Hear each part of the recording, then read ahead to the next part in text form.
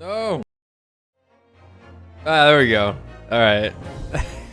Just force the fade in. All right, everyone, we're going straight back into the trial. Trial part 2 of the Old Bailey, where we're going to do a summation examination. So if you need to take a break right now for the next hour, go right ahead. Because... I'll be back then. Yeah, okay, you do what you got to do. Because the thing we care about, that we have discovered as the player, which is the blood on this disc that will completely turn this entire case around, we can't jump straight to it. We have to do the summation examination. Because this game really likes its special mechanics that waste your time. Did you know this is the long right now to episode 12, averaging like 4 hours per stream. This is the longest Ace Attorney game we've played. And it's probably gonna have like 2 more at least. That's bizarre. Like, no, this game is way too fucking long. This shit is bloated. Actually, let me check. Hold on. Considering the let me check investigations. investigations. First 4 episodes, I should say. Investigations might be 13 episodes. I get that there was like 8 streams, but it feels like it went by instantly. Yeah. And because like I don't. No, that shit's like gone. Yeah. I didn't process any of that. Hold on. How long was investigations?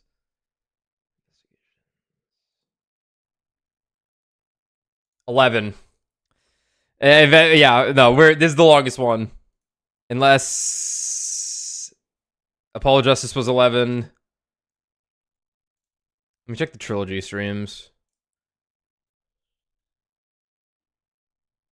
Ace Attorney 1 was 10. And 4 of them were Rise from the Ashes. And those streams were averaging like 3.5 to 5 hours, it looks like. Yeah. Justice for All was 7, which I think ended up being the shortest one, which makes sense. The first one would have been the shortest one if not for Rise from the Ashes. And then Trials and Tribulations was 10. So yeah. This is going to be like exceedingly the longest of the Ace Attorney playthroughs so far. I wouldn't be surprised if like Dual Destinies is like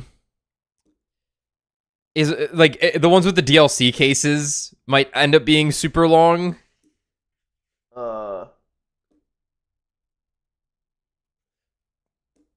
But we'll see. Okay. Let's whatever.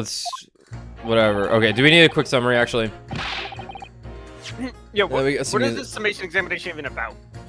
I suppose there is no what is it about. We just do it so that the jurors have to tell us what the fuck they're calling guilty for. That's it. Right.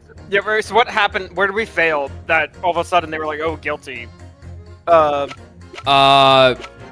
guns. We were positing that this gun was fired twice.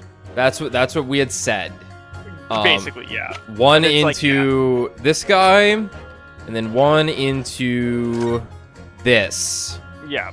However, we have discovered that the blood on that calendar and the blood on this music box disc are a match. And we know whose blood is on this disc, therefore we know whose blood is on the calendar. And instead of us going, wait, this disc, we know, we're going to have to do that through a summation examination. Which, like, you know, it's clown shit. It's the fucking circus more than it's ever been. Oops, didn't mean to do that. Also, happy birthday, Irmer. Happy birthday.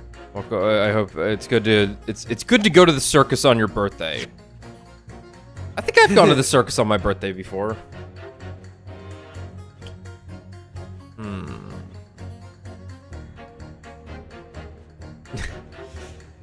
All right, juror number 1, whoever that is, says, once a rogue, always a rogue, I say. Different breed to us law-abiding citizens. As only 2 bullets were found at the scene, I would say the whole case is done and dusted. You don't need a stereoscope to see the truth here. Every which way you look at it, it was that pickpocket. Why would you pull on the photograph? It is uncomfortable. I never imagined that simple operation would cause me such grief. This might be the peak clownery right here. Is this guy just This sitting man. here, just hinting at the fact that the bullet is still inside Mr. Sholmes? Told him to leave it in. It's cooler that way. The accused attempted a theft on the previous day. I can see I'm in for a busy day ahead. What does that mean? I am ballistics expert. I have seen many shootings. I know all lineups in CSGO map. There is nothing I do not know about guns. Very cute mouse.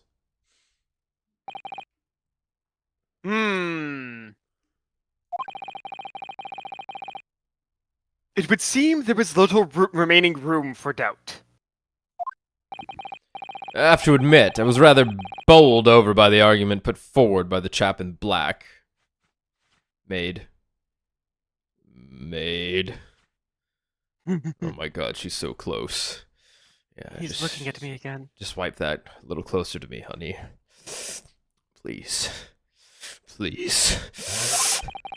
But when that fell apart like a house of cards, I saw that I'd jolly well been hoodwinked. Well, no more. Fuck you. The whole courtroom is turning against me. It's not fair. Iris? A prosecutor's being mean. Just because Ginny's done some things she shouldn't have done in the past, that doesn't make her a murderer. I hope you enjoyed my new Iris voice tonight. It's been different every time. Allow me to savor this fruity vintage while I savor the spectacle of your fruitless debate on the matter. Here's to the truth coming out. Eventually. Eventually. Get on with it.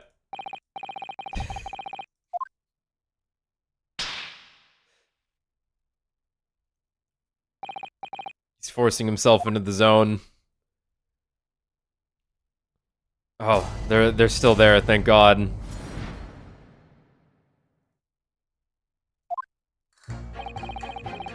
Once a rogue, always a rogue, I say. Different breed to us law-abiding citizens.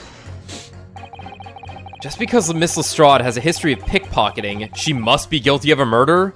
Is that what you're saying? Well... Are all members of the British Army so quick to judge? I beg your pardon.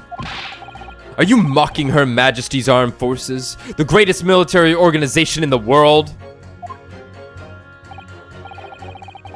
No. I'm simply illustrating my point.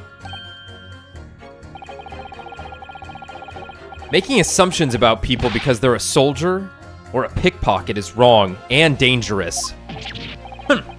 Well, yes, might have a point there, I suppose. But let's not forget the girl had already shown she had it in her from before. She's clearly a criminal of sort through and through. Can't deny it. Clearly a criminal sort through and through. When you say that she'd shown she had it in her, are you referring to this? I'm so glad you brought it up. Exactly. Tried to swipe at that. Tried to swipe that only a day earlier. Or am I mistaken? Not exactly. Given that I was actually there at the time, it's hard to refute that. But it was hers. Yeah. Yeah, what are they fucking talking about? Yeah, no, it was what it Like, she tried to pull it off the guy after he took it, but, like, that was hers. Yeah, it wasn't his. I've never actually seen the real thing. I can't wait to have a closer look at it.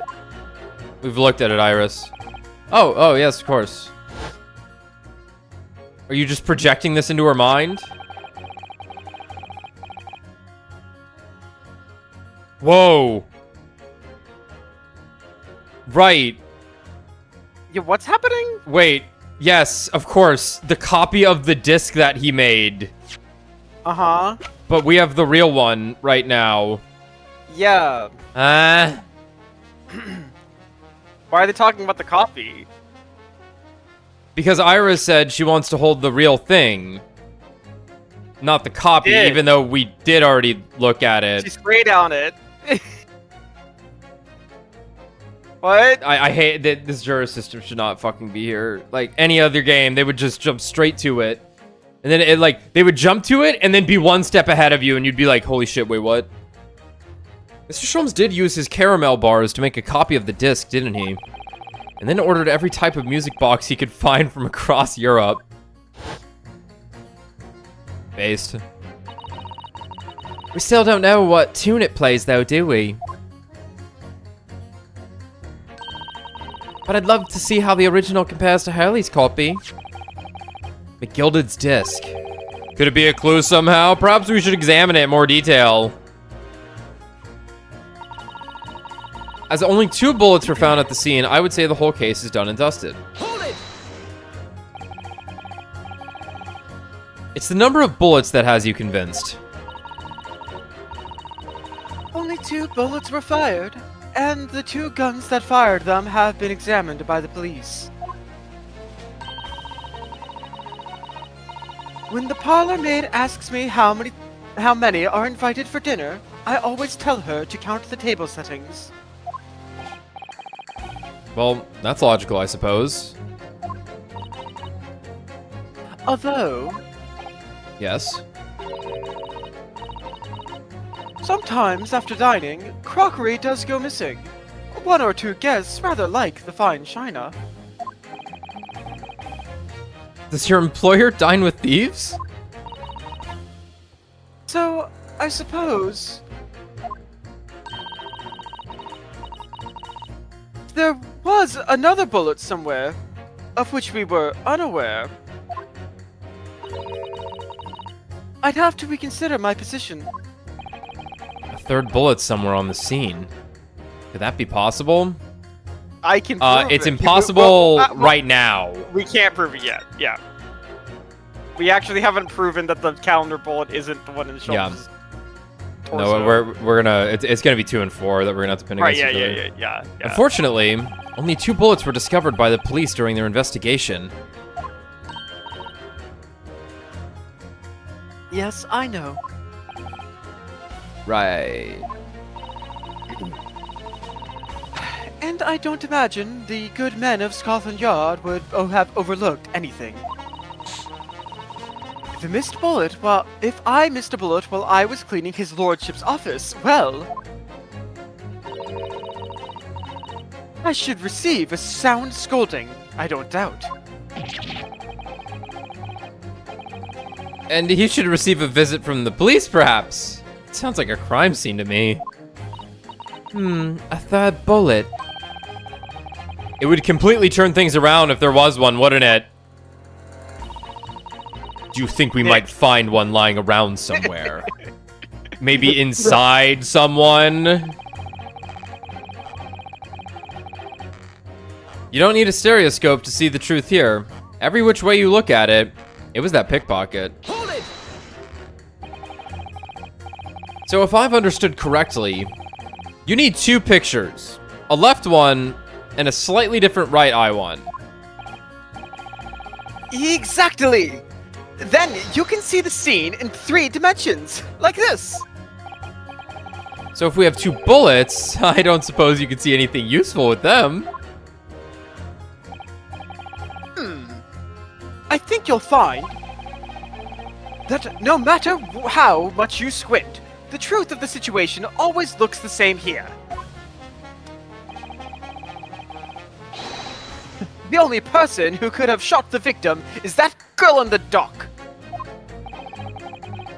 How can you be so sure of that? Think about it. The Skulkin brothers shot the great detective, didn't they? Yes. That's been mentioned once or twice.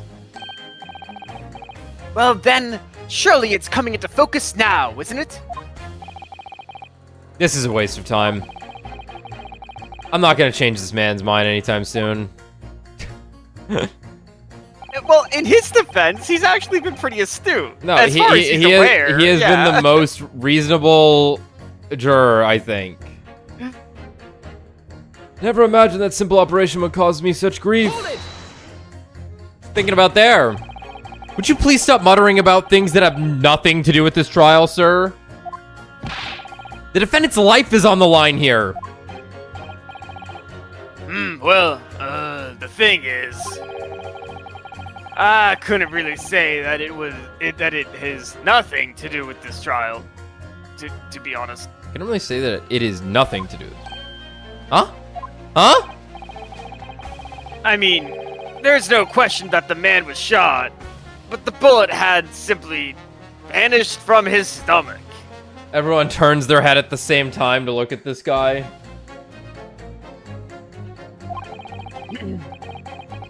It's quite inexplicable, don't you think? What the fuck are you talking about, sir? I almost don't want to ask, but this, surgery you've been muttering about all this time, you were operating on... What was that fellow's name now? Ehrlich? No. Airlock. No. Airlock? Herlock Sholmes, by any chance? Yes! Good lord! It was that Hairlock fellow. What? You're the surgeon that operated on Mr. Sholmes? That's right. Using the very latest anesthesia techniques, I might add. It was a fairly major op, I can tell you. He had duplicates of every organ. This is crazy! How did this happen again? Let me see. The fellow was brought in not too long after midnight, if I remember correctly. Wrong! It was around 1:30 a.m. That's not too long after midnight. Yeah, maybe their relative time is different in London. By some criminal or another. So I opened him up like a shot. Opened him up like a shot? I opened him up like a shot, dude. What? You should have said opened him up like a can of Pringles. Like, what's a shot? But the funny thing is, I went over his insides with a fine-tooth comb and couldn't find the bullet anywhere. So jealous of this guy getting up in Herlock's guts. Holy smokes. No! It should have been It me!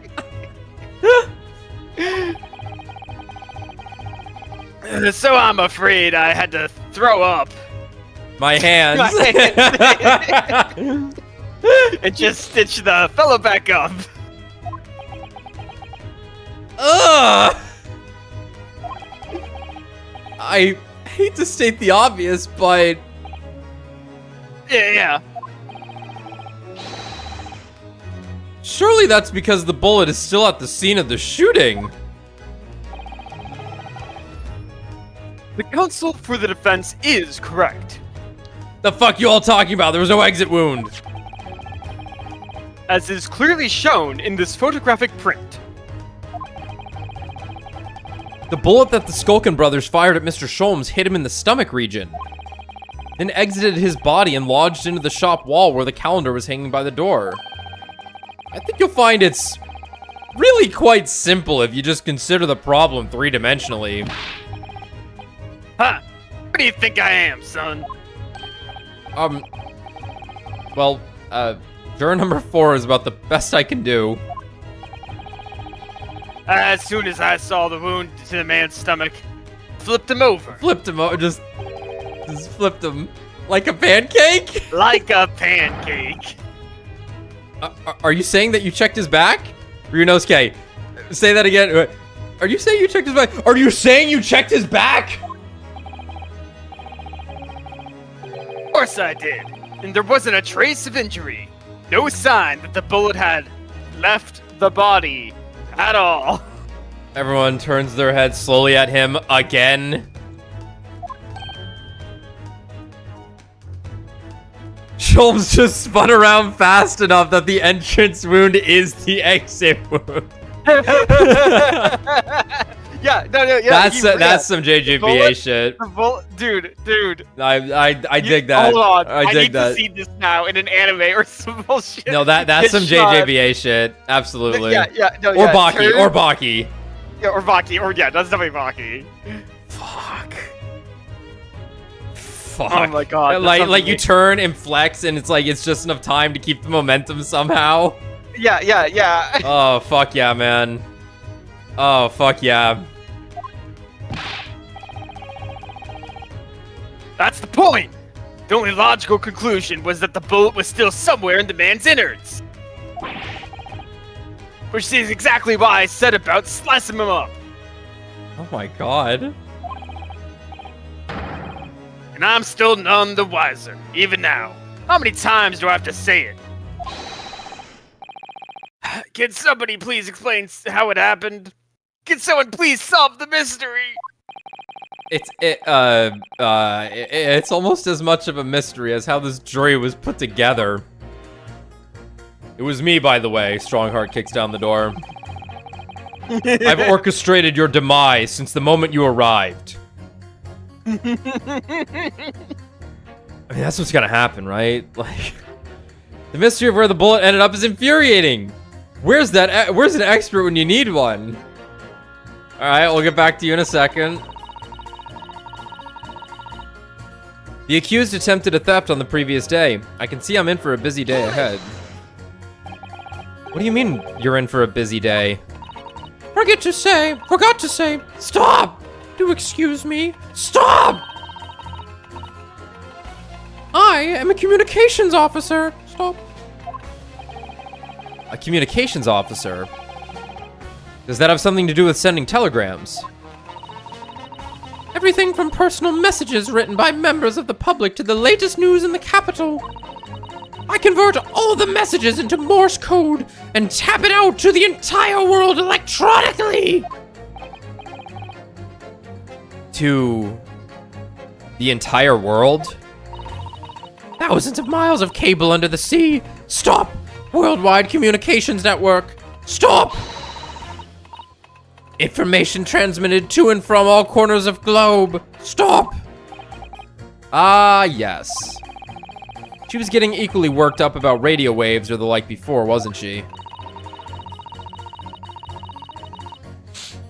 I specialize in communication information from government departments and newspaper offices. I see. I'm sure I'll have to wire the newspaper reports of today's guilty verdict later. I'm sorry. I'm sure I'll have to wire the newspaper reports of today's guilty verdict later. So no sleep for me tonight, I imagine. Let's just finish this trial first, shall we? Boy. I am ballistics expert. I have seen many shootings. There is nothing I do not know about guns. Hold it! Cool. I thought you were just a tourist. You a tourist?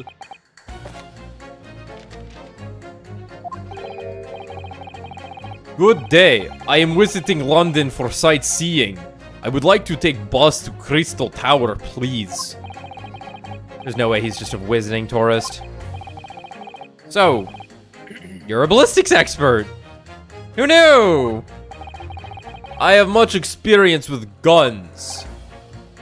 I have lived through many, how do you say, extreme, violent, bath of, blood of, extreme violent bloodbaths, perhaps? Those extreme violent bloodbaths. English is a very difficult tongue. Considering the sort of people you associate with, I'm surprised you still have a tongue. Anyway, if you have questions about bullets and guns, you ask me. There's nothing I do not know. No mystery I cannot solve. Okay. But if possible, please only in Russian language. He's not very confident in his knowledge of English, though, is he? No. Still, we should bear it in mind. He's our man if there's any mystery about guns. Or bullets. Van Zieks has managed to convince everyone. When you have eliminated the impossible, he said. But he hasn't. We're going to fight back. We need more material. We have to fight back. We have to turn this trial around again. Alright, what are we thinking here? No.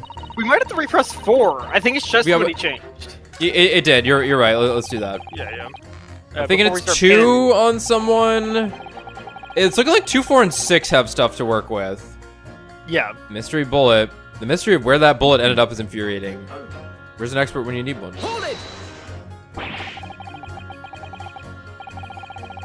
Mr. Sholmes' surgeon is on the jury? I've experienced some coincidences recently, but this is ridiculous. I'm surprised as anyone. But there's no question that Mr. Sholmes was shot. Well, that's what the police told me when they brought him in. How bad were his injuries, Doctor? He was in a bad way. He had lost a huge amount of blood, you know.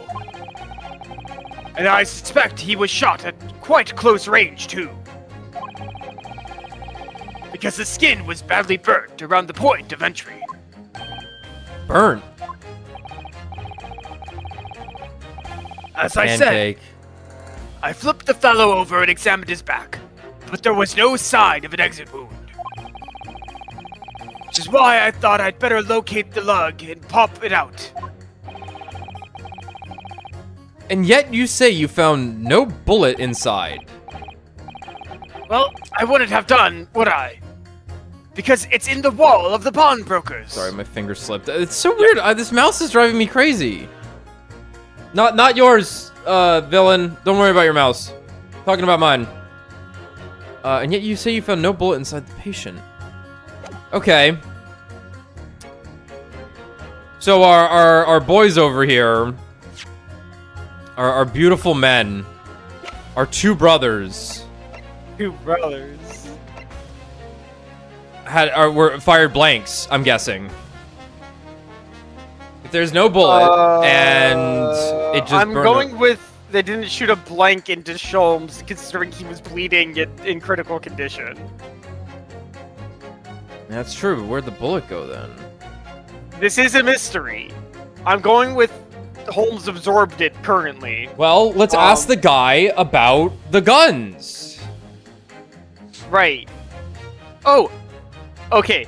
All right. They shot a bullet made out of ice. You could do that in London. It's cold there. It's cold. Yeah. And Yeah, melted you could, in him. Yeah, you could do that. Well, I wouldn't have done what I... Well, I wouldn't have done what I... Because it's in the wall of the pawnbrokers. But how did it get in there? I need someone to solve this mystery before it drives me to insanity. If only there was some expert in ballistics who could help, even if he looked extremely untrustworthy. Okay. We have a disappearing bullet on our hands. Alright. Yeah. No, we're starting there then. Oops. Up. Yeah, 4 and 6. Those 2 statements clearly contradict the idea that all I do is pit jurors against each other. Huh? Oh! A ballistics expert! I'm sorry, what did Rihanna say here? Those 2 I- statements I- clearly contradict the idea that all I do is pit jurors against each other. right, because it's actually not a contradiction, it's hey, can you help him out? Yeah, no, this is Okay. funny. Oh, a ballistics expert! Pitting. P-I-T-T. On the night in question, Mr. Sholmes was shot by one of the Skulkin brothers. But since there was no sign of an exit wound on his back, we must assume the bullet didn't pass through him. However, no bullet was found lodged in Mr. Sholmes' body either. Furthermore, a bullet was found lodged in the wall of the shop where Mr. Sholmes was shot. That's pretty high up there. A bullet was found lodged in the wall of the shop where Mr. Sholmes was shot. Juror number 6. Hello, my name is Villain. Pleased to meet you. That's nice. This apparent contradiction in the facts that is so clearly troubling juror number 4. Are you able to explain the mystery? It was made of ice. I have seen very similar situation in Motherland. It was night. There was blizzard. I was running away along mountain road in freezing cold. Golly. Hey, Judge. The snow was piling high on both sides of road. It was very narrow road and dangerous. My pursuers had hunting rifles, and they were on dog sleds. Mental note! Don't ask too many questions! I was shot from behind, and I fell down in snow. And this situation was very similar to what I hear today from Doctor. They could not find bullet in my body. And no sign of, how do you say, exit wound. Then, where did the bullet go? Bullet never hit me. Okay. What? Well, if it never hit you, why did you fall down? Bullet hit frozen wall of ice very close to my side. What?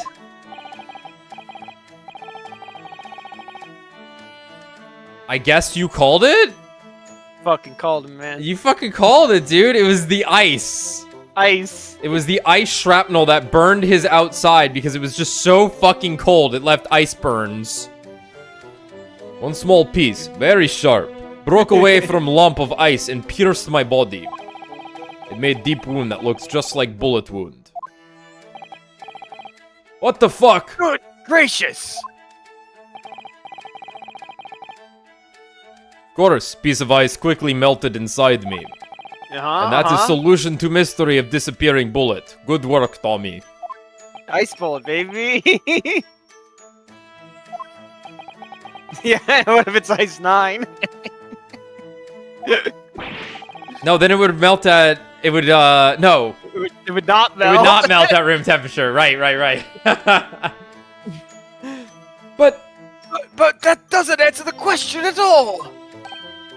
Hmm? The shooting happened in a pawnbroker's shop. Not some snowy mountain road in another country. Oh my god, it was the caramel. The caramel melted inside of him.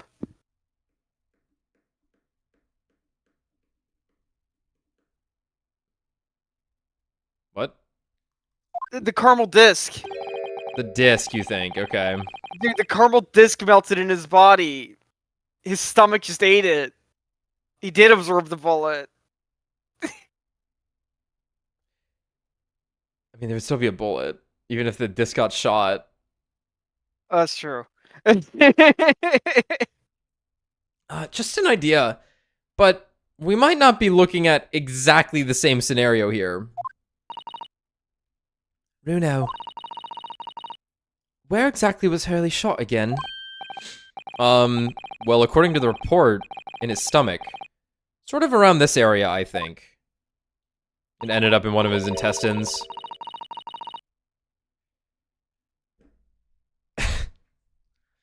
No, it's gonna have hit the disc. I think you're right, but I don't... You're right. Well, that's precisely where he always wears a little pouch on his belt. A pouch? Actually, I might have noticed something like that. Yes, a pouch. It's where he keeps 3 glass vials of very dangerous chemicals that he uses in his investigations. What? Really? Doctor, where is the pouch that Mr. Sholmes was wearing? I have him right here. Well, the fellow had nothing like that on his person when he arrived at the hospital, as far as I remember. If I may. Lord Van Zeeks. While I realize it is forbidden for the prosecution to interject during a summation examination, I should inform the defense that I have the pouch in question in the antechamber outside the courtroom. You want to come with me? You know, we could take a look at it together alone. Sorry? You are forgiven. But not really. Where's Susato? As I understand it, when the police arrived on the scene and found Mr. Sholmes injured, they removed the pouch in order to assess the wound. Oh, thank goodness! I thought I was getting forgetful for a moment. Since then, it has been in my safekeeping along with all other evidence relating to the case. All 400 other pieces of non-incriminating evidence.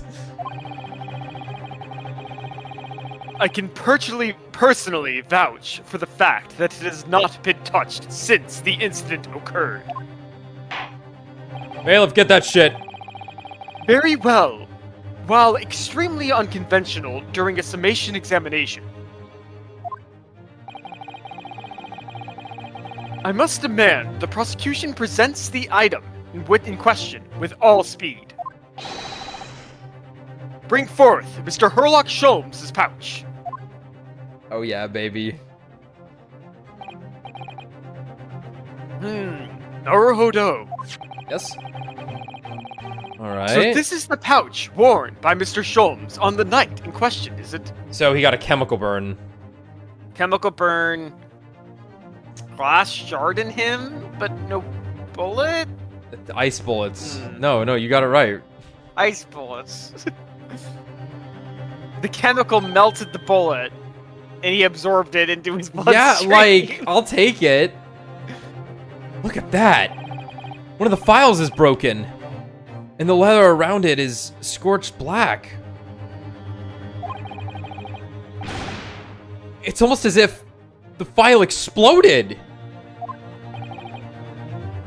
Exploded? So that night, the bullet from the Skulking Brothers' gun struck Mr. Sholmes' pouch. It was the glass vial exploding that caused the fellow's injury. His bullet did not penetrate the victim, but was deflected into wall of shop.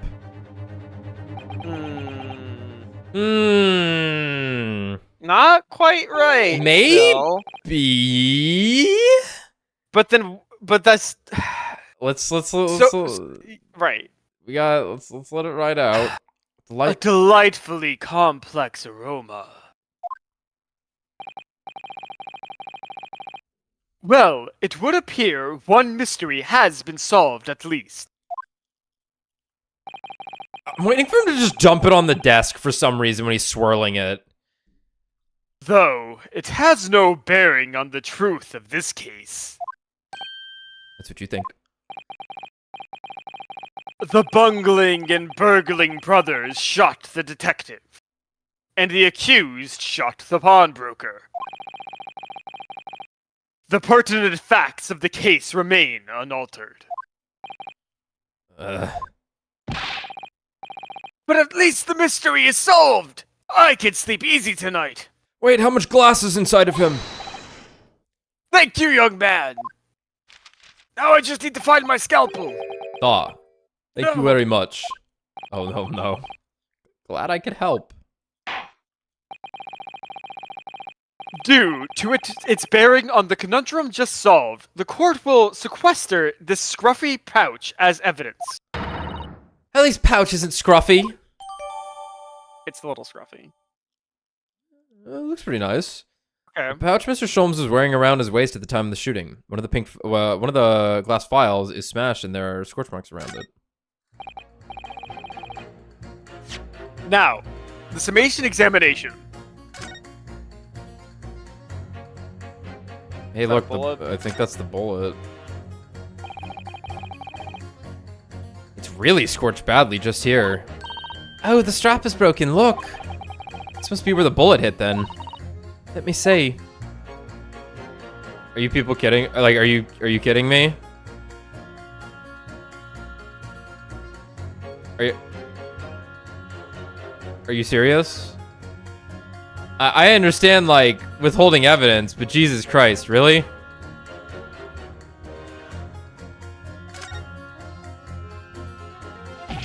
It's a fucking bullet. Behind where the broken file was, do you see it? Ah, that's the Skulkin Brothers bullet. Yeah, let's just not examine the thing. This really is kangaroo court. Like I get it. This is not helping the prosecution's case, but shit. What a stroke of luck that it hit his pouch. This is an amazing discovery. What this means is there were 3 bullets fired at Winnie Banks that night. We found exactly what that Joe was talking about. The 3rd bullet. It's time to press that juror again, I think. The 3rd bullet, hidden from us by the prosecution until this very moment. Well, you see, this is London, right? Yeah. Which means Vacuous Rom is here, who's hiding all manner of secrets, right? You know, we haven't silenced his harrowing cry yet, so the nightmare continues. Okay. The circus continues. Yeah. Oh look, there's a hole here at the back. Doesn't look much like a bullet hole, but clearly something's ripped through the leather with great force. Something must have pierced it somehow to have left this hole behind. Yes, it looks that way. Mr. Sholmes and his pouch both took a beating, didn't they?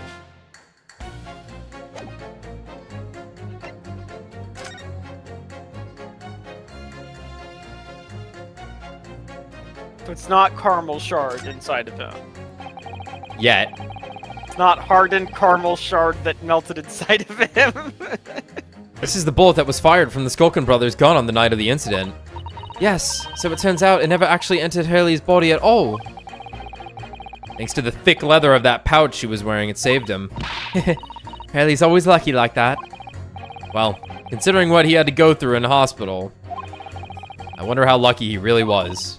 Oh dear. Poor Hurley. He's gonna show up, start guffawing, and then just like collapse in pain.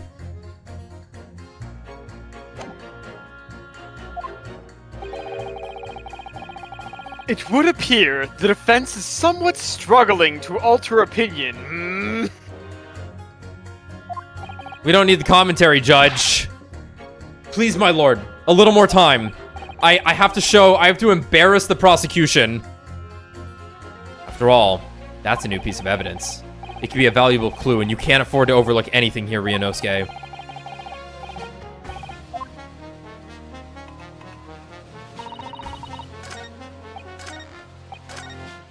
Here's a bullet. Then we just present. No, you're right. We have to. You're right. It's the number of bullets that has you convinced. We'll just skip through it to the dialogue choice.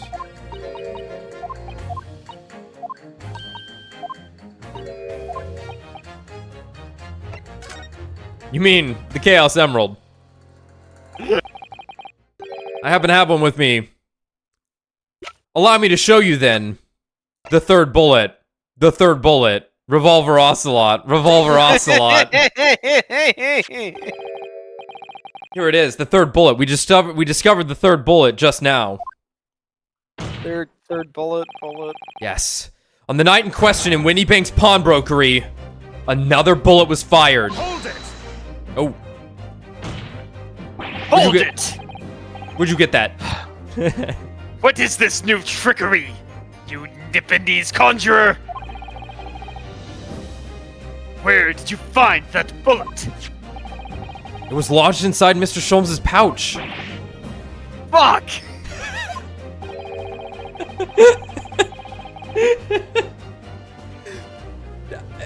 You want to talk about bungling? Yeah. Pretty bad seats. Oi, you could be the fourth one of us, bruv! This pouch was removed from around Mr. Sholmes' waist before he was taken to hospital. And since then, it has been touched by no one for some fucking reason, despite it being, you know, shot. Do Okay. you mean to say? all right. No, it would be right next to the bullet wound Okay. too. Okay, so here's what I think they're gonna say. That evidence is not for this case. They would use this evidence in the next case for the brothers who shot at Sure. Sholmes. So like, why look at it? Right. Still, the arrogance. Do you mean to say? The shot fired by the Skulkin brothers that night.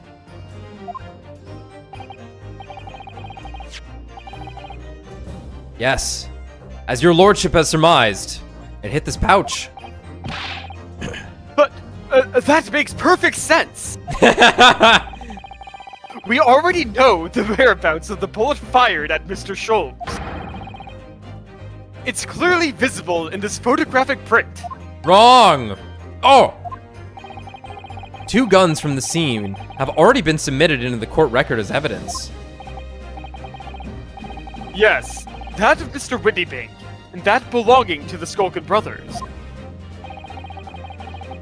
An examination of both guns revealed that only a single bullet had been fired from each.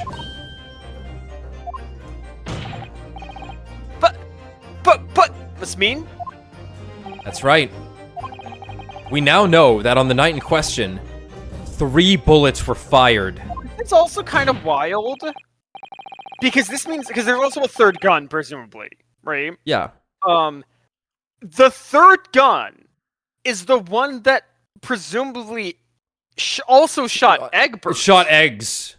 Yeah. Like through his shoulder and hit the calendar or something, Yeah. right? Yeah. And you would think this was his gun too. Yeah. And like, and the other weird thing is that, like, for example, like, if all this happened while fucking Gina was there unconscious, right? Like, she would have just seen this happen. So this all would have happened while she was unconscious. Meaning, like, Windybank did this to him? Right? Like, it's kind of weird. We don't have enough. We don't Yeah, have nearly yeah. enough to even start speculating, I think. But it's like, Presumably you know what? he was Okay. shot by... I suppose Windybank could have been shot by Egbert's gun, and Egbert was shot by the one bullet of Windybank's gun. That Yeah. makes more sense. However, only 2 bullets were fired from the guns recovered from the crime scene. And until that incontrovertible inconsistency is somehow explained, we cannot and must not pass judgment.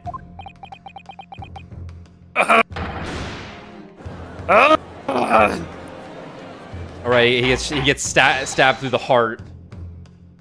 Yeah, he's a vampire. Vampire. He's gonna get staked. Order! While the summation examination remains incomplete, the court has been presented with new facts. Facts that would appear to shake the very foundations upon which the case against the defendant has been built. Fuck. As is my prerogative in this situation, I hereby temporarily suspend the summation examination. By Jupiter! What? Bailiff, bring the witnesses back to the stand at once. I was like, where did Ryunosuke go? He wasn't on the right. I think we're in for it now, bruv. Oh shit. I think we can't gatekeep Goon Boss and gaslight our way out of this one. Witnesses. We should have stuck to the other Goonin, eh? Yeah, we would never do good at it though. We always just came. Witnesses.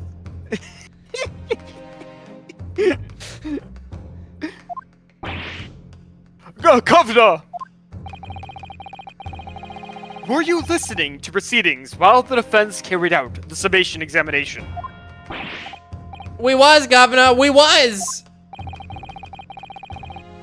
I'm going to kill Perhaps both of we you, can- just so you know. You're dead after this.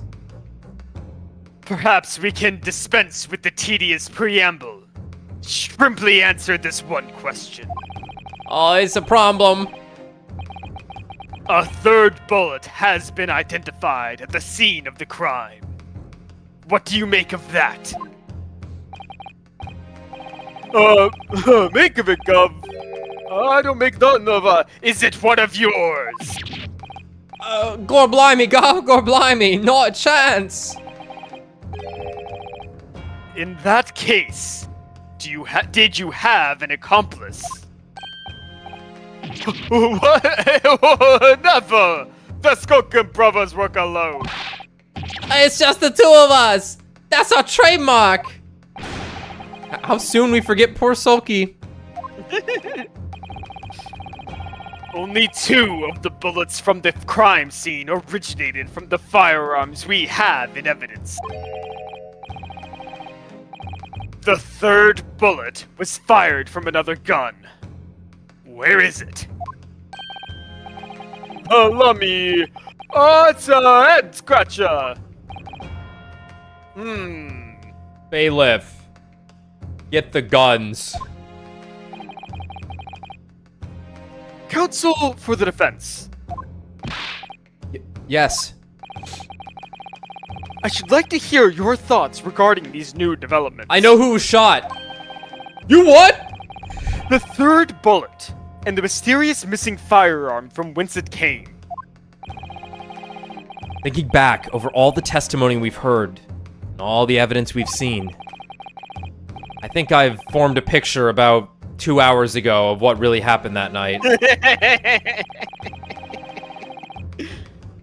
My lord, I think it's clear what this third bullet tells us about the Skulkin brothers. Calling for the accomplice. I think we're calling for the accomplice here. They had a secret accomplice. On that night at Windy Bank's pawnbrokery, the brothers must have been working with the third man.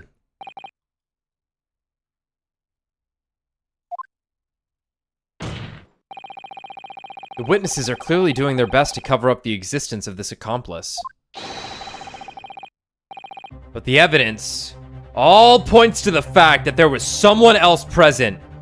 Someone carrying a gun. Objection! What the fuck are you talking about? Good night. An accomplice, you say? Pig's will. Fly. Because I'm gonna make this shit work. These protracted proceedings have already forced us to endure 2 summation examinations.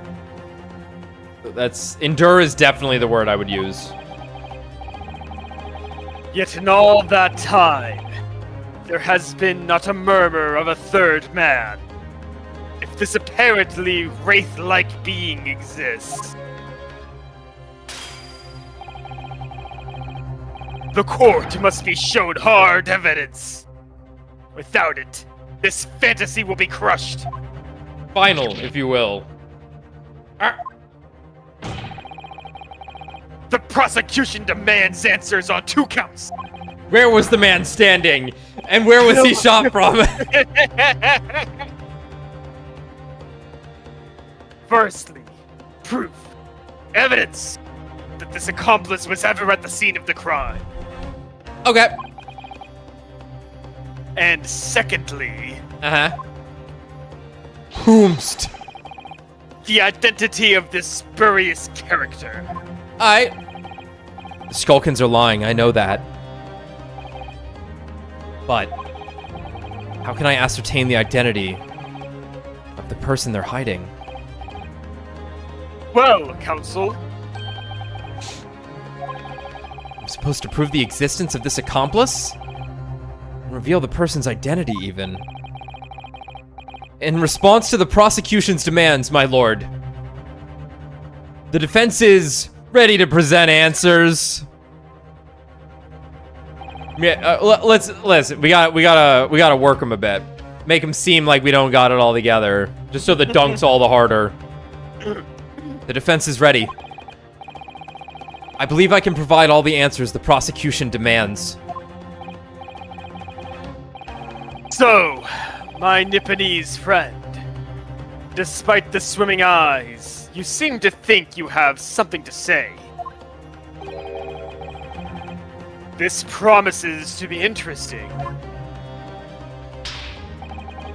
I have to push forward now. There's no other option. I need to use every single piece of evidence available to me if it will make a difference. In that case, counsel, I would ask you to present the evidence without delay.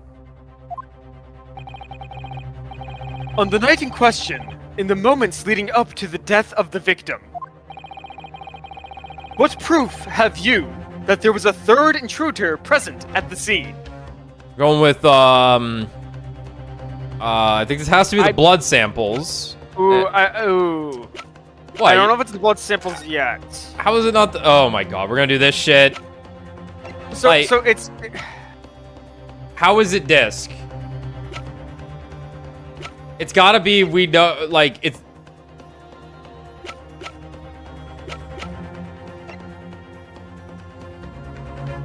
Oh, fuck it, alright. I'm pretty confident with blood samples here.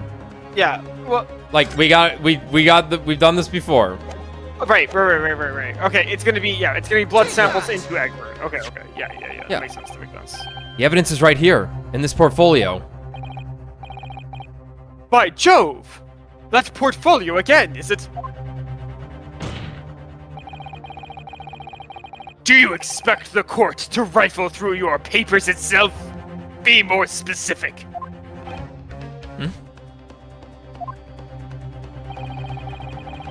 You claim one of those blood samples proves the presence of this third intruder. Well, which one is it?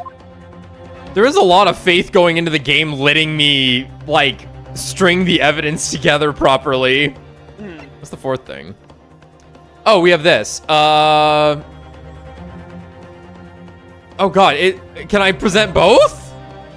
Right, so this is where I was getting but this is where Yeah, I was no, like I- is that we hadn't yet established the connection between these two things, right? But we have to do that right now.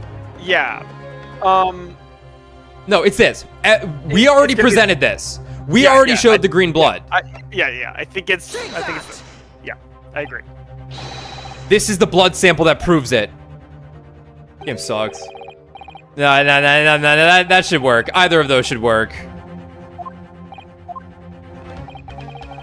No, but that should work.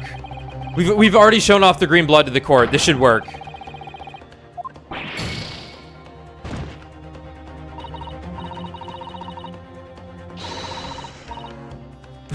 Well, I think it takes a certain genius to give such a completely wrong answer. Completely wrong. It's gonna show up in about 2 seconds. Yeah, no, this has always been the problem with these games. Is like wait, like. What am I looking at here? This thing you've already seen. This thing I've already seen. It's like fucking slime fest, motherfucker.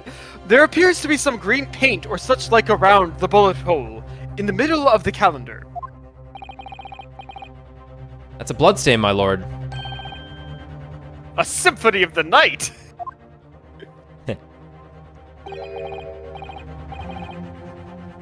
Green blood. Huh. What is he, a Vulcan? Is this court to understand that the intruder was some unhuman creature? Maybe. It's something developed by Mr. Herlock Sholmes. By the great detective? New invention, stop! Not yet appeared in stories. Stop! It's this, you see. It doesn't have a name yet, though. This Fargo spray is a chemical that reacts with the different elements in people's blood to change its color. Different elements of people's blood. Bailiff, arrest the witch. Yes, everyone's blood is slightly different, you see, because it's made up of different elements. Like fire? No.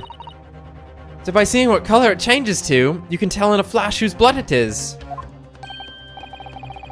Oh, that brings a whole extra dimension to looking at blood. All right. I'm quite lucky it was blood. Talk of blood in courtroom. Stop. Very exciting. Stop. As an example, this one shows the blood of the victim, Mr. Windybank. A striking blue. Yes, so you see the green color of this blood stain on the calendar shows that somebody else was shot in the main part of the shop. Okay, okay, I see what they're going for here. We've established that this is not Sholmes's blood already.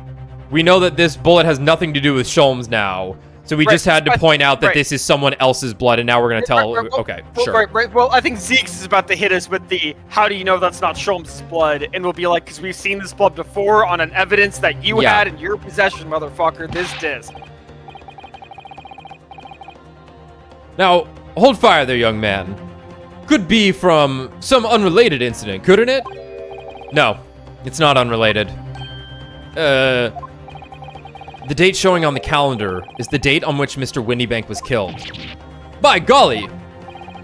Therefore, we can assume that whoever was shot on the same day. Then whose blood is it?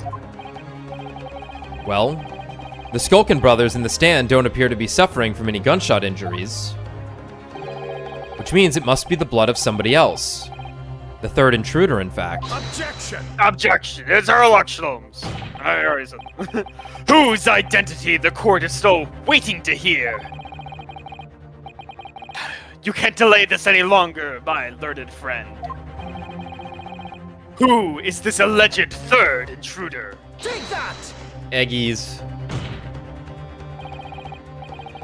The man's name is Eggert Benedict. You mock this court. You made that up. Eggert Benedict? Like the actor who played Sherlock Holmes? Who on earth are you talking about, counsel? He paid a visit to Windybank's pawnbrokery on the afternoon before the incident took place. When the accused attempted to deceive the pawnbroker into releasing this article into her possession. What's with you and shrimp? That's right. The man identified by the defense, Mr. Eggert Benedict, then attempted to take the article from the defendant by force.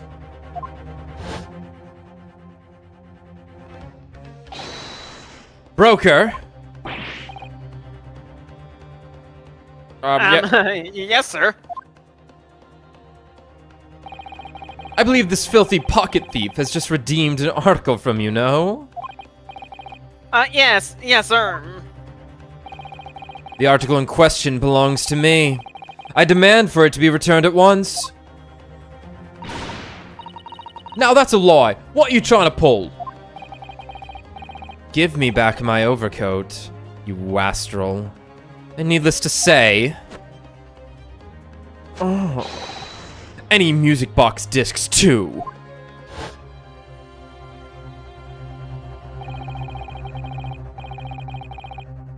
Inspector Gregson was there at the time and can attest to what happened.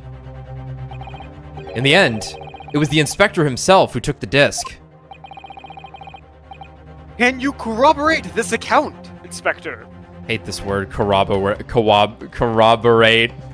want to say corroborate. Can you corroborate this, Inspector? Yes, my lord. That's more or less what happened. And in the interest of being thorough, I asked Windybank for a print showing the fellow. Great. Nice. Nice. Nice work, Gregson. Let's go. Taken from one of his red-handed recorders, Gubbinses. One of his red-handed recorder Gubbinses. Whatever. Yes! That's him talking to Mr. Windybank that morning! And you claim this man is the brother's accomplice? Well, Mr. and Mr. Skulkin. I never seen that geezer before in me life. On me life, Gov. On me life. Never seen him. Well, somewhat unsurprisingly, it appears our witnesses disagree with the assertion. Dude, that word's got your number.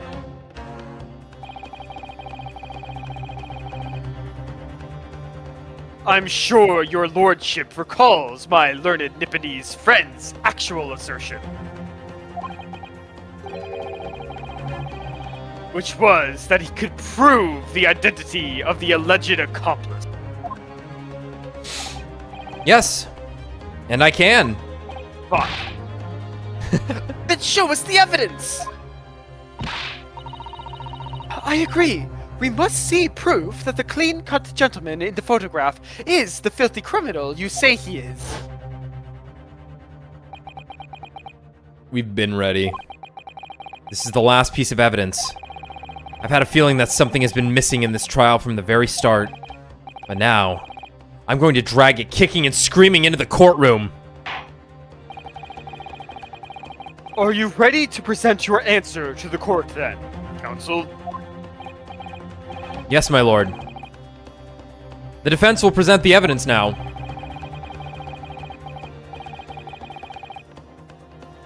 Holy shit, I thought we were about to click on a photo and I was gonna scream. Oh my god. Take that! As I mentioned before, This disc that I mentioned before. as I showed you all earlier and you didn't want to fucking look at it, you pieces of shit. Hate all of you. I'm going back home. Sussy, wait up. As I mentioned before, I'm taking Gina with me. On the afternoon of the day in question, the defendant attempted, deceitfully admittedly, to reclaim this disc from Windybanks. Which is when the aforementioned Egbert Benedict appeared on the scene, I believe. This man then attempted to purloin the article from the defendant's possession, no? That's correct, my lord. I myself was present at the time. It was following this that a minor incident occurred.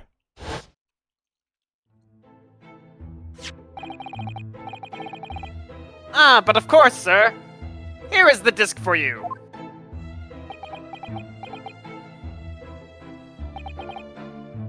Very well. You can see it ripped there, that's funny. Then I shall bid you farewell. Say goodbye to style. Wait a minute. That disc. Wait a minute, that card is mine! Get him! Ah! What do you think you're doing, you little tramp? You've drawn blood, you filthy animal! Spit all over my monitor. Being a music box disc, it has countless small but sharp metal protrusions over its surface. Those protrusions cause Mr. Benedict's fingers to bleed. And the resulting smear of blood is still visible on the disc now. Goodness! A blood stain, is it? My assistant and I have just analyzed the bloodstain here in this very courtroom. Using my trusty fogger gun. Yes. And we added the results to this very trusty portfolio. You just trust me, bro. I say. It's green. It's exactly the same color as the blood around the calendar. Holy shit. The evidence is conclusive. The man calling himself Mr. Eggert Benedict, who was in Windy Banks earlier in the day, is the accomplice who was present at the scene of the crime that same night.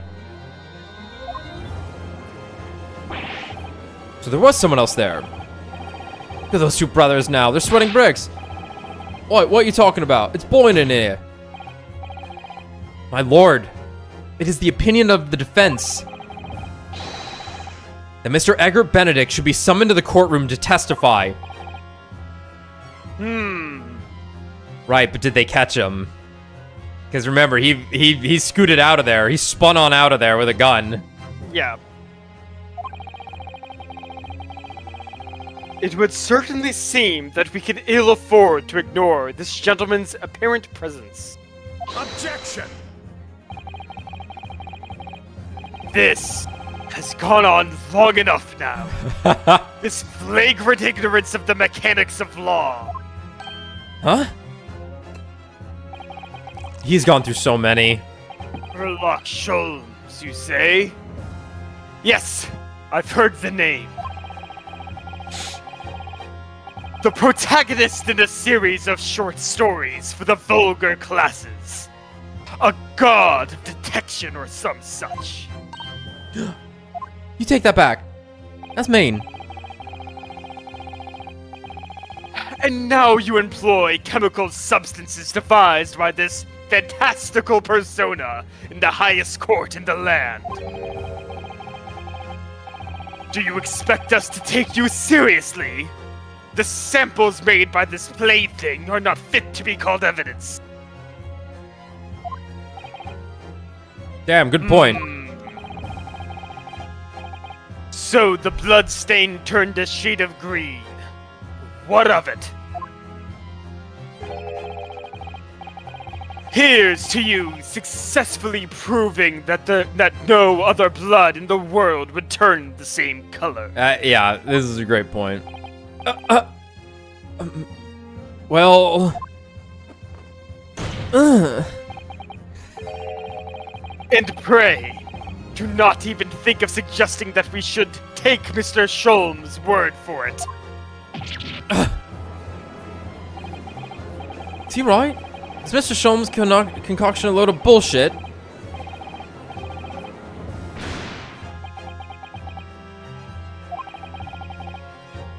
I knew it would come to this. Of course Mr. Sholmes' invention isn't going to be recognized by any official body. But what other choice did I have? I'm just remembering what Father Christmas over there said before. About how he was temporarily suspending the summation examination. In other words, the examination isn't over yet, is it? Good grief! What did you just say, young girl? I want Van Zieks killed for Christmas. I hate him. He's a bastard. And in a summation examination, the decision as to whether or not the trial continues is in the hands of the 6 jurors, isn't it? Fuck! So the way I see it, doesn't matter what certain other people think of Hurley's invention. At least, not for now. Yes, she's right. Cheat! Just fucking cheat. Appeal to no reason. Young lady, you have quite the devious mind. I'm going to take over this country. It really just comes down to one thing. Whether these ladies and gentlemen of the jury are convinced by what you say, Runo. Is that about right, would you say? Or did I misunderstand something? Unbelievable. Mr. Sholmes' partner is the smartest person in London right now. Iris Wilson, sharpshooter. Ooh, don't bring up your last name, Iris. It gets awkward. that shrewd, precis Presses. I don't know what the fuck that means. of the situation from an entirely unexpected source. I made it the fuck up. It must be acknowledged that the previous summation examination has yet to reach its conclusion. This is absurd! Shut up! Ladies and gentlemen of the jury, the court now looks to you for your final leaning in this matter. Oh my god, I'm so lost as every juror. As proud citizens of Her I am Majesty's Britain, citizen. I'm sure you will come to fair and just conclusions. Does this mean I am citizen now? Why don't I get flash? State your final decisions in turn, please. Not guilty. Not guilty. Not guilty. Okay. Alright. Guilty. Guilty. Oh. Not guilty. Yay.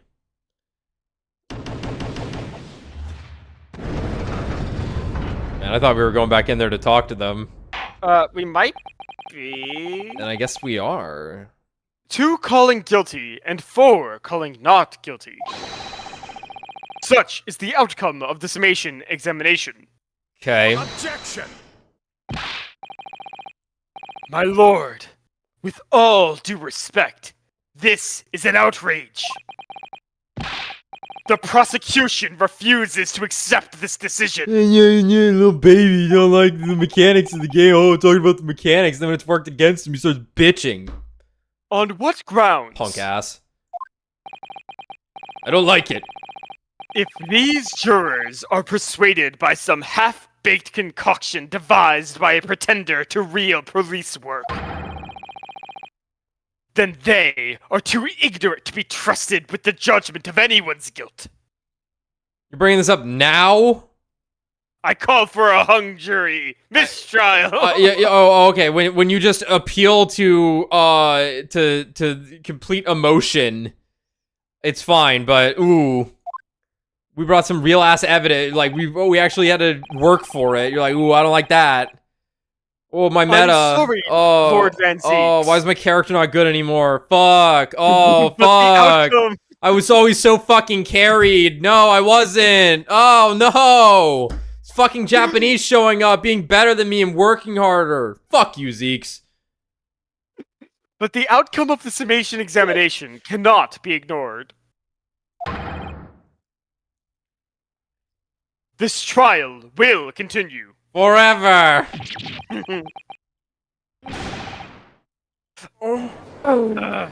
The Japanese! Oh, kill them all. Nevertheless, we find ourselves in a rather awkward situation. The defense has very reasonably requested the subpoena of a new witness. But sadly, I fear that will be impossible. This dude dead. What? The name of the gentleman gave for himself, Egbert Benedict, is quite clearly false. This is the most absurd thing in the whole series. I think we found it. The notion that in this world named where everyone has a fucking clown name.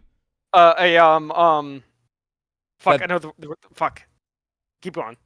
The notion that in this world where we take everyone's name at face value, this judge is like, that's too far. Is absurd. I don't believe it. Just when I managed to prove the man was there that night. Could I say something? I assume this is Gregson. Who was that? Please, who spoke? It was me, my lord. Okay. Juror number 5? What have you to say, madam? The word I was looking for was aptronym. Everyone's name is an aptronym. Aptronym, right. If, possible, Inspector. Me, ma'am. I wonder if you might show the photographic print to me again. The one in which the gentleman is shown. All right. Yes, this one you mean, of Mr. Benedict. That's JoJo stand user. That's Yes, the stand user family, of course. Right, like, Yes. this is gonna be some politician, if not like a member of the royal family to some level, right? Like, he's gonna be some motherfucker. Yes. There's no doubt in my mind. Juror number 5. You don't mean to say... You know this man? Yes, I know him. What? No! No! Fuck! Good Sissy. gracious! Order, order, order! What a jury we've collected. This is great. Juror number 5. How on earth? I am a communications officer. Stop. As we can clearly see, the gentleman in the photograph is... Oh, wow. Stop. Oh, she's coming. Also a communications officer. He works in my office. Stop! Whoa. He's a spy. A very talented operator, in fact. Stop. Yeah, he's a spy. Oh, yeah. We gotta get into the international communications nonsense. Yeah. Yeah, that's my son. She says. He should be in the communication station now. Stop. Tapping away on the telegram. Stop. What's his name? This doesn't seem right somehow. I can't put my finger on why, but it doesn't feel right. I suppose we all imagine the accomplice would be some sort of hardened criminal. It's a bit unexpected to find out that he has a respectable job by day, whatever he gets up to at night. Yes, I suppose that's it. I suppose that's why I felt something was wrong. If the gentleman is at London's communication station, we should be able to subpoena him within the hour. Lord Van Zeeks, if you please. Fuck. Well, I don't please, but... Yes. My lord. Make the necessary arrangements with all haste. As your lordship bids. The court will recess for 1 hour. When the new witness arrives, we shall reconvene to hear the gentleman's testimony. Inspector Gregson. Yes, my lord. I should like to hear from you specifically about events at the pawnbrokery on the day in question. Come to my chambers during recess. Yes, sir, my lord.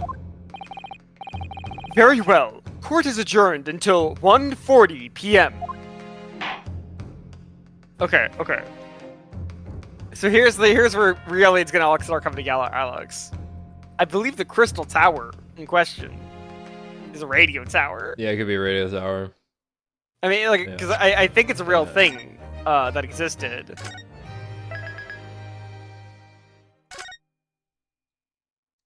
Trial part 3. I'm shocked that this is still going. I thought we were gonna have a trial wrap up and then something. No, this game doesn't do second investigations. I'm feeling like we're still gonna get one though. We gotta cover a lot of ground still, I feel. Not. We said that with Apollo and then it just ended. That's true. We were like, dude, I can't wait for this 8-hour trial in Apollo Justice. Fucking hour and a half long. Gina? How you holding up? I'm starting to feel quite warmly towards her frequent cold shoulders now. Jenny! Are you alright? Can you tell us what fucking happened? Sorry, I didn't mean to yell. Why aren't you saying anything? What's the point, eh? Why go through all this trouble and fight so hard for the likes of me? What? Well, you saw it. That picture. What picture? My eyes are so crossed. Ah, you mean this? The photograph taken by Hurley's red-handed recorder? Well, I didn't think it would have captured a scene like this, that's for sure. hopeless. Anyone who sees that's gonna think I did it, ain't they? Well, I won't pretend it wasn't a bit of a shock when the prosecution first presented it to the court. Surely you've got to have your doubts about me now. You can't still think I'm innocent. Gina. The guy who pulled a gun on us is getting brought into court. I think you're fine. Like, no. Of course I can.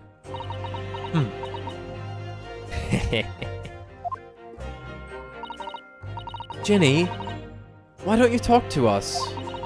Tell us what really happened that night. Runo's cleverly managed to piece together a lot of new information, but still. We'd really like to hear it from you. Alright then. It was after we had that dinner together at your place, right, Iris? Then we all had a chat up in your office, didn't we? Yes, I remember.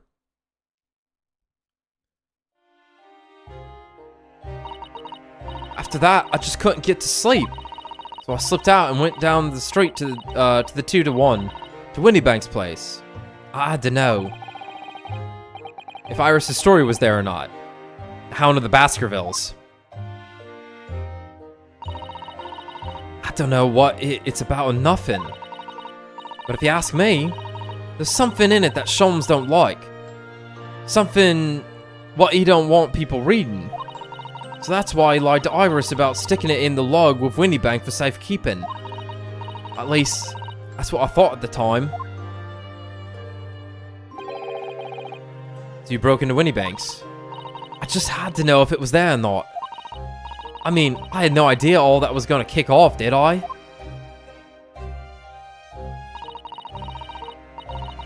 I struck the lock and snuck inside. It was dark as you like in there. So I gave the oil lamp on the counter a bit of wick. And that's when... What do you think you're doing? Ah! I nearly died, I did. Next thing I knew...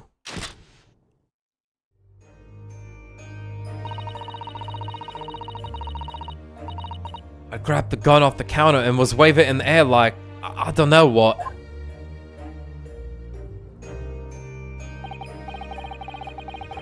Ah, you're the girl who was in here this afternoon. I didn't think pickpockets went for armed robbery. The mantle script. Have you gotten in? The mantle script. Have you got it in here? Did Sholmes leave a load of papers with you? I'm sorry. Did Sholmes leave a load of papers with you? A story. You can voice him. I beg your pardon. The Hound of the... something for other... If it's here, I want to see it. I'm sorry, young lady. But I'd sooner die than relinquish an article belonging to one of my customers. I don't want it. What would I do with it anyway? I just want to see it's here, that's all. Oh, you want to see it, do you? I want to know if Sholmes really pawned it here or not. Please, just let me see it and I'll go. Oh, very well then. But you gotta give me the gun. But for pity's sake, stop waving my gun around, would you? So then the old cove unlocked the storeroom door and we both went inside. And it was there all right. The mantle script. Sholmes weren't lying after all.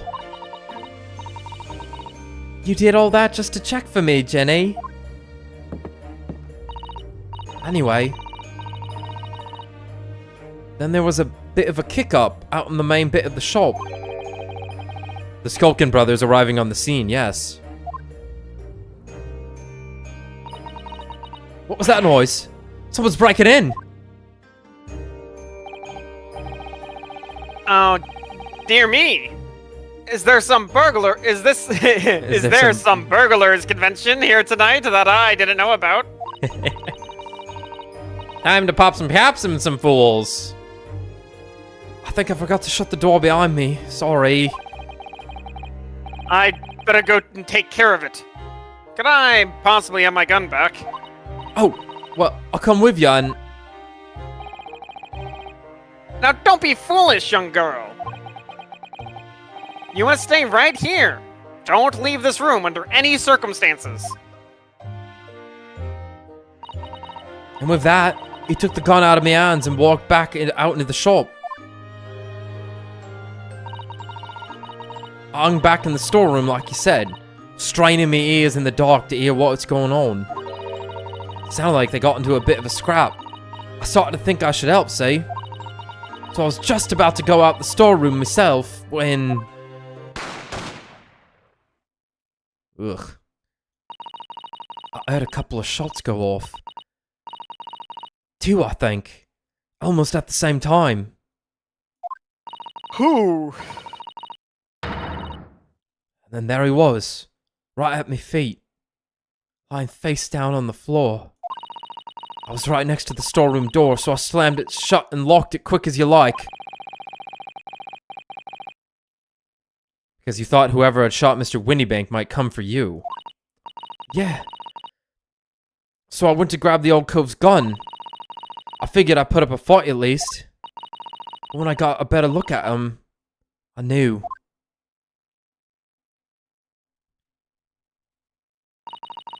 Windybank was a goner.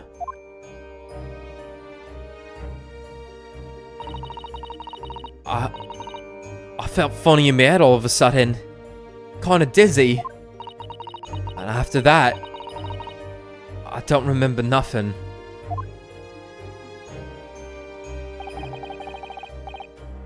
That must have been when you passed out, Gina.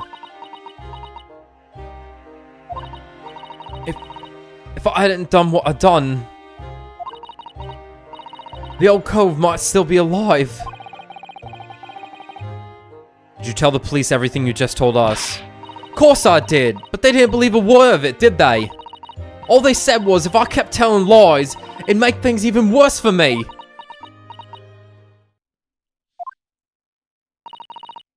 It'll be alright, Ginny. Don't worry. Just stay strong a little longer. Bruno's about to put the real culprit through the mill.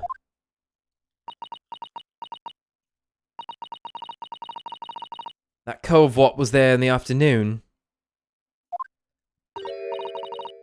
That Eggert Benedict.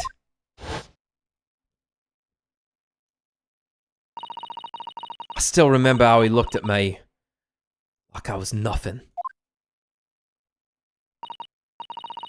He was there that night. We don't know his real name yet, but I'm convinced that he's involved somehow. Anyway, thank you for telling us what happened, Gina. I appreciate your honesty. You what? You can leave it all in Bruno's capable hands now, Jenny.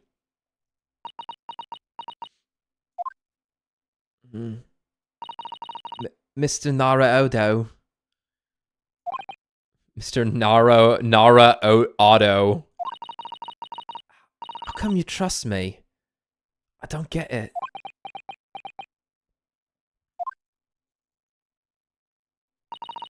I mean, have you forgotten what happened here before?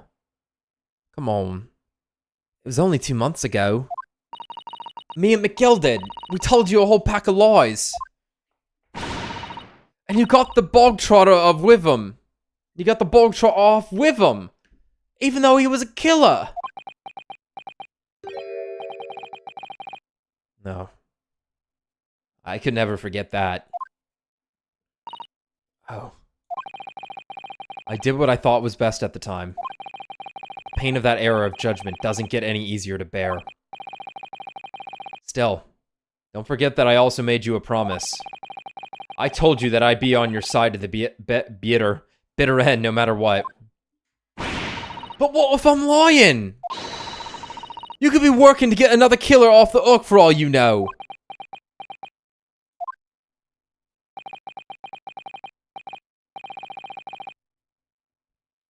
I was once in your position, Gina. I was the accused in a trial. You were? Before I left Japan. I was accused of murder. Looks straight over at Iris. Of Iris's father. And strange as it might sound, the circumstances of the crime are pretty damning. I was sure that no one would believe it wasn't me who'd done it. Oh, Runo. Oh, you don't even know the half of it yet. But there was one person who stood up for me, who believed in me and was prepared to defend me. My best friend. Look at him. Ryunosuke, no one believes in you more than I do. Leave this to me. All you need to do is put your faith in me and I'll do the rest. I was so happy I cried. But even then, somewhere inside me I couldn't help thinking,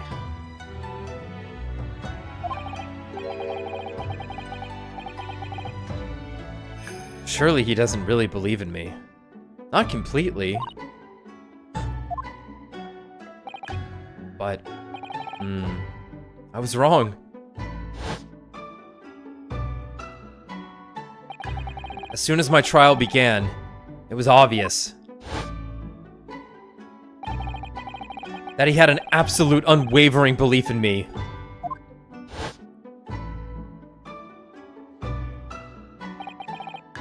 And in turn, I developed an absolute unwavering belief in him.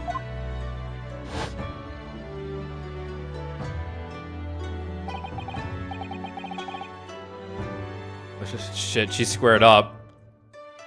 Since then, I came to realize, if you want someone to believe in you, you have to believe in the other person first.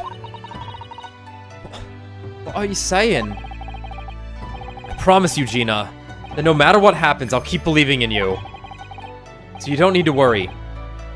I won't let you down. Even though I'm a diver, a no good liar. You're not like McGilded. I know that. Eh? That's right! You're our friend, Jenny! Iris? We know you better than you think. And we've come to the conclusion that you're someone we can trust. Yes. That's really all we need to know. Exactly.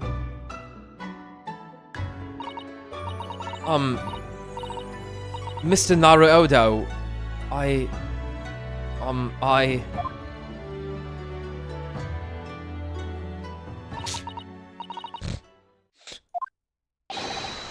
Oi! Defendant Gina Lestrade, stop fucking crying! And also our legal representative. Court proceedings are about to resume. Please head into the courtroom immediately. Yes, of course. Thank you.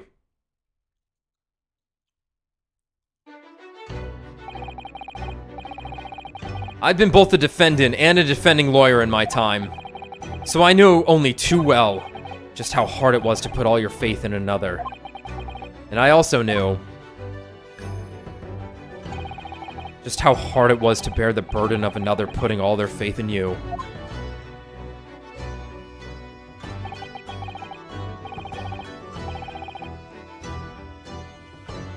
This is it at last! The final chapter! The final battle! Wish me luck, Susato-san. I hope you're watching over me too, partner. Hi, Bo. Yeah, I guess the game is about to end. I guess. Weird. Well. Whatever. Let's see it. They're still here.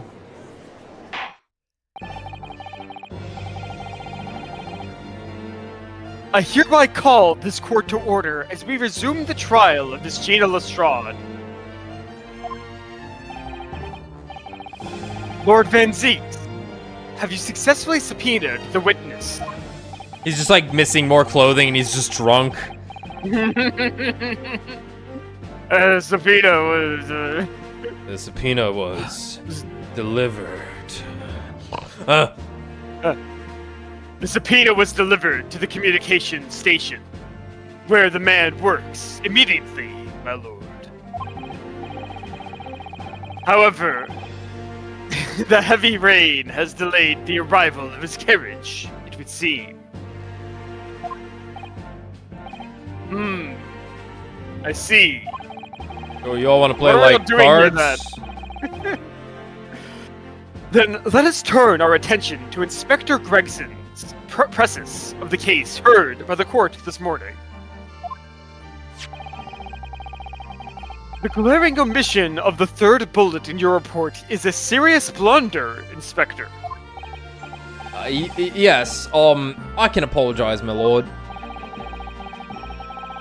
And although the defense's chemical analysis of the blood at the scene makes for a compelling argument, I cannot permit such untried methods to be used as evidence in my courtroom. It's a big mistake to cross Hurley and me. A very big mistake. Dear God, the final witness. My lord! Subpoena witness has just arrived in the building. Good, good. I was gonna have to dance or something to keep everyone entertained. Thank you, officer. Show him to the stand without delay. The what, sir? You can see stands, oh my god! Mr. Eggert Benedict. I didn't expect to be crossing paths with him again so soon. Certainly not like this. Like, Gina's Jotaro, and he's a JoJo character. Like, thank you for complying with the court's subpoena at such short notice, sir. But of course, my lord. As an upstanding member of London society, it is my pleasure to oblige. Now, kindly state your name and occupation for the record. Ashley Graydon, Communications Officer.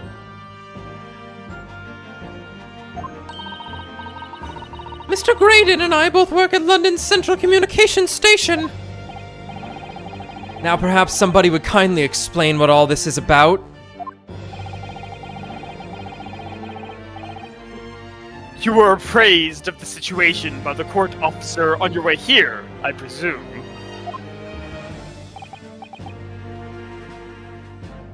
Yes, I was.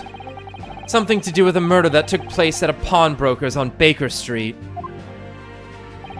And some nonsense about me having been there on the night in question. That is the accusation, indeed.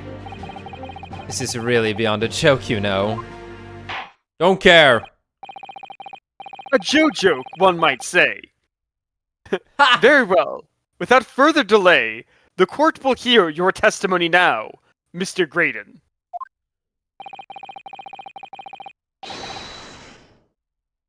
You will respond to the accusation made against you under oath. Gladly, my lord. Gladly. Did his eyes change color? No, they looked a little green for a second, but they are like, it's like really light teal, I guess. The accusation. Naturally, I have occasion to make use of pawnbroking services from time to time. But are you seriously suggesting I colluded with these thugs to break into the place on the night of the murder? I have no intention of admitting to such an outrageous accusation. Okay. I gotta stop here for a second. Inspector Gregson over there walked in on this guy pointing a gun at people. At us. At us. In the pawnbrokers. In the pawnbrokers. And then he just was like allowed to go to work the next day? They didn't catch him, I guess? He pirouetted out of there? He was too slippery? Wait, what? So just a little weirded out by this. Sure. I have no intention of admitting to such an outrageous accusation. Even if certain parties here present claim that my blood was found at the scene.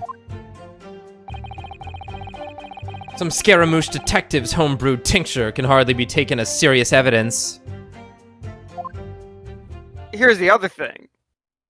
Like, Von Karma alert, this guy had a bullet go through him. Oh yeah, you're right. Like, yesterday. Yeah, this is a Von Karma alert. Shit. Like, obviously the bullet's not in him, but, like, this motherfucker is, like... hiding a wound. Hiding a fucking hole in him. Sholmes is in a coma right now because a vial exploded on his abdomen. He's fine. But yes. Right, yeah. Right. Like... So, you deny the accusation completely, do you? I must say, I am dismayed. For the highest court in the land to be swayed by this self-professed detective's toy. It was the will of the jury, and our great British justice system demands that the jury's will is upheld. Huh. Then it would seem we have the misfortune of a most inept assembly of jurors today. Oh! By golly! Yeah, Discord bugging out for a second. Yep. Am I expected to be detained here?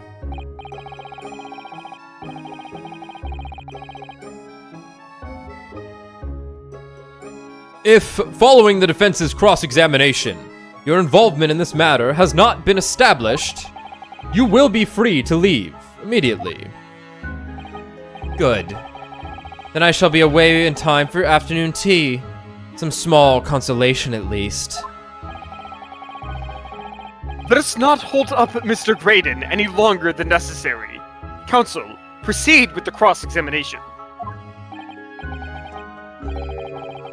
So, we meet again, Mr. Eggert Benedict. Or is it Mr. Graydon?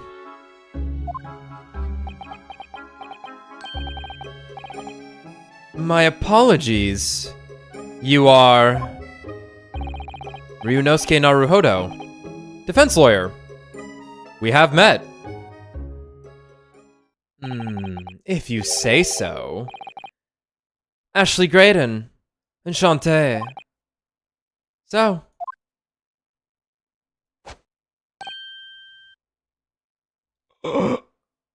Careful, there's blades on that. Oh! I trust we can conclude this quickly. But I'm not holding your flashy hat while we do it.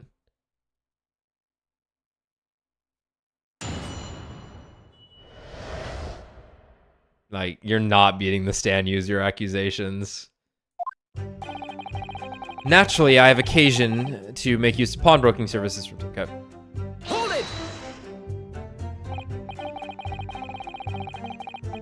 Yes, we even met in the very pawnbrokery where the crime took place on the afternoon of the day in question. Though, of course, you introduced yourself by a different name at the time. It was Mr. Eggert Benedict, I believe. Objection! Tell me, what made you... You fell for that. The witness is here to testify about events that took place that night. Just because he tried to rob the place that morning and pointed a gun at you doesn't mean he should have later with the No gun. reason to investigate. None. He is under no obligation to answer such unrelated questions. You can't be serious. Thank you, because I certainly do not feel inclined to answer such an inappropriate question. He's going to be evasive, is he? In an effort not to give anything away. This could be tricky.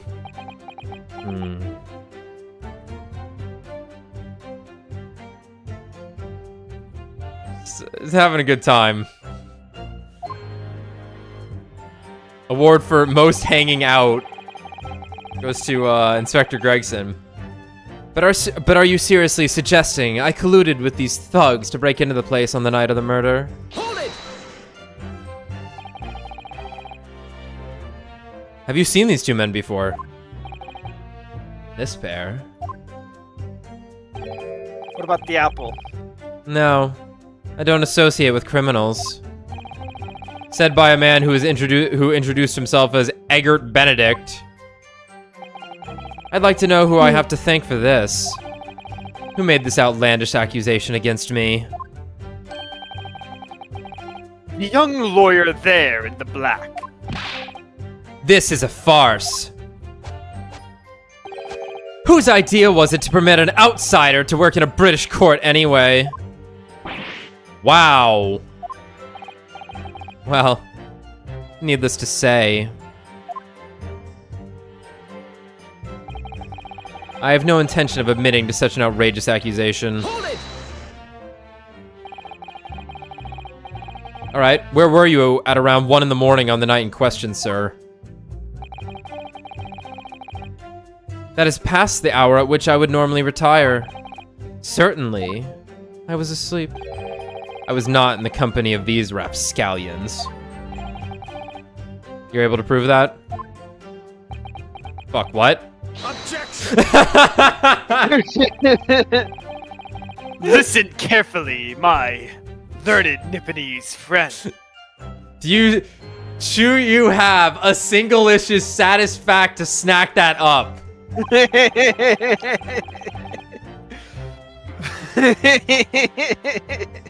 How that's never popped up, I don't know. For you appear to be under a gross misapprehension on this point. What do you mean? The witness maintains he was not at the scene of the crime. I'm going with fed up, Ryunosuke.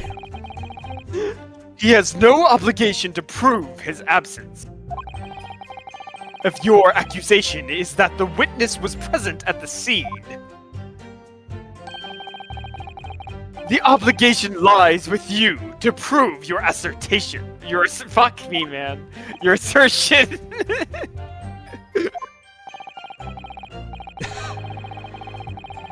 So wait, hold on. English. Now the burden of proof is on the is on the defense. claimant, not the defendant. Yeah. I hate this guy. Yeah. You will fulfill that obligation before putting any more unreasonable questions to the witness. At least he's not playing guitar, I guess. Oh, ah! A silent victory wiggle. Thanks.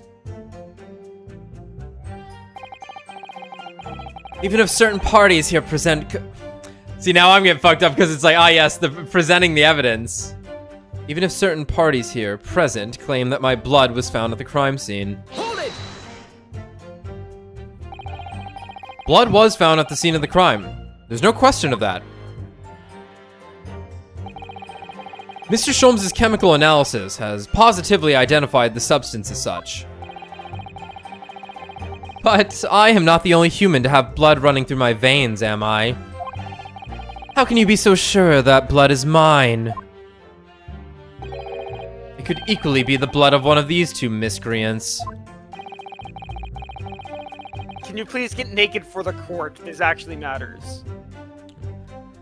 Every individual's blood has a slightly different composition, it seems. Mr. Sholmes' chemical is able to differentiate. Spare me the science lesson! Who is this Sholmes character anyway? Oh. I assumed all Londoners would know the name. He's a great, he's a well-known, he's a renowned detective. So even you are unable to bring yourself to say, great detective. A great detective, you say? Now we're in the realm of fairy tales, are we?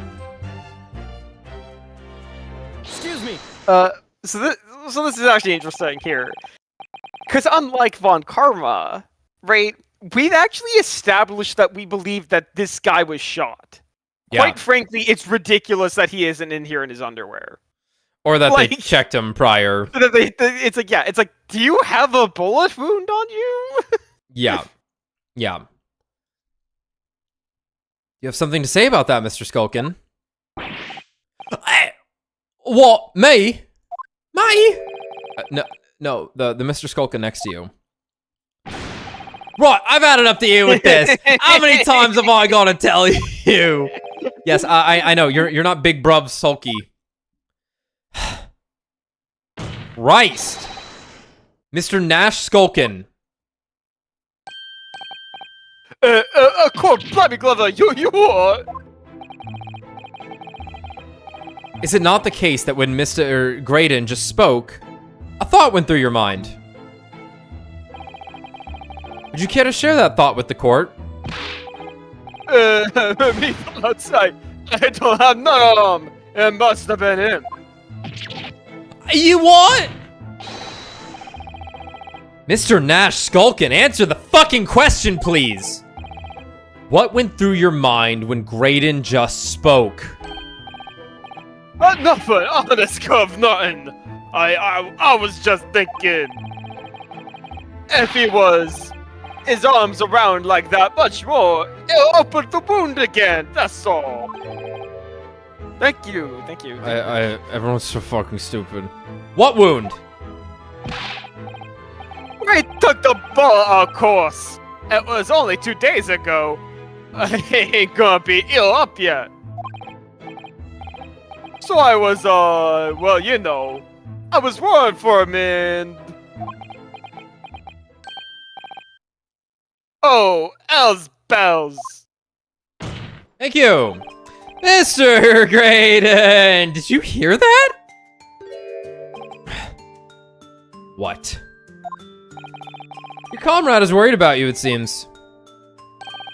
On account of your injured arm. My lord. Mr. Graydon. I have no idea what these two wretches are talking about. Certainly, I shouldn't be expected to answer anything in relation to their mindless insinuations. You have a bullet wound? We know that someone other than the victim was hit by a bullet at the scene of the crime 2 nights ago. If you want to prove that it's not you, you could just, you know, show us that you don't have a bullet wound. Yeah, like, No, that's all you have to do, man. Like to be fair, even if he does have a bullet wound, you know, that's not conclusive evidence, but it's still like, You know, man. fuck, man. Yeah, just in case, you gotta just show us you don't have a bullet wound anywhere, particularly in your upper body. Yeah, you could just lie and say you were hunting, whatever, Yeah. but like... Oh man, and from the height on the bullet hole in the wall, that person was likely to be in the upper arm, or thereabouts. You're kind of holding your arm right now, dude. Dude, if Apollo was here, you'd be finished. He would have zoomed and enhanced on your ass so hard. No chance, dude. Perhaps you'd allow a court official to examine your arm, sir? The left arm that you're currently clasping with your right hand as if in pain? No, I don't think I will. Bailiff, whack his upper arm. No. I refuse. Ah, another JoJo reference. Kotowaru. Aha! Wow! Oh, fuck. Time to run away from Highway Star. A stand that has 4 abilities. Excellent stand. Just a fucking outstanding stand. It can do everything, man. Is that why all the stands in Part 8 are like that? Yes. They're all just Highway Star. They're all just Highway Star. They're all just shit Highway Star. Oh, man. Yeah, man. God. How did Blue Lagoon happen? Dude, No. Blue, was it Blue Hawaii? Hawaii. Yeah. Yeah. But he God. keeps talking about his Blue Lagoon. Yeah. He was at a lagoon or whatever. Yeah. Oh, man. That's peak shit, JoJo. Fucking love Part 8.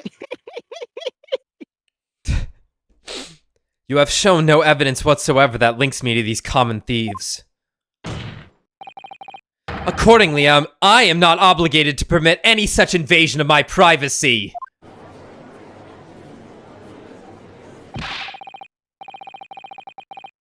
As I've already said, I am completely uninvolved in all this. I've never had anything to do with pawnbrokery where this fellow was killed whatsoever. I take offense at this insinuation that I was in any way involved. Damn. Well, our chief Little inspector ID'd you there. Whatever. Anyway, you claim to have Nothing whatsoever. Yeah. I'm sorry. Nothing. No, it's fine. It's fine. You claim to have had nothing whatsoever to do with Mr. Windybank's pawnbrokery. Guys, everyone. The defense would like that last statement to be added to Mr. Graydon's formal testimony. Very well, counsel. Continue with your testimony, Mr. Graydon.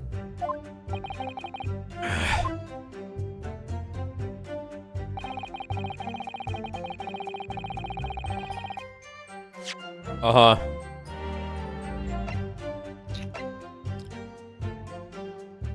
It's gonna be the ticket here? 'Cause this is what he had on him, right? Not this one. Yes, this one. No, that's box. No, he didn't have the ticket on him. Gina had the ticket. Yeah. Yeah, okay. Did we not get the music box disc? Wait, this doesn't prove Yes, it anything? does. Yes, it does. Okay. He was there. We're simply establishing that he has been to this pawnbrokery. They said some stupid ass shit, such as, I don't know anything about this pawnbrokery. Mm-hmm. Uh-huh. Right, I was just thinking, can we actually tie him to the disc? Is my issue. Yes, we can, because fucking Gregson took it from this guy. Okay. No, like this is fucking absurd. Have you ever Okay. seen this disc before, Mr. Graydon?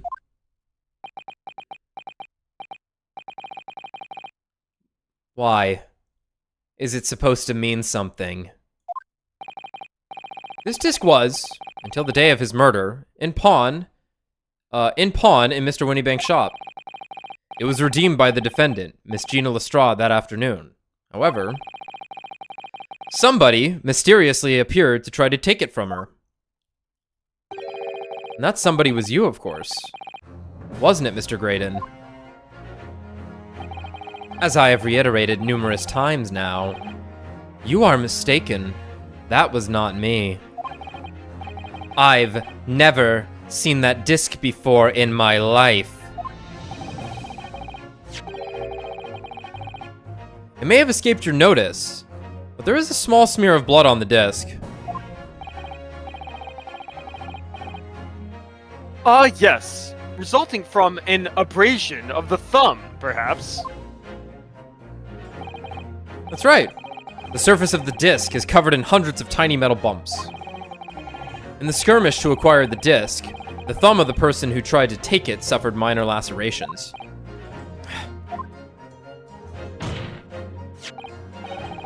So, while the disc bears the remnants of that skirmish in the form of this smear of blood, the thumb of the person in question must bear the remnants also, in the form of a scratch. Good gracious! Indeed, it must! Mr. Graydon!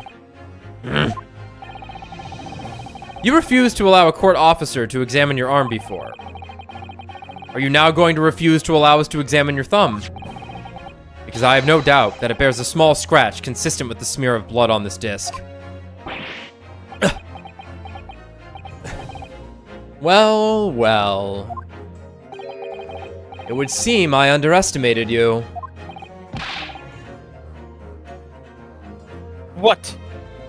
What is the meaning of this? So you admit it now. You admit you have a scratch on your thumb from when you attempted to take the disc from the defendant. Gregson. Please. Order! The gun Order. being pointed at us. Well, Mr. Graydon. It would appear there has been something of a misunderstanding here. I did not attempt to take the disc as you put it. No, quite the reverse. What are you trying to say? It's really quite simple, you see. The disc was mine from the outset. Is there some crime in taking an item that you own out of pawn? What? It would seem, Mr. Graydon, that in this piece of evidence, my learned friend has established a link between yourself and the incident. Accordingly, you will tell the court everything you know about the disc now. As you wish. Though I'm quite sure it has nothing whatsoever to do with the pawnbroker's murder.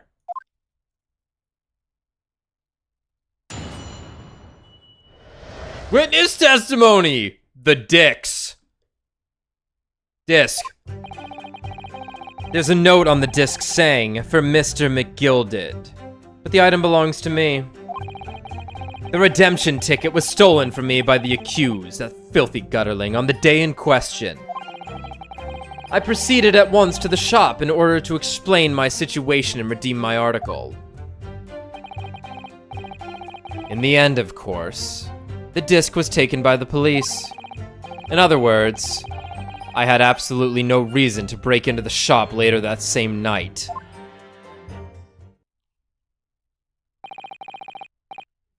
This is actually a great point.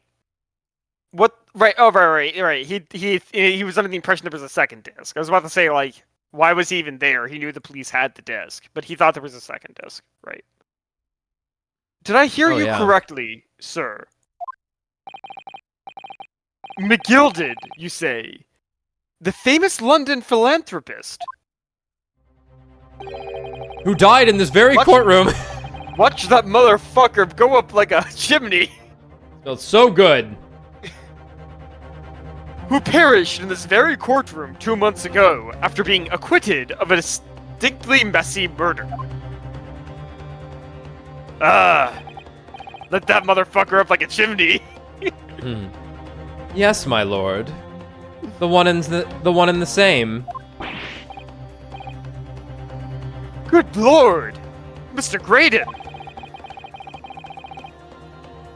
Are you saying that Mr. McGilded and yourself were acquainted? Okay, so the disc is going to be an encryption device. It's not music, it's like a signal encryptor. Sure. For these signals that we keep talking about. Yeah.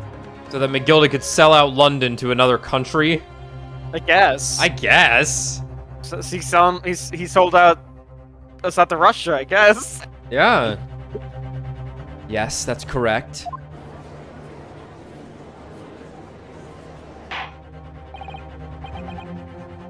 Order!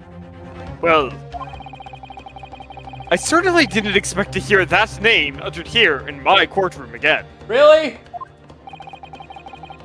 According to what Gina told us, this disc was placed in pawn on that fateful night 2 months ago. McGilded himself gave instructions to deposit it at Windybanks. It's funny that Mr. Graydon here is claiming the disc belonged to him then, isn't it? In all likelihood, he's lying. So he appeared that afternoon at Windybanks in order to get his hands on McGilded's disc for some reason. Counsel, you will commence your cross-examination, please.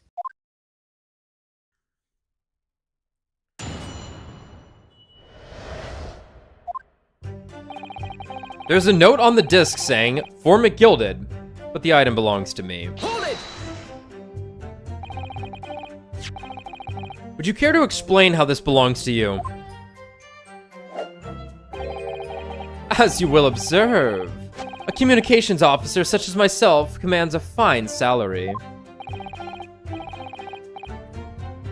You are certainly exquisitely dressed, sir. So you see, I have little need to make use of the services provided by the pawnbrokery trade. However, I did once find myself in difficulties having misplaced my purse while on an errand. Which is why I pawned my fine black overcoat to the broker in question. You claim that was your overcoat? Obviously. And in my haste, I clean forgot that the music box disc was in its pocket. And yet, there is a note on it that reads, "For McGilded." I am a collector of rare and unusual music box music. I first met Mr. McGilded at a gentleman's club in the city and was interested to discover that he shared my penchant in that area.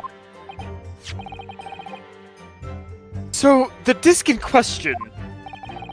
It's a pre-production sample. I promised to let Mr. McGilded hear it.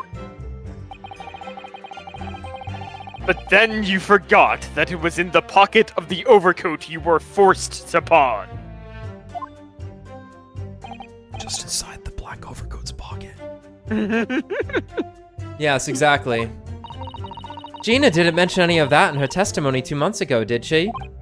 No, because McGilded had threatened to keep her mouth shut. Which means that if we dig too deeply here, it's going to expose Gina's perjury. Oh dear. This is complicated, isn't it? Let's leave it alone for the time being.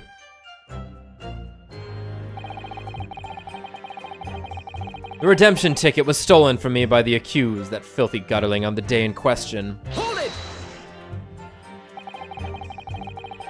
So you're saying that Miss Lestrade lifted the ticket from your pocket or bag? That's right. Despite being mindful of danger when walking in the insalubrious areas her kind frequent. Objection! Whoa, buddy. Keep it down. Miss Lestrade did no such thing. Well, of course he would take that stance. But the girl is a regular offender.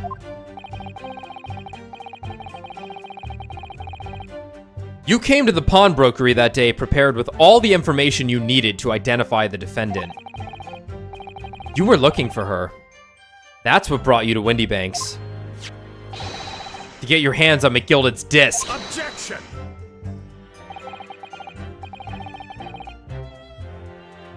My learned friend is a veritable font of nonsense. Nonsense?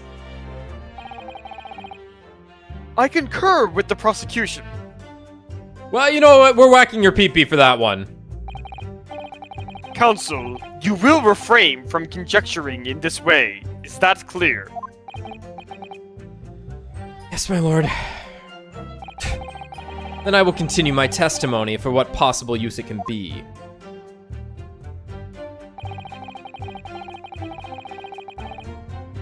I proceeded at once to the shop in order to explain my situation and redeem my article. Hold it! Had you ever been to Windy Banks before? Only once, for the purpose of pawning something. But like many, I enjoy browsing in such establishments. So, when you noticed that the pit pocket had taken your ticket, you chased after her. Is that correct? How come you showed up like 10 minutes after she was there? Yes, that's right. I didn't notice at first, of course. Damn it. Such is the art of a pick purse. But when I did, I headed to the pawnbrokery at once in order to reclaim my coat before the thief could.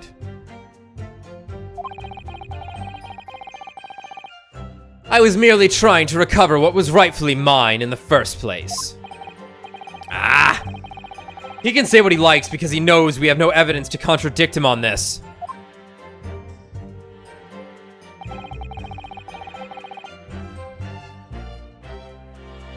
In the end, of course, the disc was taken by the police. Hold it! Yeah, let's talk about that. Yeah, let's talk about that. It was taken by Inspector Gregson here, wasn't it? That's right. This was the very man. Apparently, the police are collecting anything that has a connection to Mr. McGilded as evidence. Excuse me. Is something wrong, Inspector? Well, what do you mean? The last remark Mr. Graydon made in his testimony seemed to trouble you in some way. Are you perhaps recalling the part where he pulled a gun on us and you walked in while he had a gun on us? No. No, it didn't. It's nothing. Leave it alone. Let me ask you this, Inspector.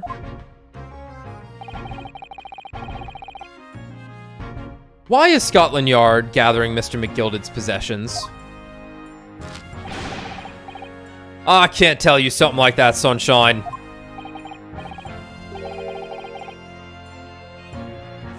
What is it, Inspector? Investigative secrets? He hates the defense, but he hates the government even more. Yes, exactly. You should know all about that. Magnus McGilded, who died so unexpectedly after his trial 2 months ago. A man renowned throughout the capital for his great contributions to public life. Yet he had a dark side too. 3 Days Grace starts playing. Where you going with this then, Von Zeeks? Mr. Gadzooks? This animal I cannot control. So what'd you say?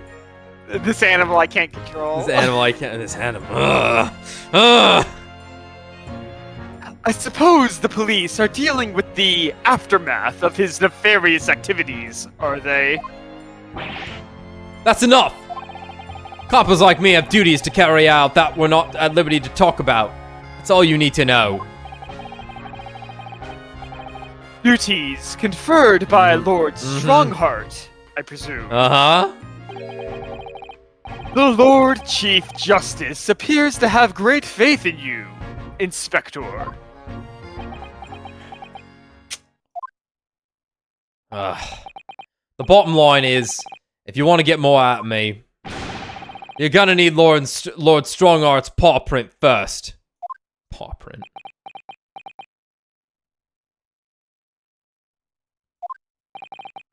What's all this about?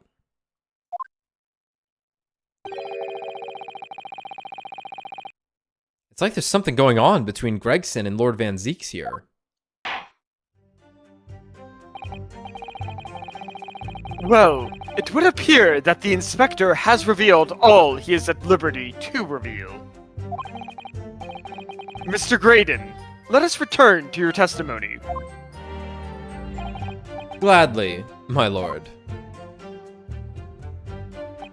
So I guess Gregson just is not at liberty to talk about the fact that this man was Involved with the McGilded shit. Yeah. Yeah, that and the part where he had a fucking gun out. It's like, no, don't. Yeah. Just don't say anything about this guy. In other words, I had absolutely no reason to break into the shop later that night. Hold it! But perhaps you'd seen something of value among the forfeited items. Huh. No, not at all. Though that thinker statue looked quite nice. Oh? Thinker statue. Yeah.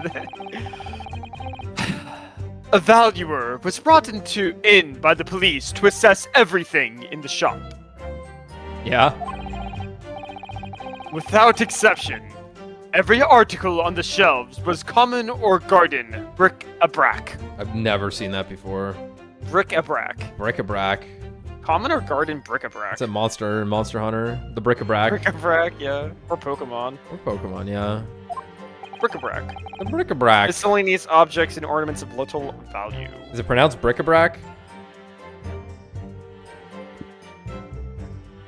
Bric-a-brac, yeah. Bric-a-brac, okay. In that case, it's clear that you broke into the shop later that day in order to recover Mr. McGilded's disc.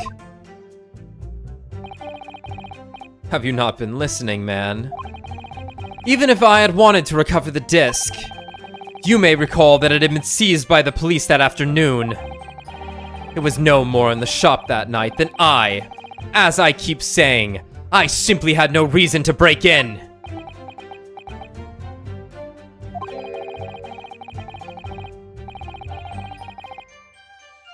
So there was nothing of McGilded's left in the shop that night.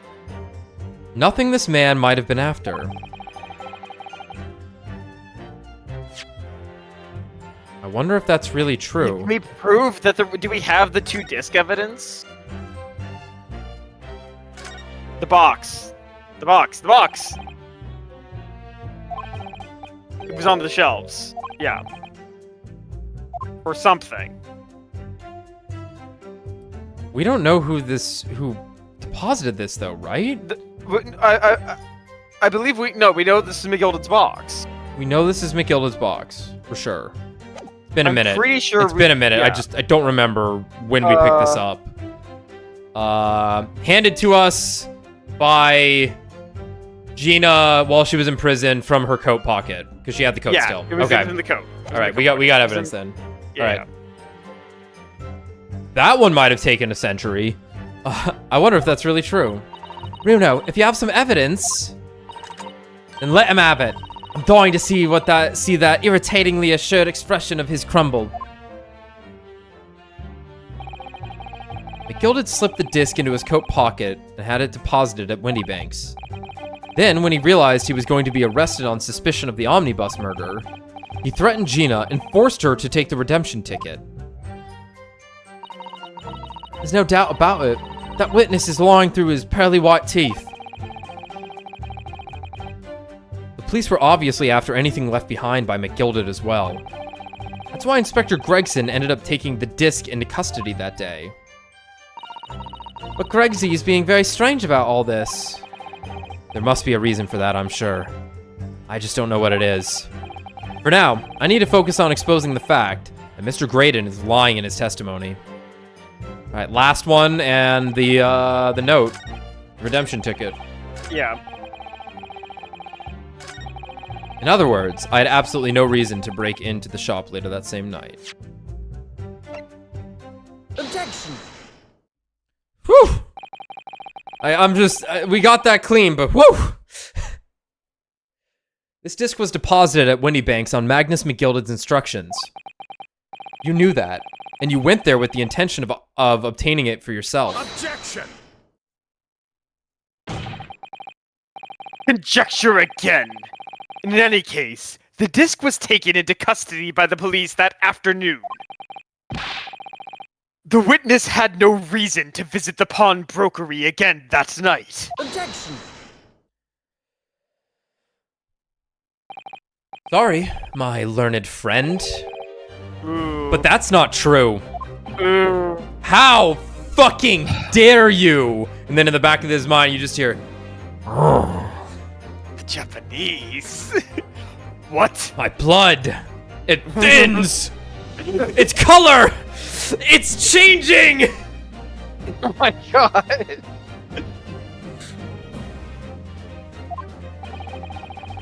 Mr. McGilded had another article in pawn at Windybanks. As this second pawnbroker's ticket proves.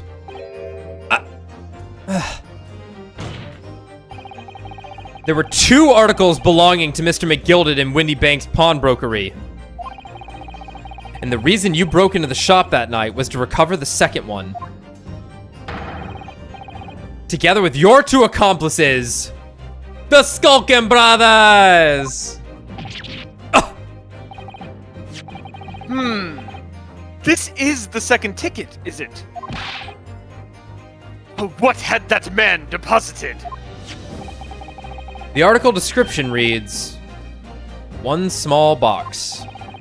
Great, that fucking helps. Vague description, it seems to me. Are you suggesting that I broke into the pawnbrokery with these clowns in order to steal some trinket box? I believe there are adequate grounds to suspect that you did. This is absurd. Why on earth would I do such a thing? Once the article had been forfeited, I could simply walk into the shop and purchase it. There would be absolutely no need for me to resort to theft. Fuck! That's a good point. Indeed. The witness makes a solid argument.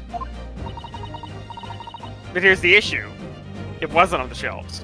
We couldn't Right. fucking find it. Couldn't find it, and someone might just have it. Right. Well, The well, other I think problem. yeah, it's like Windy Bank did something with it, right? Or Yeah, that's possible. But yeah, when we came across this, we were like, that shit's gone. yeah, we couldn't find it. We looked for it. Like we couldn't find it, and it's like, shit was forfeited. Someone bought it. Yeah. Like, so that means that for some reason, this Graydon fellow needed the small box that very night, does it? Objection!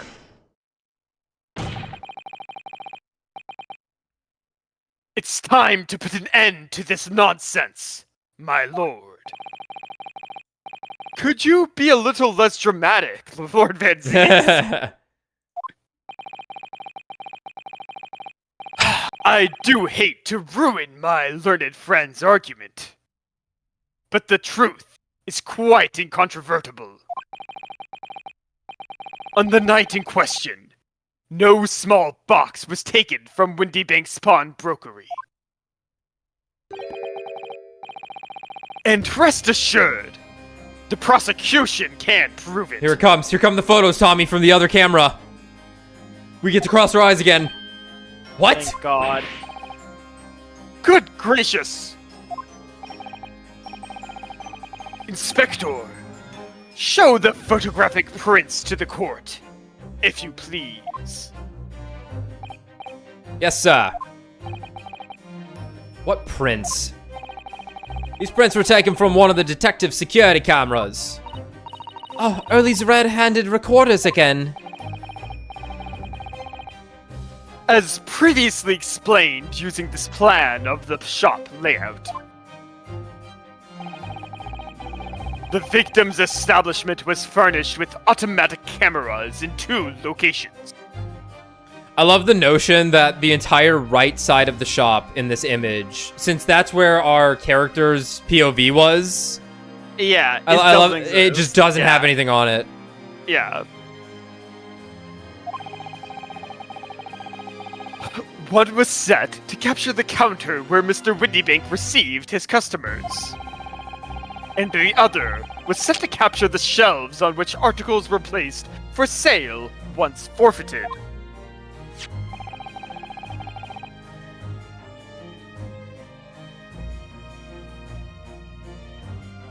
Excuse me. According to the information on this ticket, the gilded small box had been forfeited already. 2 days before the incident, at 9 p.m. on 13th April to be precise, which means it would have been on the shelves of forfeited items in the shop front. Now, what I have is a print taken by one of the cameras about 2 hours before the incident. That's at 11 p.m. on 15th April.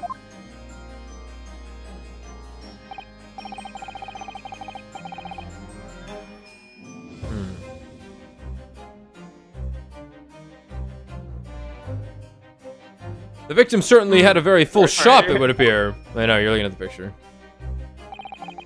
And then here we have another print.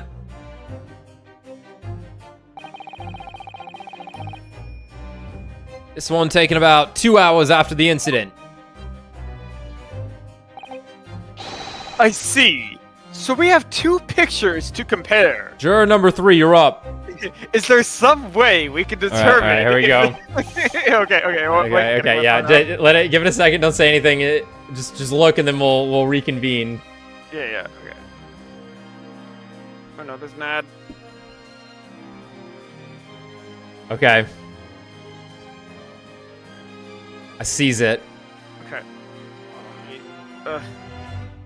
Almost there. There's an ad. I'm so sorry. Oh man, who the fuck is monetizing this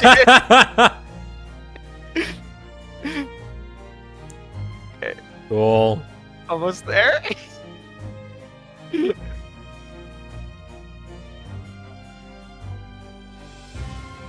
you watching it? Can you not skip it? No, it just I had to then also like.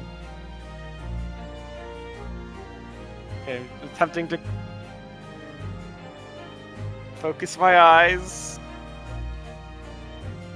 Okay. It's fucking cool.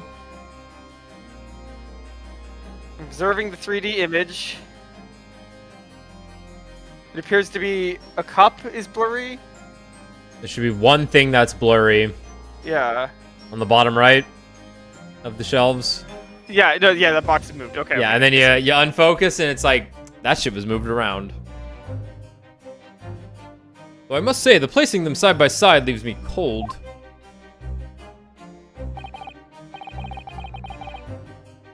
Dear me, that's starting to make my headache. Obviously, at Scotland Yard, we consider... Excuse me, everyone. At Scotland Yard, we consider theft as one possible motive in this case.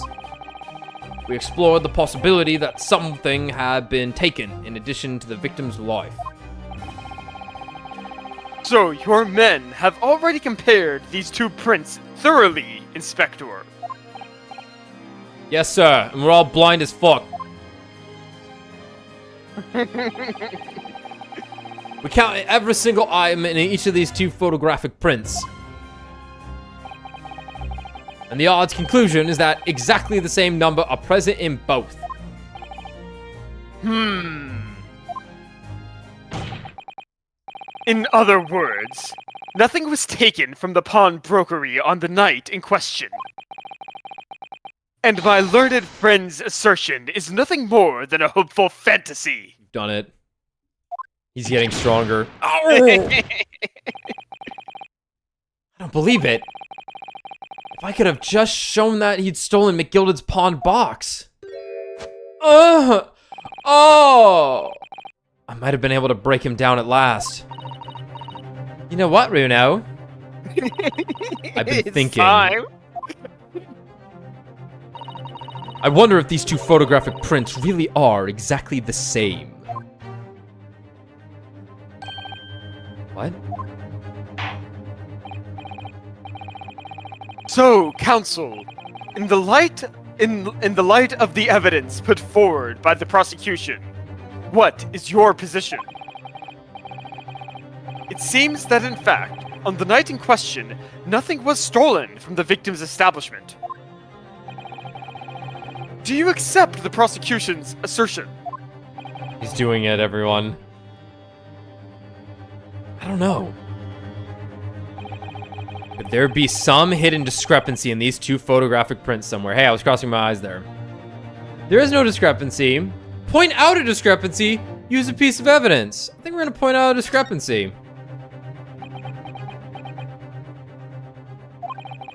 I wasn't sure at first, but through the power of stereoscopy, there was a clear discrepancy between these two prints. What?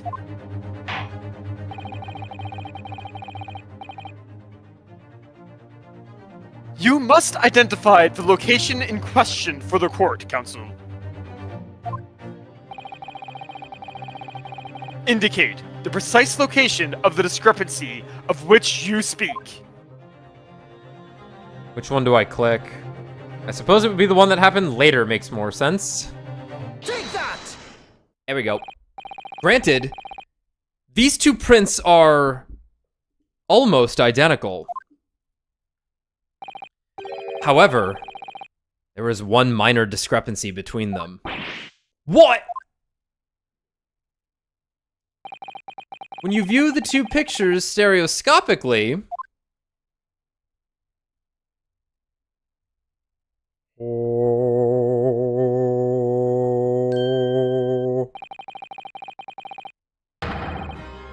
single area stands out being different. The location of this small box. Holy shit.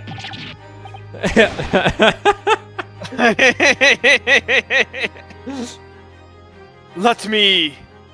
wait. Unbelievable. His eyes don't line up with the thing. No. Like, it's like his eyes would be pointing down this way and not even need to be looking up that way.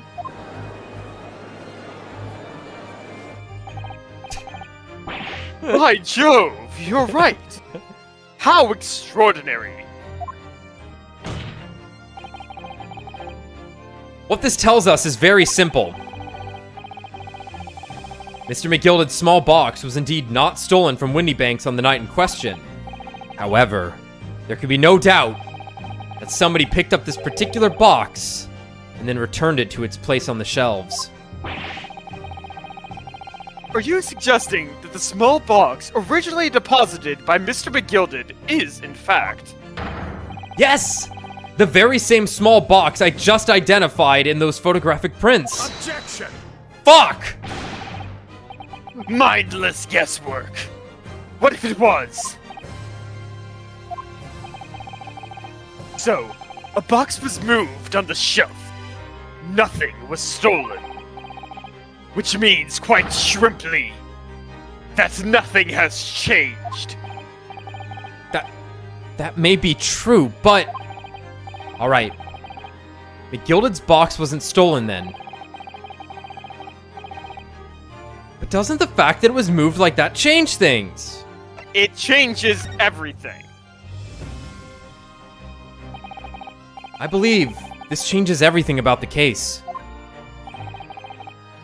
How can that possibly be?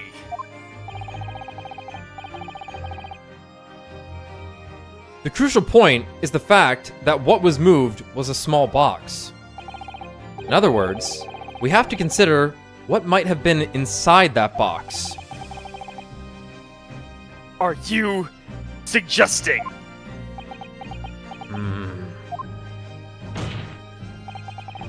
I'm suggesting that we need to examine that box as soon as possible. A vital piece of evidence is sitting on the shelves at Windybanks as we speak. Objection! That won't be necessary. He just regurgitates it. Yeah. Some little box belonging to a man who died 2 months ago can't possibly be relevant to this trial.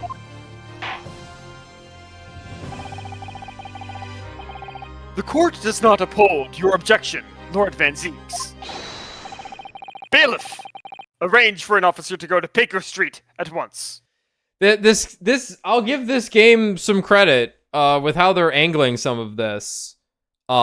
Usually the prosecutor is like totally in the right for a lot of these. Zeeks is going through it.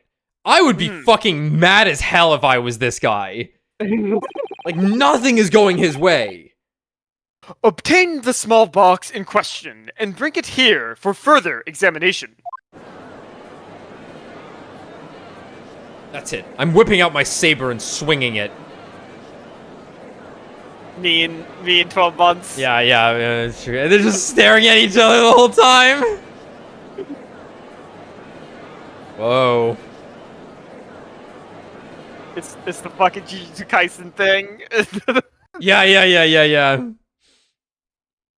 They are about to all hit their peaks.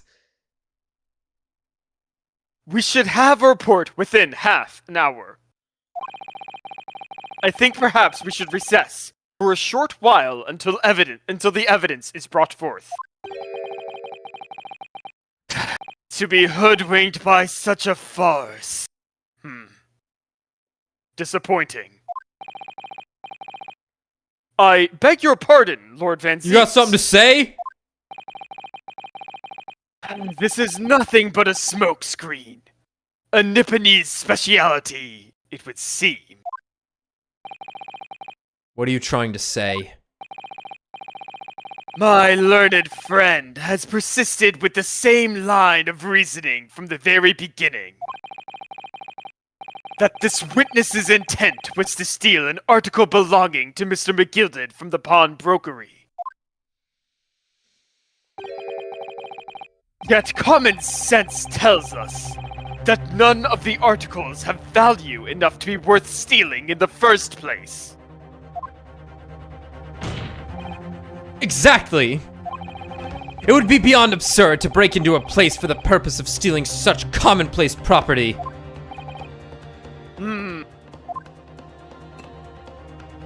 Dude, he's wasted. Fuck.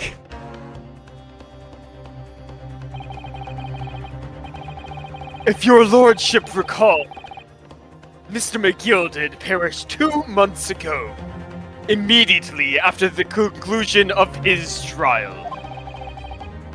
A trial in which he was found not guilty. A trial in which it was established he was the upstanding member of society his reputation implied, in fact. So I propose a toast to my learned friend in his most insightful defense. Man, fuck you. The articles this upstanding member of society pawned were entirely ordinary. A black overcoat that just happened to have a music box disc in one of its pockets. And a small box. I assure you, I wouldn't accept even if the man tried to make a gift of such things to me. That was pretty good on Zeke's part, though, where it's like,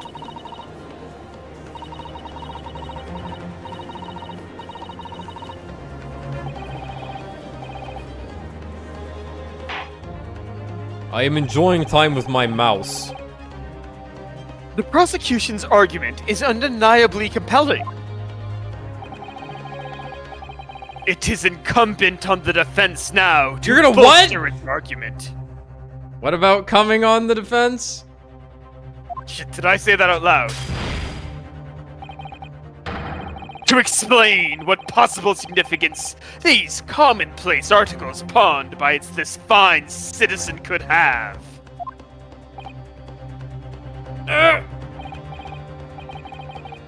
Well, counsel, is your argument in fact demonstrable? Demonstrable, huh? Not demonstrable. Not demonstrable, sure.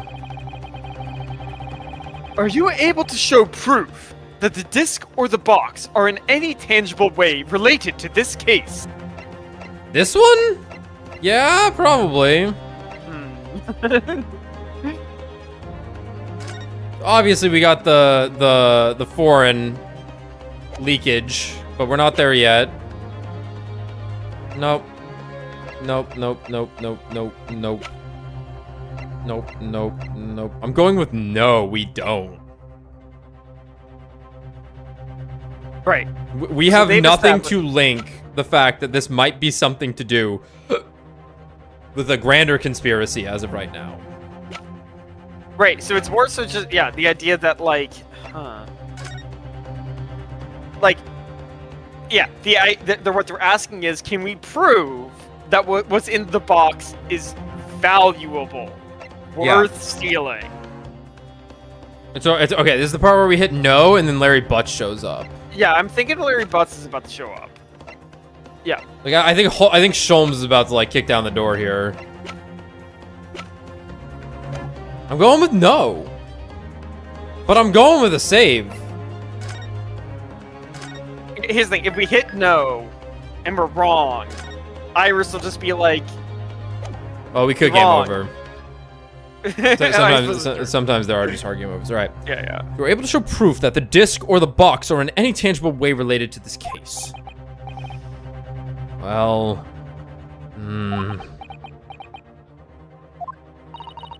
what's the matter, Runo?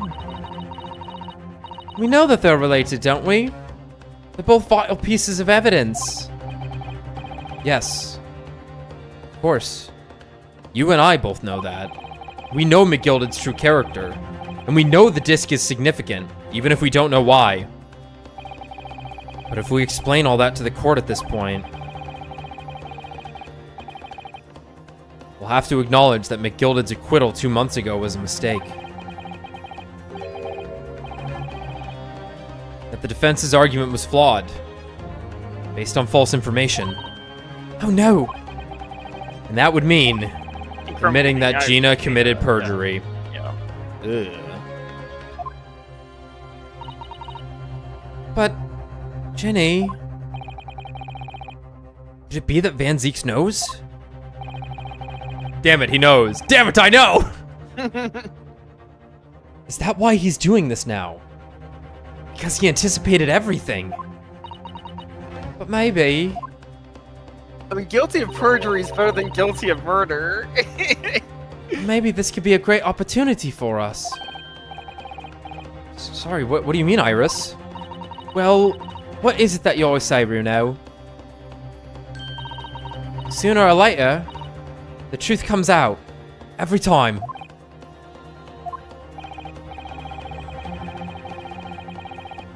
Alright. The exact significance of the things that McGilded deposited with Mr. Windybank is something that only Gina can explain to the court. But if I put her on the stand to testify about that, it could critically damage our chances of winning this case.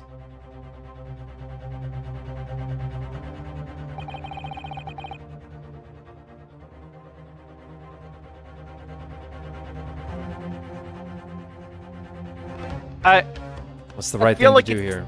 Yeah, I feel like it's have Gina testify, because it's like... I mean, if we don't win this It case, she moves goes to things jail forward. for murder. Yeah.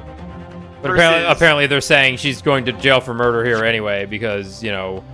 right, like, perjury is just a death sentence, basically, I think is the idea. Okay. Like, the jury is going to be like, oh, well, she can't be trusted to kill her, right? There's no reason at this point. We can't convince them. But if we manage to unearth the grander conspiracy, we will purify London and Gina.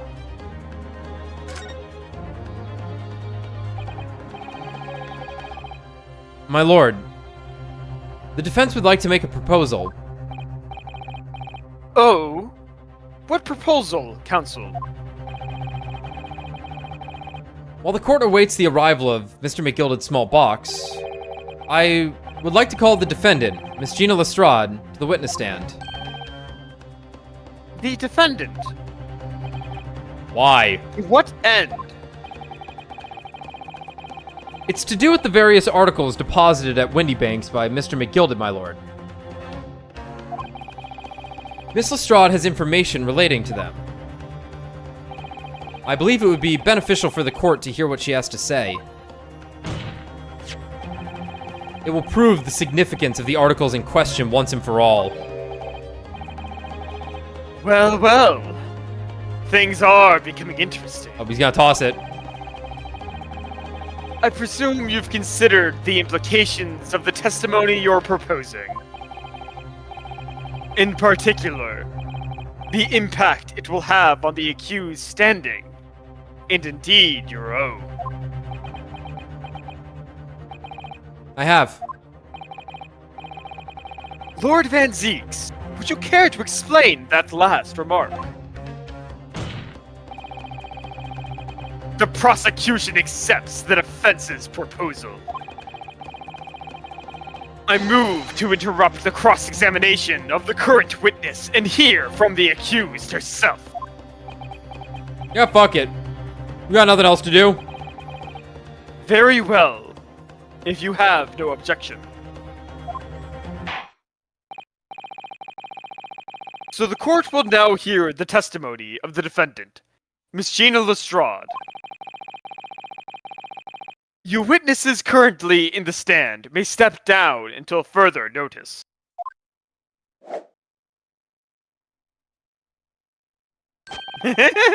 Then I shall bid you good day. You're not going anywhere. Wait. You, sir, Oh. shall remain in the stand while Miss Lestrade testifies.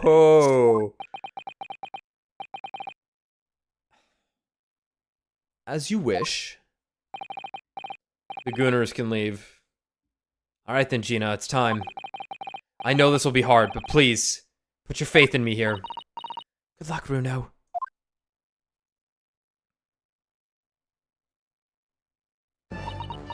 Break time! Ah, I clicked. No. Okay, that's fine. Alright. Now or never. Be right back. Yep.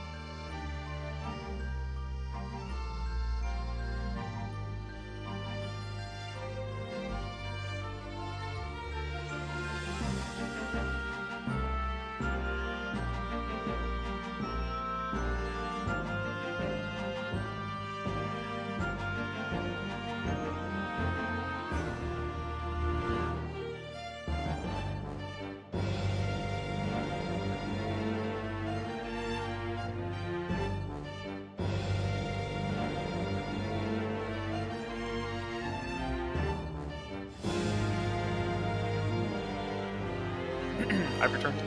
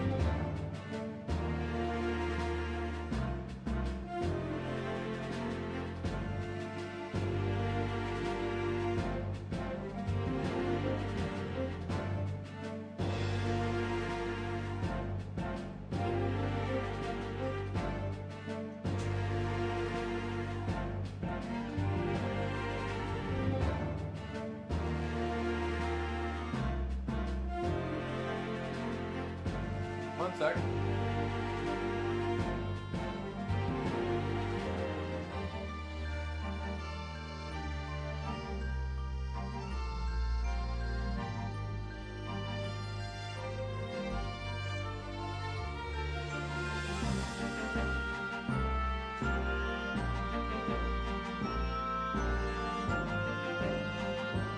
All right.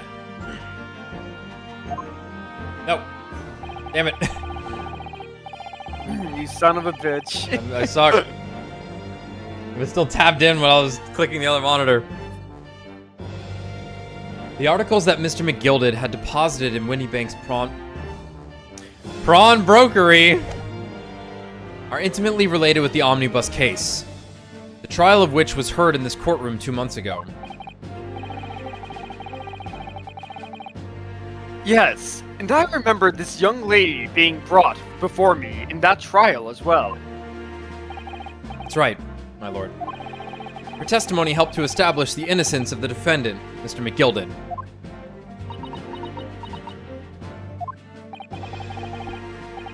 The omnibus case was intriguing, to say the least. And now, here we all are again. The same players in that trial, facing each other once more. A twist of fate, perhaps, my Nipponese friend.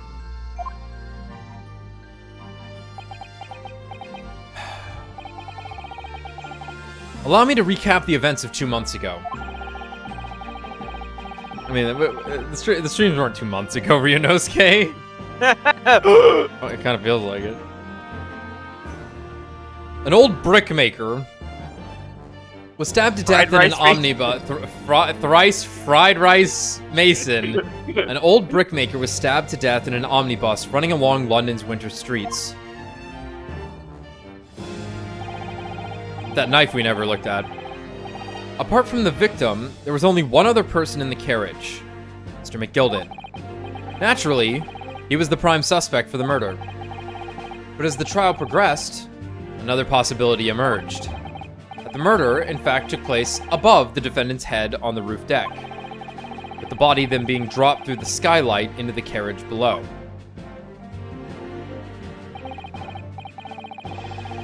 It was Miss Lestrade whose testimony brought that possibility to light. At the time of the incident, Miss Lestrade was concealed under a seat in the carriage, hoping to pick the pockets of unsuspecting passengers. Not really sure how she was going to do that, but that's her plan, I guess. Then, immediately after the trial, having being acquitted of the murder, Mr. McGilded died in this very courtroom in the most extraordinary of circumstances.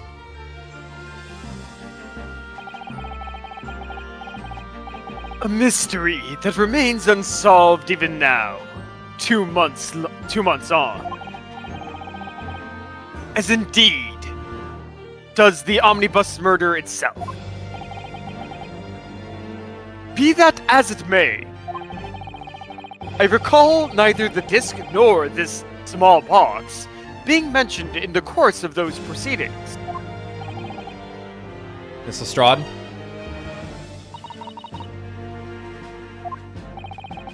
Would you tell the court now, please? What really happened in the omnibus 2 months ago, I mean.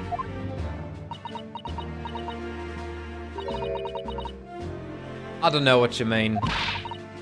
I already said all I know.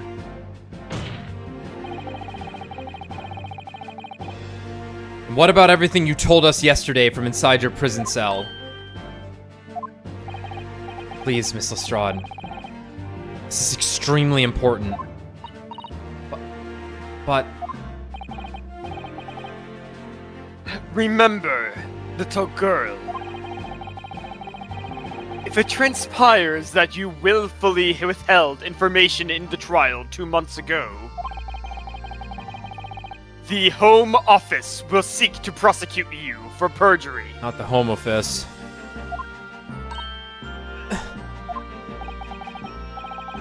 And naturally, you will lose all credibility as a witness.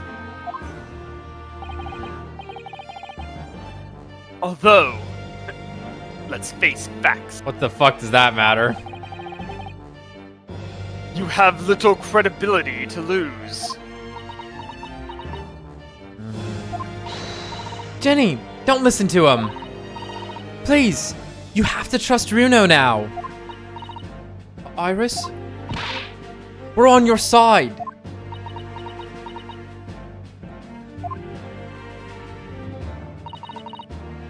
Alright then. I'll talk. It's the right choice, Gina. Well, it would seem my learned friend is hell-bent on bringing the entire courtroom down about his ears. So be it. I must confess that I'm struggling to understand what on earth is happening here. However, it would appear that Mr. McGilded pawned articles that extraordinary that and Mr. that McGilded extraordinary pawned case articles Yeah. In that extraordinary case of the omnibus. Okay, yeah. Yeah, he's saying that they are connected. Harbor secrets of which we have hitherto been unaware. So, Miss Lestrade, you will now give your testimony before the court about the events of 2 months ago. Getting a lot of Rise from the Ashes vibes right now. Because this is what the end of the Rise from the Ashes is like. Yeah. Emma on the stand talking about something from the past. You will reveal the truth, a commodity sorely lacking in your original statements.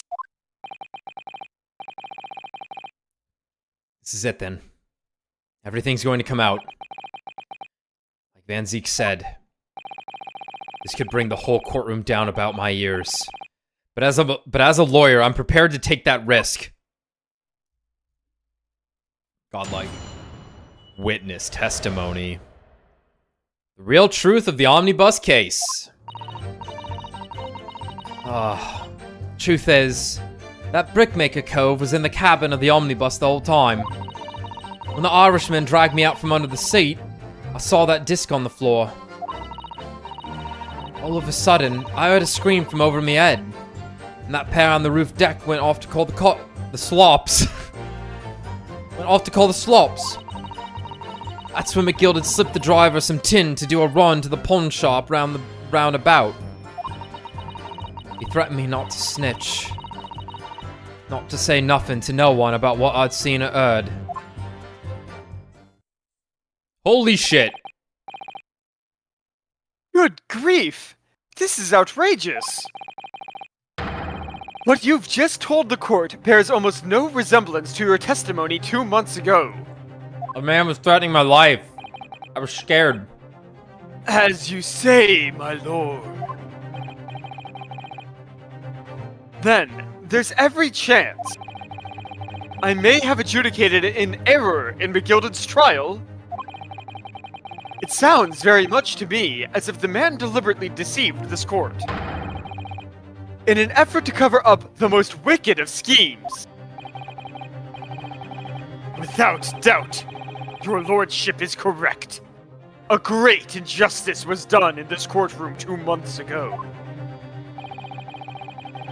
The actions of the accused in that trial, of this witness, and of my learned friend, are entirely inexcusable. Now, I didn't know. He didn't tell me shit, for the record. And it's my fucking job. Fuck all of you.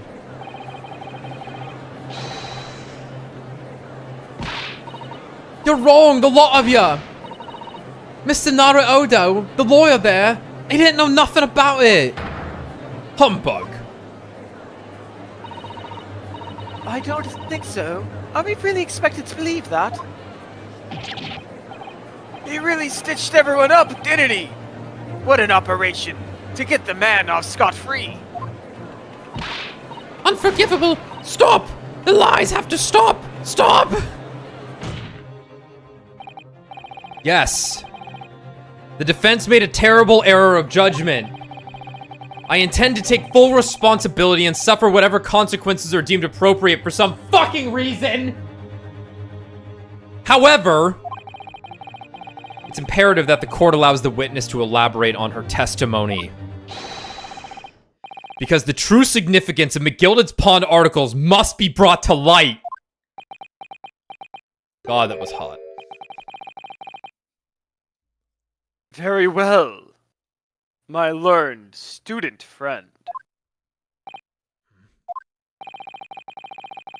Given the depths of calamity you have just plunged yourself into, this may well be worth hearing. Words fail me. This situation is utterly deplorable.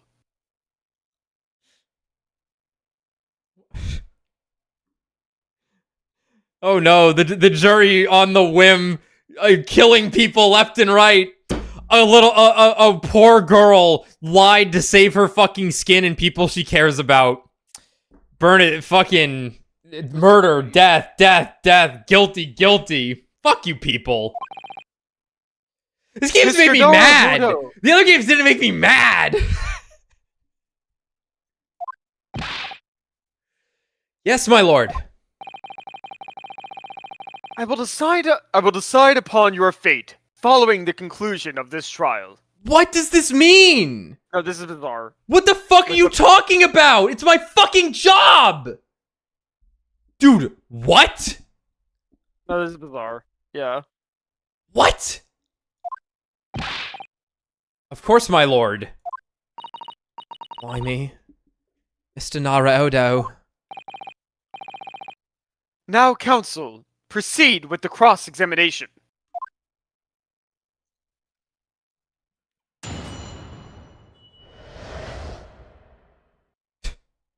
Real truth of the omnibus case. See, here's the real thing. You can't disbar him for this. He wasn't a lawyer then. Lord Strongheart appointed me to do my fucking job? Right, but it's also just, I wasn't a lawyer then. Yeah, I wasn't a lawyer. I was been here for 2 days. The guy didn't have a defense. I show up. I'm learning the case on the spot. And it's my fault that these people lied to me? Oh, yeah, okay. Yeah, sure. Truth is, that Brickmaker Cove was in the cabin of the omnibus the whole time. Hold it! And you were hiding in the cabin at that time as well, weren't you, Miss Lestrade? If I remember rightly, and I normally do, in the storage department underneath one of the seats. I'm sorry, who's our third character here? Oh my god. What the fuck is this? Excuse me?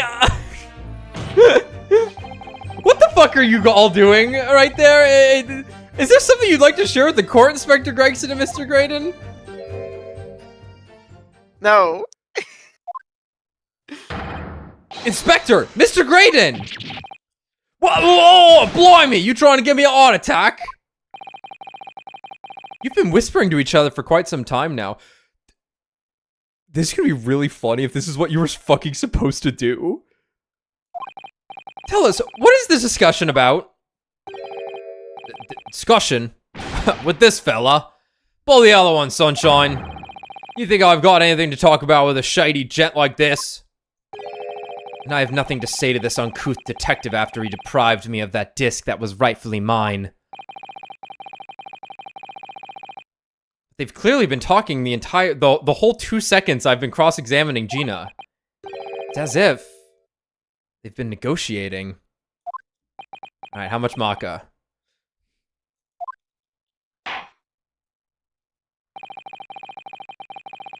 You will kindly refrain from talking amongst yourselves while the witness is giving testimony.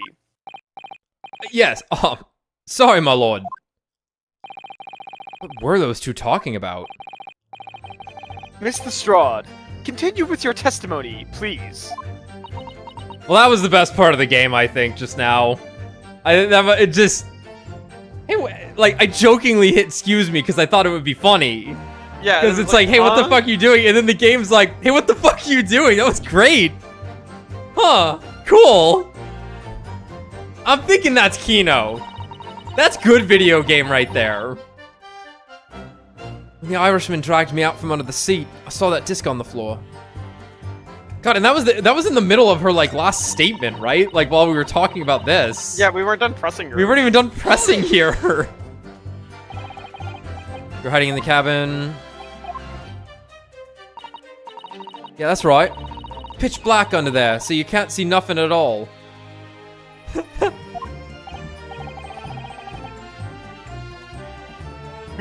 Now, in your testimony 2 months ago, I feel certain that you claimed Mr. McGilded was the sole passenger.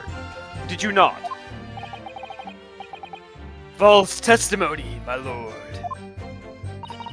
That's what he told me I had to say.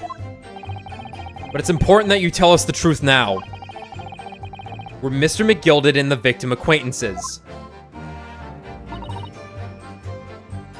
I don't know. But I did hear him talking a lot.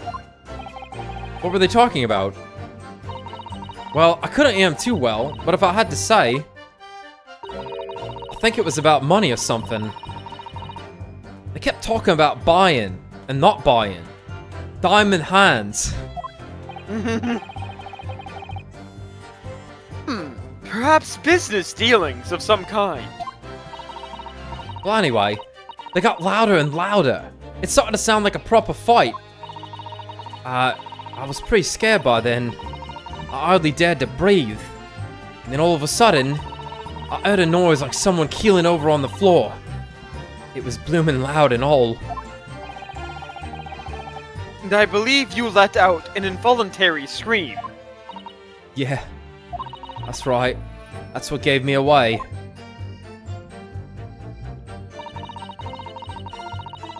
When the Irishman dragged me out from under the seat, I saw that disc on the floor. Hold it! Was the disc you saw this disc? Yeah, I reckon it probably was.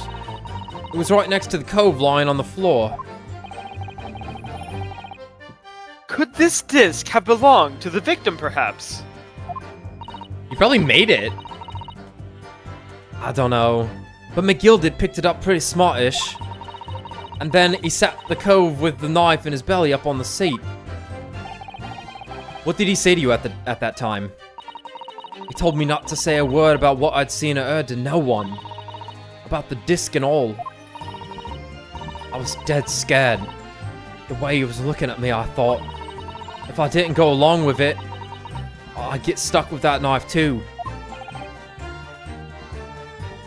Inexcusable. Any good citizen would have died. Then he started asking me a load of questions. Like, what my name was, and where I lived and all that. He asked me about being a diver too. But after a while, what had happened in the carriage was noticed. Yeah, that's right. First there was a kind of rapping noise. All of a sudden, I heard a scream from me over me head, and that pair on the roof deck went off to call the cops. The slops. Hold it! The cops giving out sloppy? Good. There were two gentlemen occupying the seats on the roof deck, I believe. That's right. I don't want to look at them. I must have looked down through the skylight and noticed the cove with the knife in his guts. When they screamed, the driver pulled up the horses and McGilda got me out of sight.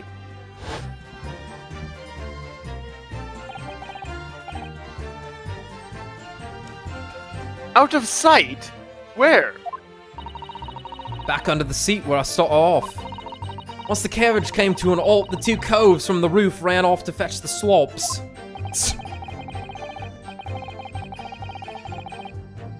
If they immediately left to fetch the police, it would appear they were entirely unrelated to the incident. So that left McGilded, the driver, and you still at the scene. That damn Beppo. Yeah. Only the driver didn't know I was there because I was under the seat. I heard the cabin door open and a voice from outside.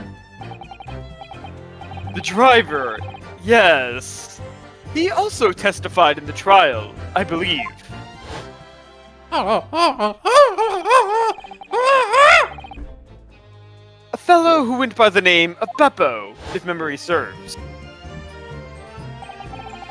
That's, Beepo. What did McGilded and the driver say to each other? I don't know what happened, and stuff like that mainly. That's when McGilded slipped the driver some tin to do a run to the pawn shop roundabout. The guy on the right just starts like he just starts like dancing a bit. His hat comes back on. Hold it! That pawn shop, obviously being Windy Banks on Baker Street. Chotomate Council. You don't have to say it like that, Judge. I can understand you. Do you mean to tell me That the driver gave false testimony in the trial as well. Oh, well, he's a hard-working citizen. Them drivers have it tough, out in the cold all night. Perhaps the excursion to the pawnbrokery slipped his mind when he was still in the stand. I'm gonna strangle you to death, Zeeks. Oh, dude, Indeed, yeah. Lord Van Zeeks. Totally, just forgot. McGilded took off his coat and gave it to the driver. He folded it up, all careful-like, before handing it over. When I saw him do that, I remember thinking, that coat and what's in it has got to be worth a few bob. Yes, Gina was sure the disc must be worth more than Mr. Winniebank was suggesting, wasn't she? I remember her quibbling with him over the price that afternoon at the pawnbrokery. The driver looked pretty happy when McGilded flashed some brass in his face. He went running off at a lick. Then the bog trotter called to me and told me to come out from the drag's cabin. He threatened me not to snitch, not to say nothing to no one about what I'd seen or heard. Hold it! Threatened you how exactly? Told me I'd only be able to scarp her if I did exactly what he said. Told me I'd only be able to scarp her if I did exactly what he said.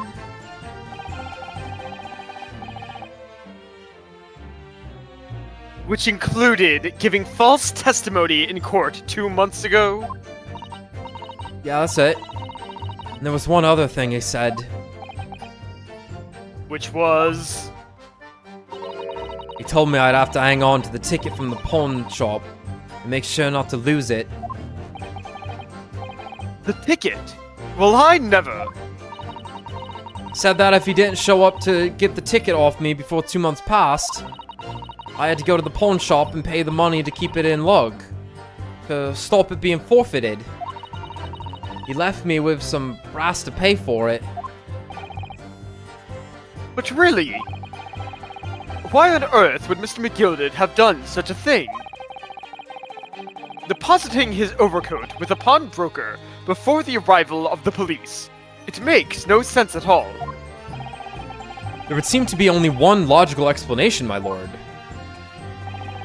What McGilded had the driver deposit at Winniebank's was something he didn't want the police to see.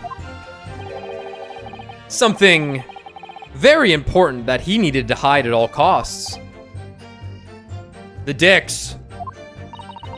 Anyway, after that, he let me go. So, I legged it before the coppers showed up. Legged. What does she mean by that? But she must have kicked it. She like was kicking Into the something. bush. before the coppers. Yeah. So I legged it. But what is it? What did she? I don't get it. Damn Brits. All right, what the fuck? Thank you, Miss Lestrade. Thank you, Counsel. I've heard enough. I believe we now have a reasonable understanding of what actually transpired on the omnibus.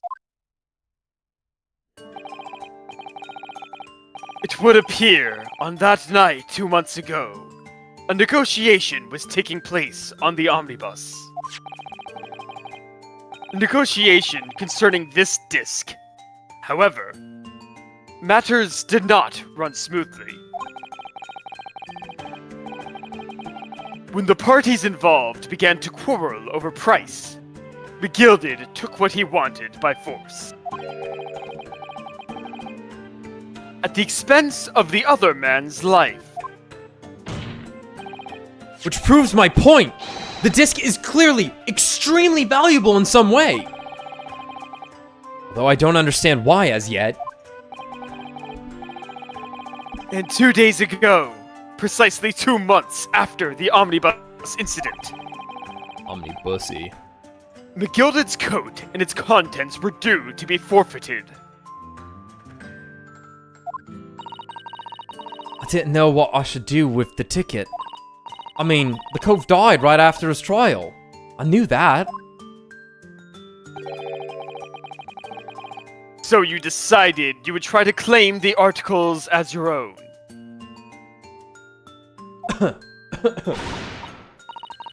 Well, why not, eh? They were only going to be forfeited. Why shouldn't I have got them? Anyway, you can't blame me for thinking about it. Thinking ain't no crime. Mr. Strahd, it would appear Mr. McGilded was prepared to kill in order to take possession of this disc. Do you know why that would be?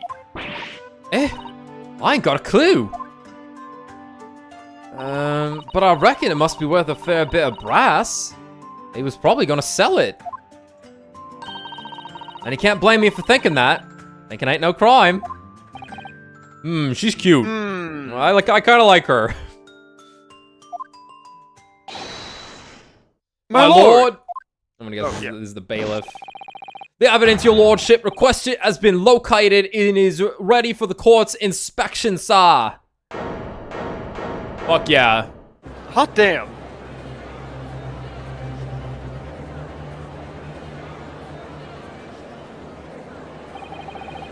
A mysterious little box deposited by McGilded 2 months ago.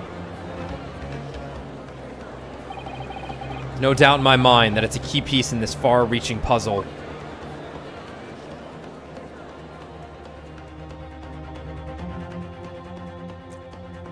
To be continued, you say. To be continued, you say. Well, I'm not stopping.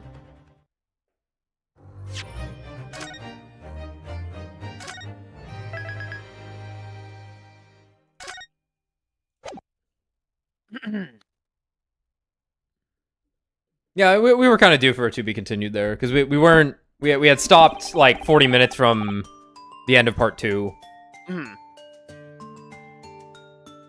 So this is the article in question, is it? The small box deposited with the pawnbroker by Mr. McGilded 2 months ago.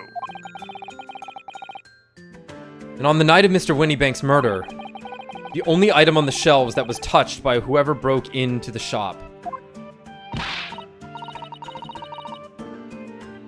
Quick, let's open it and see what's inside. A gun. The gun! Oh. It's the music It's the box. music player. Good gracious! This is no ordinary box, it seems. Wow. Although in truth, I had an inkling that might be the case. Yeah. It would appear that the box houses a miniature music box movement.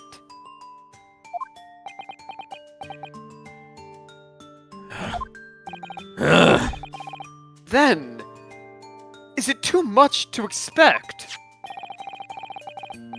I think it would be reasonable to assume that it is a device for the playback of this disc, my lord.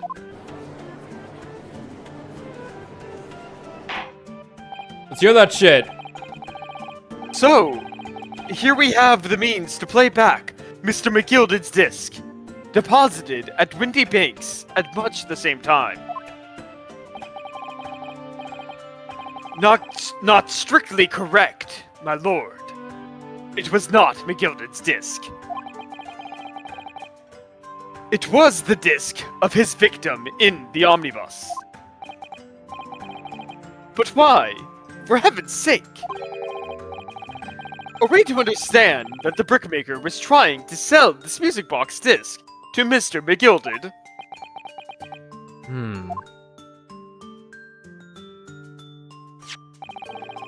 I believe the answer will become clear if we listen to the music on the disc, my lord. This pose, that he does there always reminds me of that episode of, Sakamoto desu ka? Where he summons the lightning bolt. I don't know if I ever saw it. Okay. I didn't actually watch it. I'd seen like clips while I was hanging out with you sometimes, but... Alright, let's Let hear the it. court now listen to the disc. Wait! My lord? Good grief. What is the meaning of this, Inspector? The music box and the disc are, well, they're unrelated to the case. No need to spoil the somber atmosphere in the courtroom with some silly bit of music. This disc may very well have motivated the culprit in this case to commit murder. Clearly, there's every chance that it's fundamentally important to understanding what happened. The prosecution has no objection. But no, that piece of evidence is police property now. You can't... Fuck off. Clearly, Scotland Yard has some vested interest here.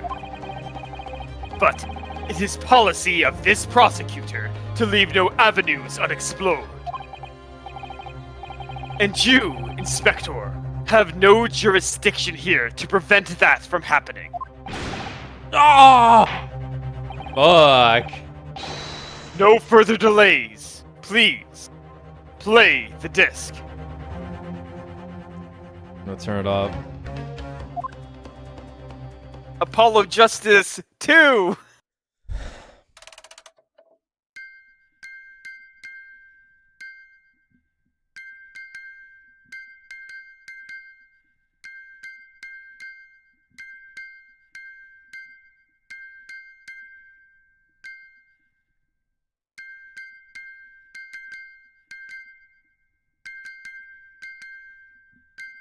Morse code. Yeah, it's a telegraph. It's a telegram. Or telegram, yeah. What? What on earth? That's certainly not what I would call music. Now that's No. what I call music. Oh. Volume 20. It's just the same note playing over and over again in an irregular sequence. Bleeps and blips. Whatever they're called. What'd you say? I was, the two tones that are used in Morse code. Dots and dashes? Yeah.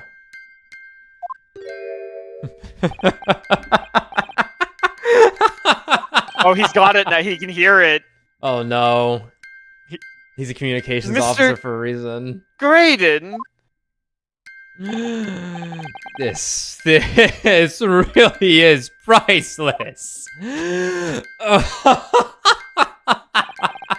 After all that, the music box is broken. Broken? It can't be, can it? Well, obviously. In fact, I wouldn't be surprised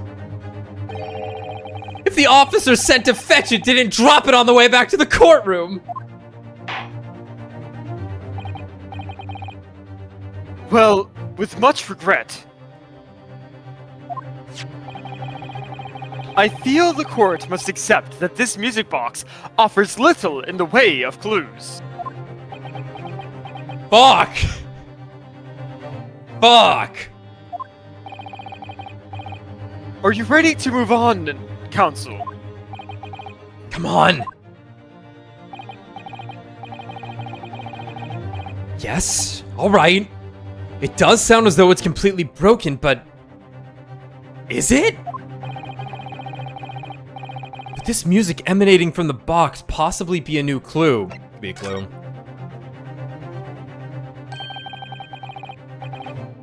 I believe that it could be relevant, my lord.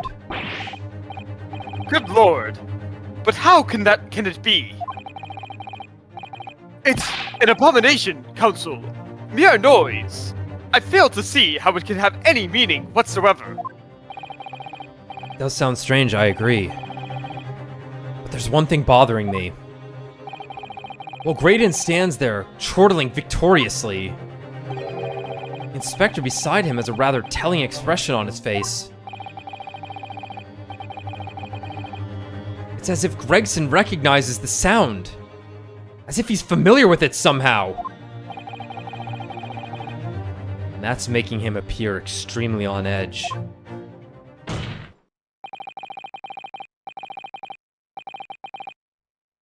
If that's the stance of the defense, my Nipponese friend, answer me this. Oh.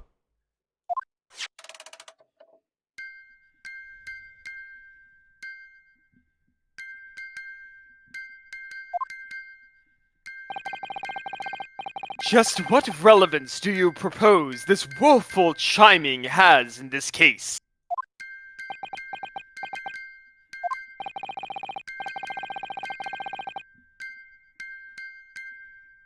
Not supposed to be music. Defense's belief that the noise emanating from this box is not supposed to be music. Just because this is a music box, it doesn't necessarily mean the sounds we're hearing are music. Fuck! Look at that. The smile vanished from Graydon's lips as soon as I said it. I'm on the right lines here. I must be. Making deductions based on how people react to what you say. You're acting just like Hurley, Runo. Objection! Can I have 2 dads? 3? Sounds we're hearing aren't necessarily music. Well, now that you've told us what they are not, I'm sure the court would like to hear what they are. To enlighten us, my Nipponese friend. Right, so this is when Ace Attorney is good. I just want to point this out as an example. We hear the music. We, the players, understand what's probably happening here. And the game doesn't insult us by throwing us into an hour-long segment just to get to that point. It's just letting us make these leaps now. And that's what's important.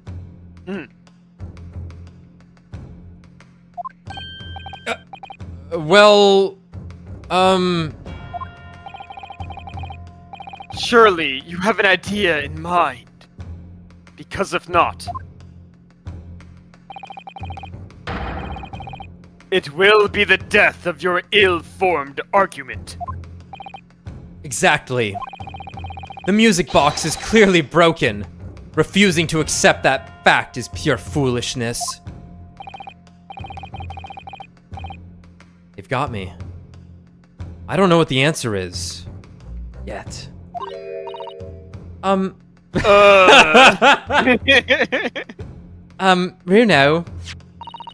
I've just examined the music box very thoroughly. And I'm fairly certain that it's not broken at all. Really? Really? The way it's been made, it can only produce a single note anyway. Thank you, Iris. It's true. Its comb was flat, wasn't it? It was completely even, rather than looking like a staircase. All right. Well, if the music box isn't broken, it must mean that the sound it's producing have some significance that isn't musical.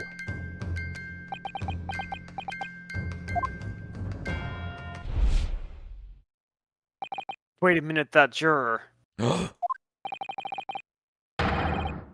Could it be? Is that what these sounds are? Something's just struck me, Runo.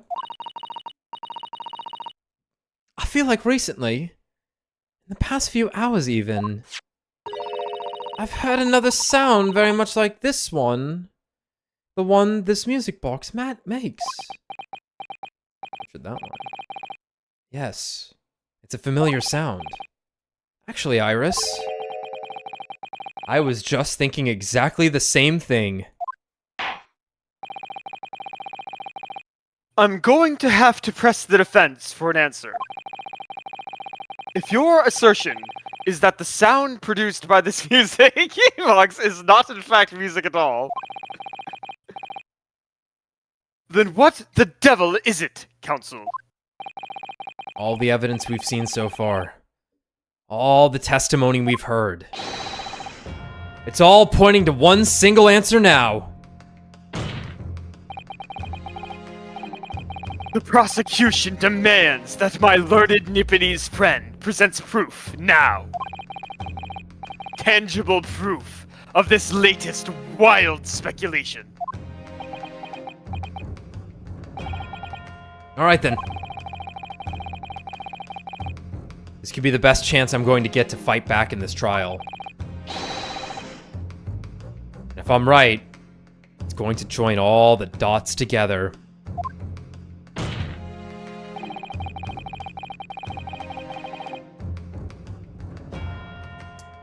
Whoa.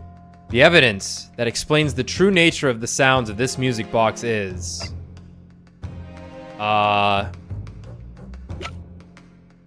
Yeah, what's the thing that says telegram? Is there something on the newspaper? I don't It's the think there was. newspaper. Yeah, I think it what has was to be on the it? newspaper. There's a sensational story lower down the front page as well. Look, Ministry Mole. Classified secrets may have leaked overseas from Ministry of Justice. Okay. It's about a secret communication between Great Britain and its allies. Apparently, they're being intercepted by hostile nations. Communications are being intercepted, but how would somebody be doing that? That's the question, isn't it? I've come up with 3 different possible methods so far. You're looking for a new career, Runo? Hear that she said that seems like a non sequitur. I wonder, perhaps this is what Lord Strongheart was talking about yesterday. Yes, it could be. I think it's newspaper. I think it's newspaper. It's a Let's secret code. double check. Yeah. No. I don't even know why they handed this to us. No.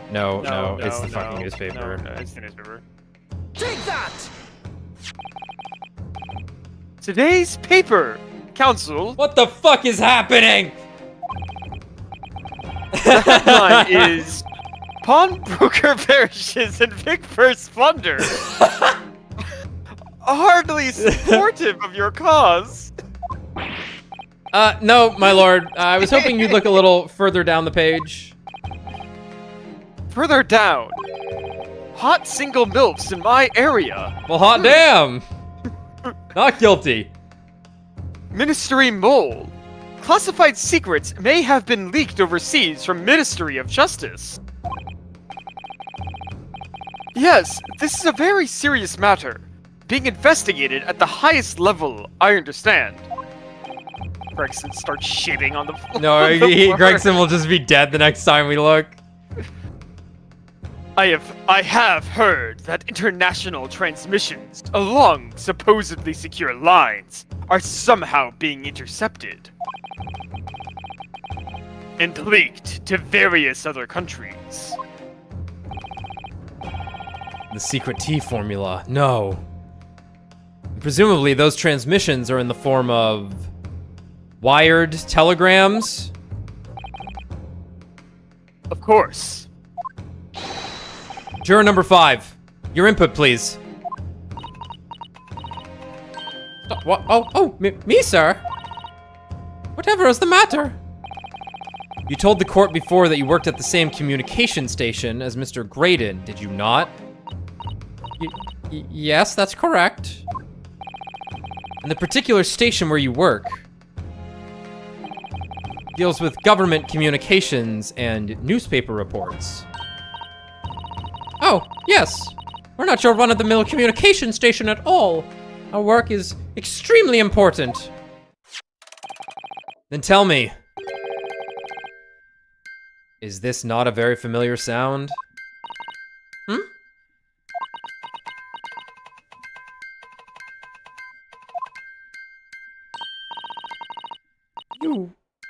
You don't mean to say, is it? That's right. That's right, madam. It bears more than a passing resemblance to the sound made by your telegraph machine as you tap it. I believe it's called Morse code? But I don't believe it! Now correct me if I'm wrong, but when it comes to leaking telegrams from government departments, there could be nobody more perfectly placed than a highly skilled communications officer. Are you suggesting that the music box disc contains stolen government secrets in Morse code? Whoa! Order! Please, everyone, order! But this is high treason, Council, deserving of capital punishment. Too much new vocabulary. What is this treason and what is capital punishment? Oh my god, I never noticed the mouse is looking at The mouse is watching, yeah. Yeah. Sort of words I'd half expect you to know. It's kind of racist, Naruhodo. he said he just looks like a bad guy. That's true. For our sovereign government's confidential information, Hostile nations would surely pay almost any price. Yes, and on that night 2 months ago, that was the very negotiation that was taking place inside the omnibus. But in the end, McGilded perished, and the all-important disc lay unclaimed in the pawnbrokery. So what's on the disc? So let's all hear it. Word. In which case, whoever stole that information in the first place must have surely been beside himself with worry. Because if the disc were to be discovered before it found its way out of the country, It would reveal an act of high treason, punishable by death. the culprit had no choice but to retrieve it. And in order to do that, he would have to gain entry to the pawnbrokery illegally in the middle of the night. Because the article left behind by Mr. McGilded would incriminate him too much if it got into the wrong hands. Alex. Yeah. They told us about the fucking wires. They run through the ocean. Yeah. The messages are being intercepted by Prawn. No, Tommy, they're the ones carrying them. The lines are prawn. We've trained our prawn to steal information from the British. Whoa. As the article left behind by Mr. McGilded would incriminate him too much if it got into the wrong hands.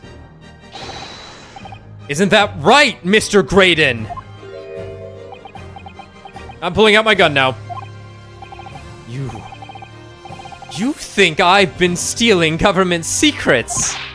Preposterous! Absolutely preposterous! Have you, though? Maybe.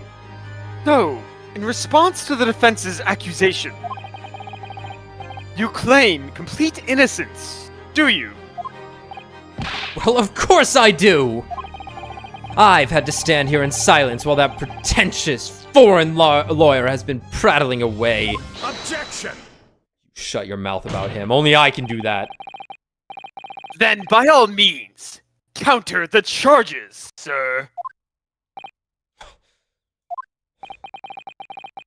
The prosecution demands the witness testifies in response to the accusations brought by the defense.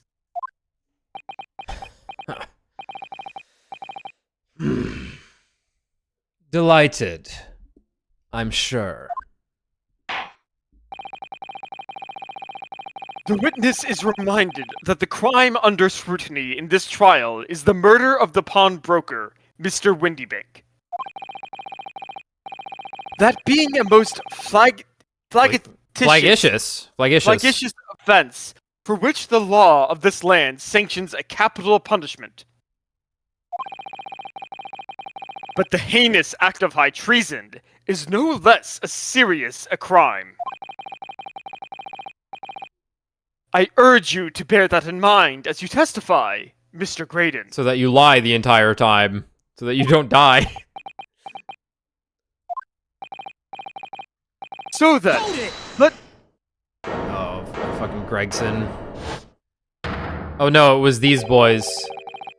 you gotta let us have a rabbit and poker, governor. We got things to say.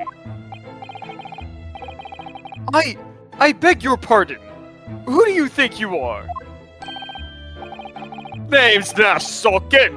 Occupation is professional baddie. Name's Ringo Skulkin, but we ain't baddies enough to sell out our own Motherland. Okay. Oh, That's right. Well, what they call Patriots. They're heroes. The The three three Skulkin Skulkin Brothers!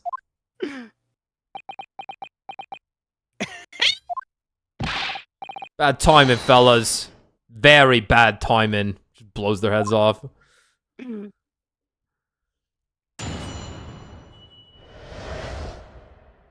Graydon's counter. A mere communications officer couldn't possibly steal confidential government information. Wrong. What? Besides, the sounds produced by that music box aren't even Morse code. Wrong. It was some low-class brickmaker negotiating with McGilded anyway, was it not? I've no relation to the man. Maybe? Look, all we done is break into that gaff the other night like you told us to do. If we known there was dodgy government secrets involved, we wouldn't have touched it, the heroes. Heroes. Holy shit, okay. Wow.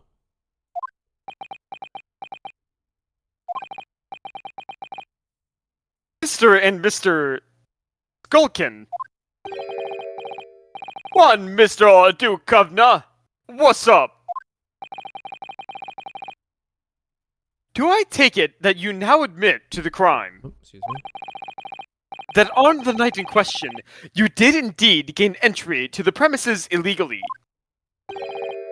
And moreover, you did so as a party of 3, in collaboration with Mr. Graydon here.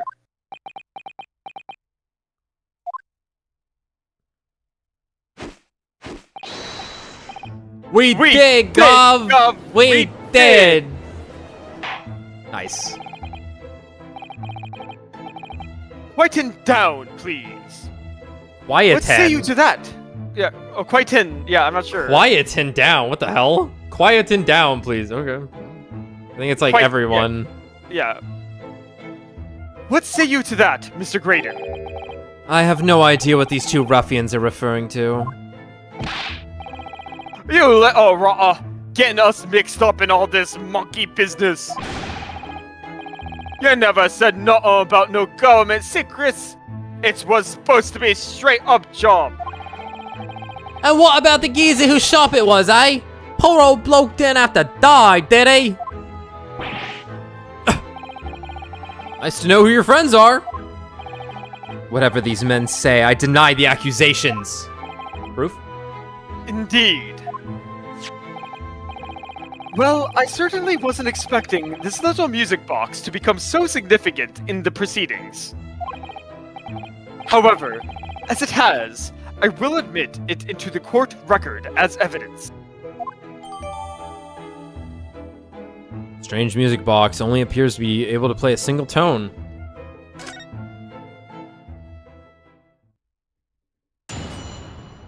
Get his ass.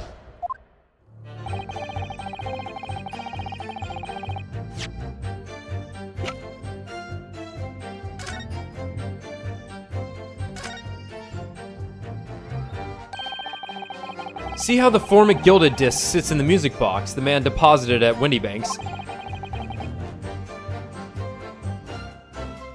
It couldn't be a more perfect fit. So there's no question then.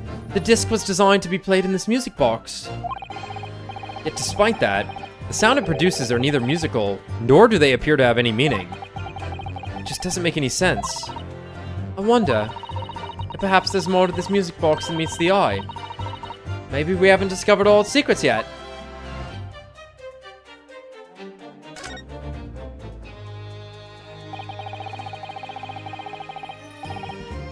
This is the mechanism that turns the bumps on the disc into sounds, isn't it? Yes, the movement. It's all thanks to the comb with its teeth that are plucked by the passing bumps. Usually, the teeth on the comb are different lengths so that each one produces a different tone. But this comb is very strange. All the teeth are exactly the same length.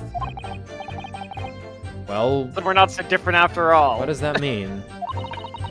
It means that no matter which tooth is plucked by the passing bumps, the music box will make the same sound. I've never seen a music box like this before. Yes, it is strange. A music box that can only play a single note. It's almost as if, like, we were handed this after the fact. Or whatever this is, I assume. Oh! What is it, Runo? I've just noticed something about this music box. It looks like the bottom of it opens up as well. You're right! Well, come on then, what are you waiting for? Let's open it! Alright then, here goes. It has to play 2 at once? Right. There was this. There's still this idea of there being a second disc. Yeah. Look at that. There's another movement on the underside. So does that mean you can set another disc to play back on this side? Yes, I think so. It looks like the two movements are linked together. They're linked. So if you had two discs, they would both play back at the same time.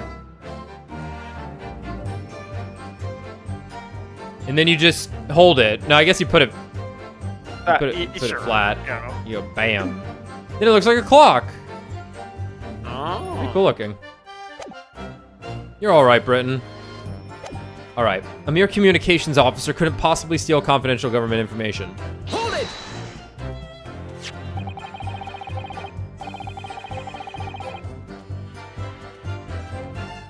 So, is this newspaper headline accurate? Government communications are being intercepted? How could I possibly know? What do you mean by that? Any important government communications are handled by high-level officers, by specialists. General members of staff in the station where I work would never be entrusted with sensitive information. Oh no! Stop! Must say something! Stop! Let me guess. Juror number 5! We regular communication station officers aren't as lowly as you're being led to believe. A team of us are responsible for setting up and testing the telegraphs used by the ministry.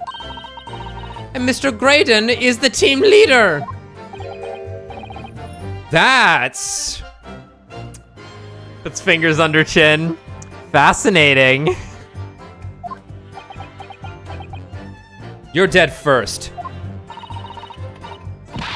Graydon is a highly skilled operator. Stop. Currently in presence of idol. Stop. Wow. You had access to the equipment used for these confidential communications, Mr. Graydon. Well, what of it? The transmissions are always made behind closed doors, so they can't be heard. And in any case, all messages are sent enciphered. Normal employees couldn't possibly understand them. Oh no, stop. Must say something. Stop. Mr. Graydon regularly attends meetings with ministry technicians and ministry communications team. He assists them in ensuring there are no errors in important international communications. And he's received the top prize at the cipher cracking convention 5 years in a row. This guy's done. That's fascinating. Not looking good for our criminal here. For our devious stand user here. Graydon is highly skilled operator. Stop. Currently in presence of idol. Stop. Well, your idol would appreciate it if you keep your mouth shut. She should really pick her idols more carefully. I tell you, this lawyer's accusations are completely unfounded.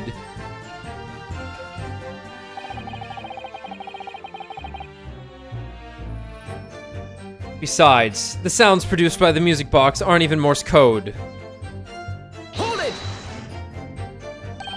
They're not? To anyone with a brain, that would be blatantly apparent of listening to that music box for even a few seconds. Of course. Of course!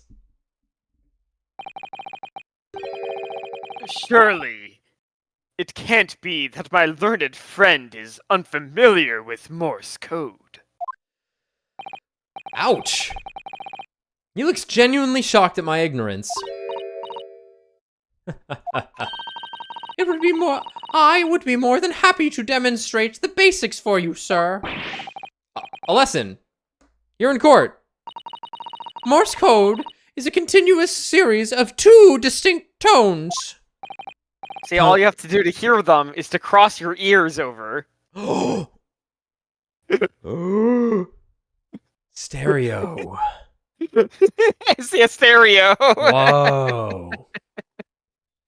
You have to listen to the ASMR where they're licking your ear. That's how Morse code works. What? Tones, you say? Yes, a short dot and a long dash.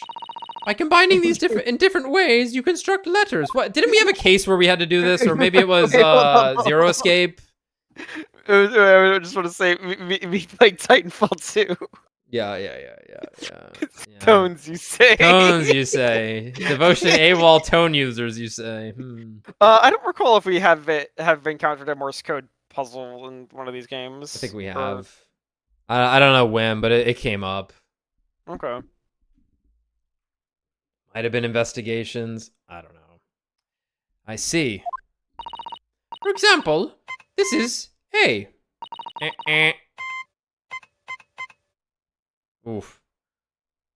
Is B? Damn. But when you listen to the sound produced by this music box, you only hear one tone, don't you? But it sounds so similar. The rhythm of it is the same in everything. There's no discernible meaning to this apparently random sequence of sounds.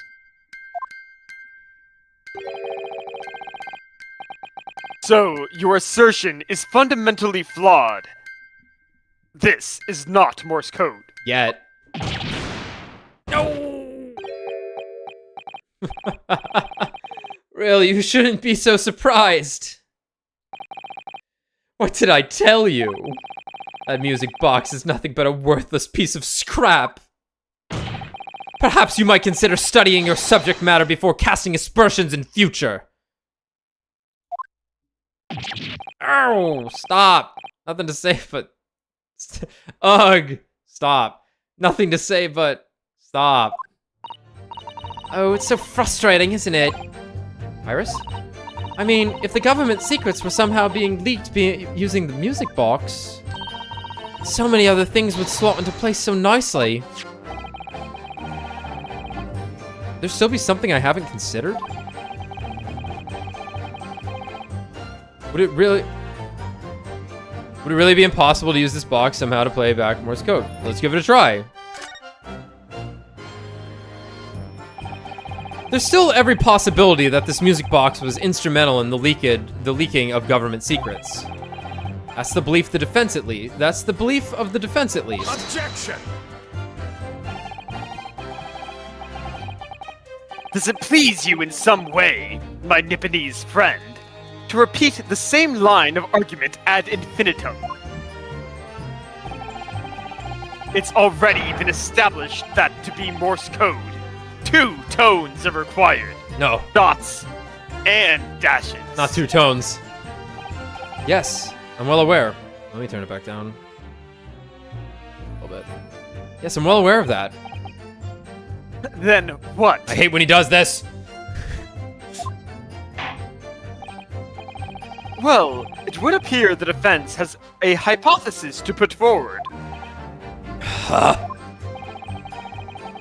You had better present your idea at once, Counsel. How do you propose that this music box, which appears to produce only a single tone,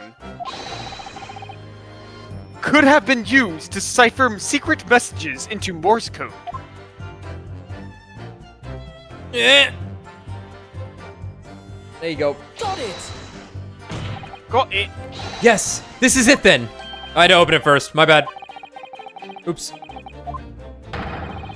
Fuck me, man. It's no. That one's on me. I think that one's on me.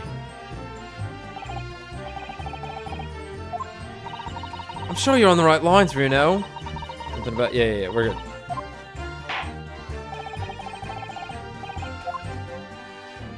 Well, let's just do the rest of the cross-examination then. Whatever. And just remember, it was on the second one. It was some low-class brickmaker negotiating with McGilded anyway, was it not? I have no relation to the man. Hold it! I don't know if that would actually take us anywhere at that point anyway. So 2 months ago in that omnibus, pussy, McGilded killed the brickmaker and stole the disc. Mr. Mason was a single man with almost nothing to his name. It seems he lived in an Artesian quarter some years ago, but people there remember little about him. It doesn't make much sense, though, does it?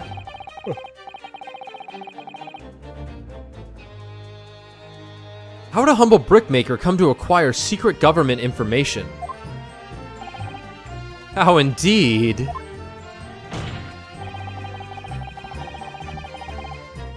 There must have been somebody else involved behind the scenes in all of this. Somebody who acquired the disc and gave it to Mr. Mason in order to take it to the meeting with McGilded and negotiate a deal. It was me. Dear me. You may have it in for me, sir, but I assure you I have far more class than that. An old brickmaker from an artisan quarter, and this well-to-do communications officer. If only I could find some evidence to link the two of them together. Smirk.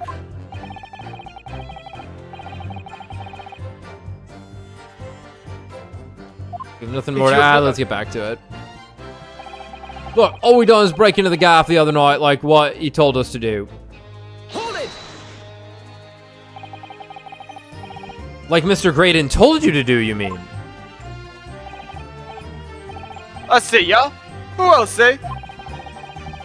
Silly me thought he was just popping over for a natter after all them years. But a rotter had a doggy job for us. Dodgy.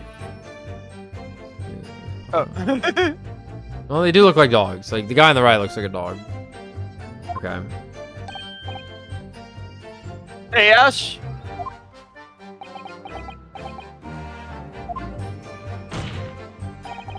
Let me stop you there, Mr. Skulkin. After all them years, you say? Do you mean to tell me that Mr. Graydon is an acquaintance of yours?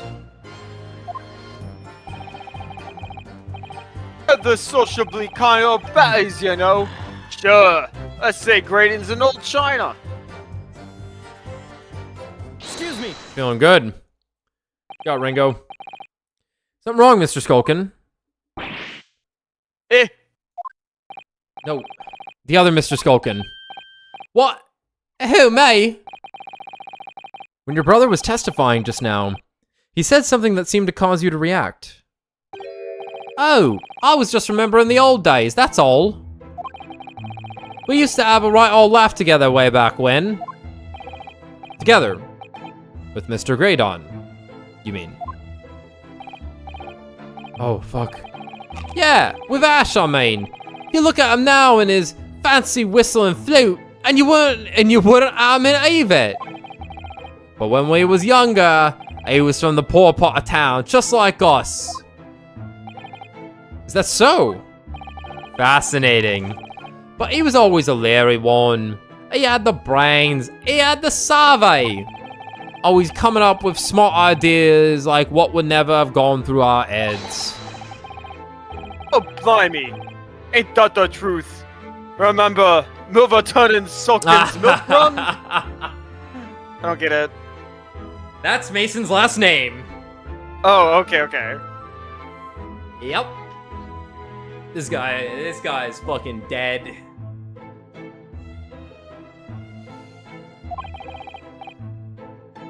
Was a corker, eh? Save it until after the trial. Your reminiscing has no place in this courtroom. And neither does your fruit. Oi! The geezer asked us a question, didn't he? And we was answering. Yeah, we ain't done nothing wrong. Nevertheless, the court is not prepared to accompany you on your trip down memory lane. Counsel, Oh, but can we turn court. our attention back to the testimony, please? Oh, but ladies and gentlemen of the courtroom, I assure you, we're going down memory lane. Can you add that to the testimony, even though we gotta go back to the other part of the testimony? I really wanted it to be the second answer because initially I thought it said "Let's go." Not "Let's go." My lord. Yes, what? Yeah, Yes, just put it in the counsel. thing. The brother's last statement could hold vital information in the case. Okay, add it. Very well, counsel. I remember the brothers. Briefly, I hasten to add. Say no more. Say no more. A skulking, never skulking. We'll get one day. All right.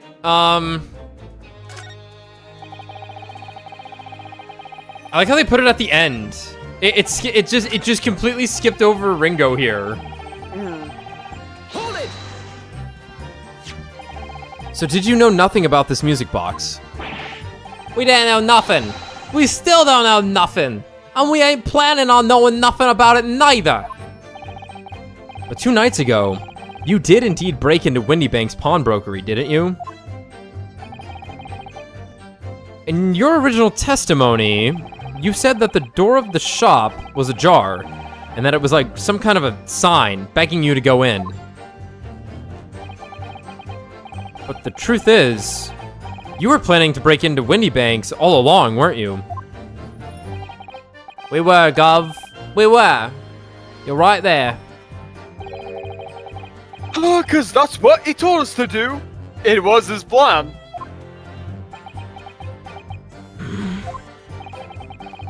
And why was it Mr. Graydon planned to break into Windybanks that night? Did you not ask the reason? Well, I said the place was full of stuff worth nicking. That's what he told us beforehand, anyway. Turned out it was a load of cobblers, didn't it?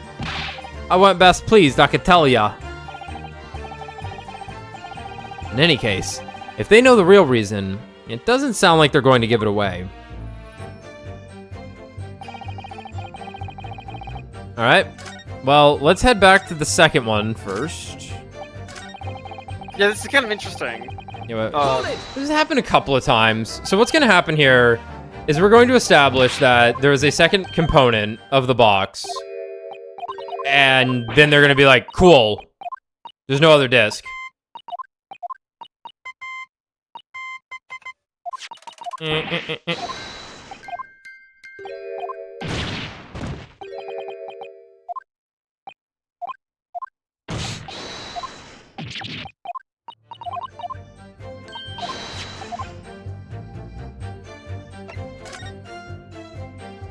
Unless we're magically gonna get the other disc. Objection! So I'm curious. So here's where my brain's at. That it's gonna be the disc works on both sides, right? Like it's like if there's one disc, it plays dots on one side and dashes on the other, or something. Yeah. And the reason why I think that it's maybe just one disc works for both sides is like this is where the copy is gonna come into play that's made out of carbon. Most likely. Right? Like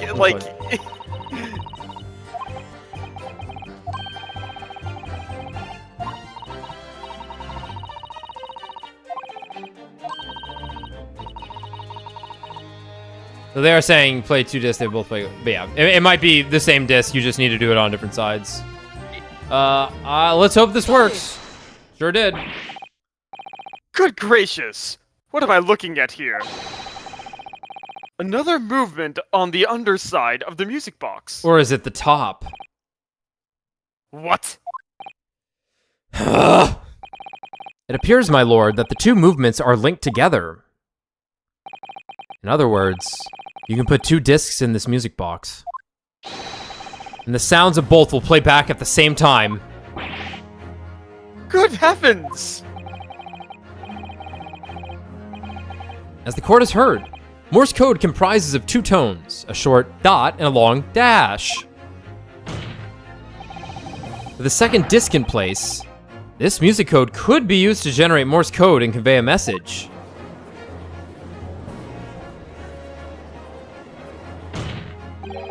This is beyond a joke. I'm sorry? This poor excuse for a lawyer has absolutely no evidence to support his claim. Though, of course. If If my learned friend were able to present the court with the second disc, that would be another matter. Well, I can't at the moment. We should keep it in mind. and may I remind the court that as the witness has pointed out, he was not the one in the omnibus with McGilded 2 months ago, striking a deal over the disc or discs. Indeed, that was Mr. Mason, the brickmaker. Exactly. I had nothing whatsoever to do with it.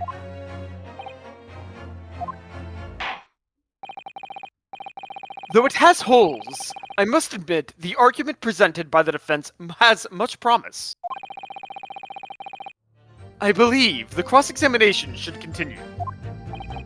The link between Graydon and the victim of the omnibus case must be there somewhere. But I've already found it.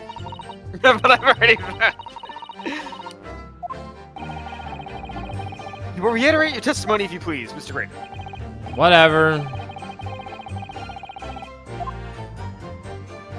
Alright.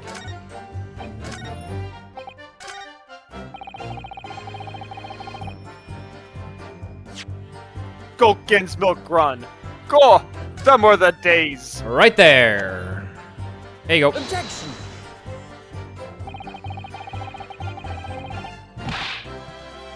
I think we had to maybe press on that. That was a new statement. I don't care if it was a new statement. I don't care if it was a new statement. Because you know what's about to happen. You know we're about to press that statement and present the exact same thing I just did. Hold it. I'm sure I'm going to regret asking, but what exactly was that? Some kind of business? Just a scheme we had going back when we was youngsters. A bit of fun, really. Delivering fresh milk to the locals, that's what it was all about. That sounds alarmingly legitimate. There must be a catch. I suppose since we're here, I should ask them to elaborate. But on what? The business name.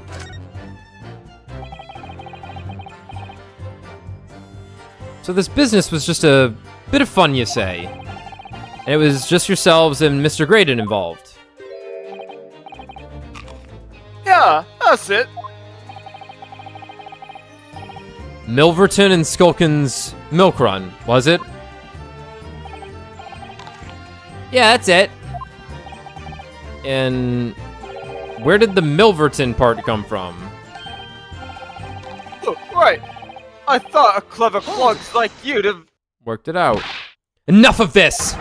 How much longer are we expected to listen to this drivel?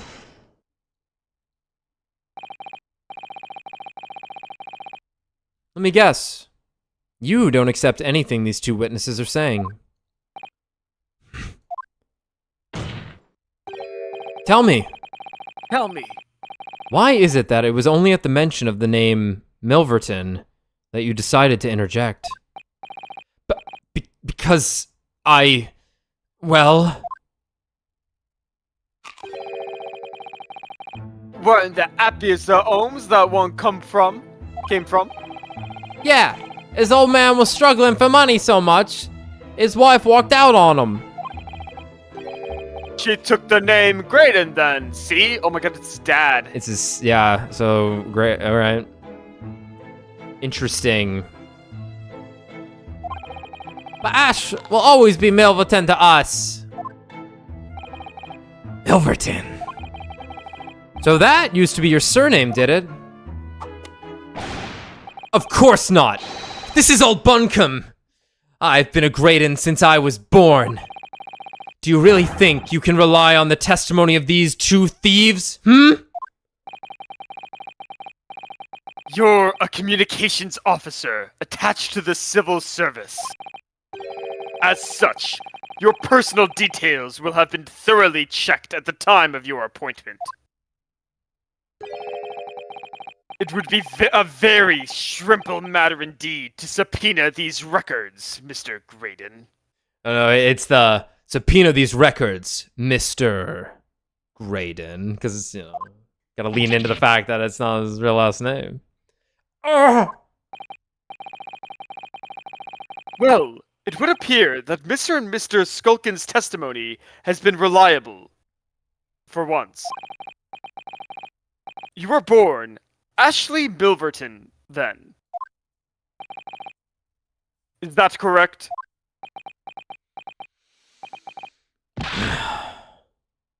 Very well. Yes. So Ashley Graydon was once Ashley Milverton. That information could change things and could turn out to be extremely important. Okay. No, we didn't need to press this because it was Milverton and Skulkin, and not Milverton and Graydon. Like how it still said Graydon. All of a sudden, we seem to be up to our necks in a serious matter of national security. Although, all this talk about interception of secret government messages is still just conjecture at this stage. It would explain a number of things, though, wouldn't it? The negotiation Ginny overheard on the omnibus 2 months ago, and the break-in at Windybanks. The trouble is, it wasn't Mr.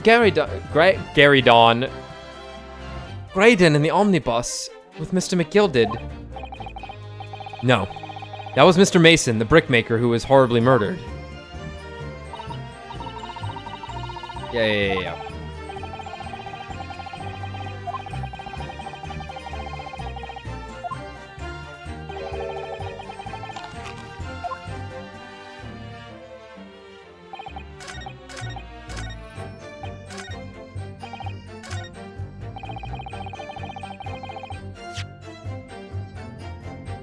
Let me just double check. Yeah, I'm pretty sure it's that last one.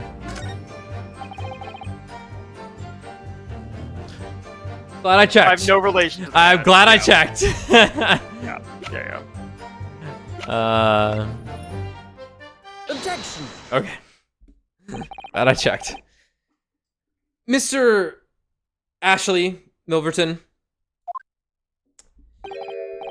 Tell me, why did you try to hide your former name from the court? Because I haven't gone by that name for years. It means nothing to me. No, I don't think that's the real explanation at all. The truth is, you had a reason to hide that name.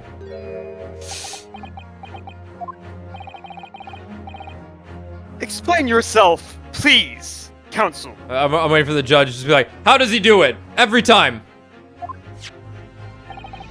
I have here the notes from the omnibus case, my lord. And as we all know, the victim, the man who we now understand to have been negotiating with McGilded. Yes, Mr. Mason, the brickmaker. That's right. Only Mason wasn't his surname at all. It was his given name. His full name was Mason Milverton. Milverton? Do you mean to say... Saints alive! Mr. Ashley Milverton, is it not the case that the brickmaker, Mr. Mason Milverton, was your father? Ah! I don't... As I believe I mentioned earlier, your family history will have been thoroughly checked when you joined the civil service. And it really would take no time at all for the court to subpoena those records. The truth is, you have been illegally acquiring highly confidential government information and selling it onto McGilded in collaboration with your father.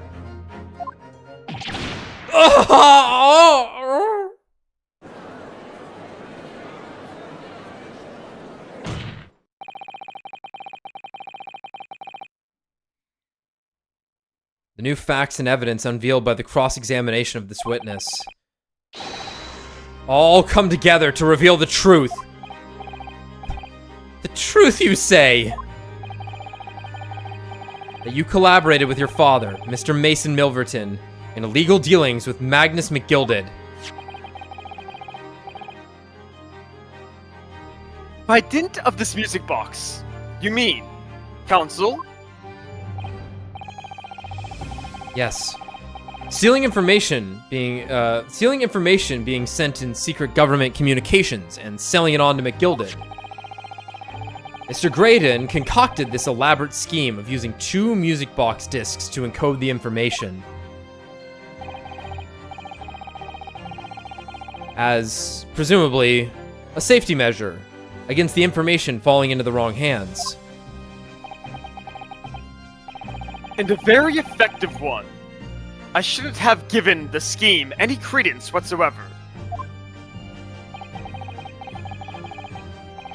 But the deal with McGilded went sour, and the brickmaker met his end.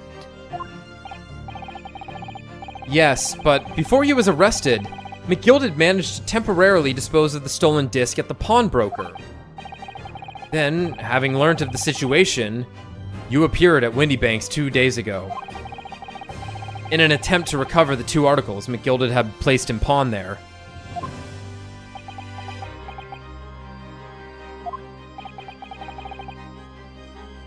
But that attempt failed. One of the discs was seized by the police, and the other you never found. So that same night, you enlisted the help of the Skulkin brothers and broke into the pawnbrokery. This time, determined to recover the second disc.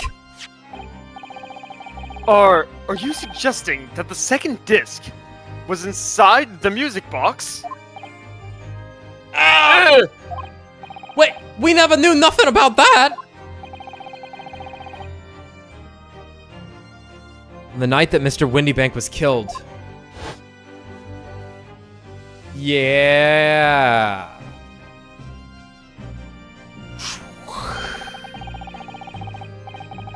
The intruder to the pawnbrokery touched one item, and one item alone. The music box.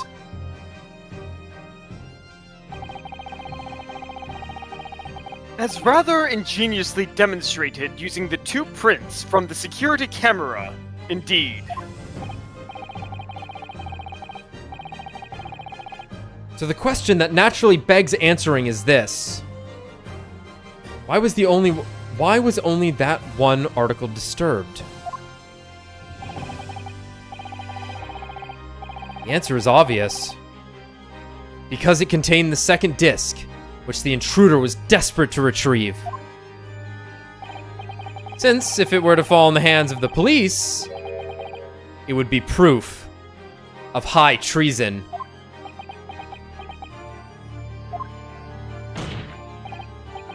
Well, Mr. Graydon, do you deny that all of this actually began on that fateful night two months ago?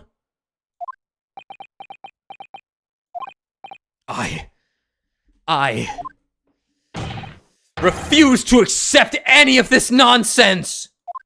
Oh god, he's bleeding. Oh, was he? Yeah. His coat was bloody. Looking at the text, no. Sir. Your green blood. There appears to be blood seeping through the sleeve of your jacket. Oh. What?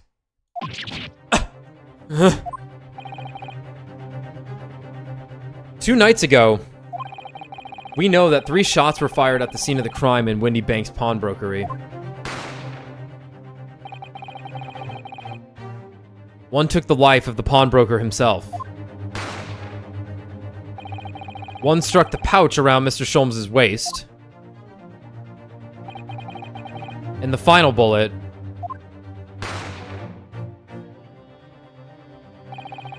struck the calendar on the wall of the shop, having first pierced the arm of one of the intruders. Mr. Graydon,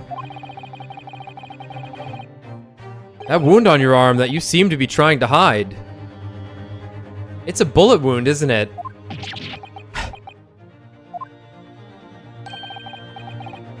He's got you now, me old China. Time to call it quits and croak, I reckon.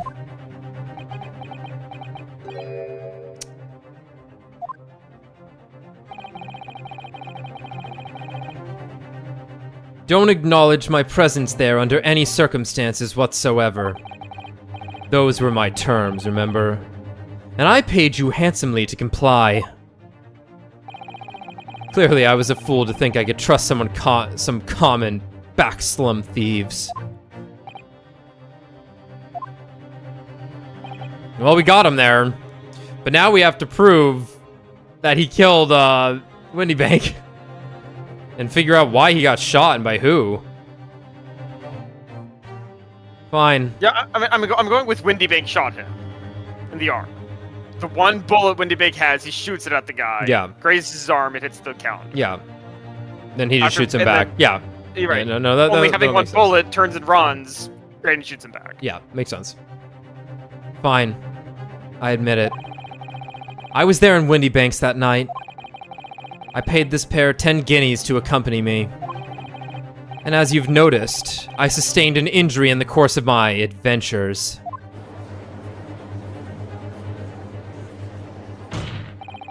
But that is all.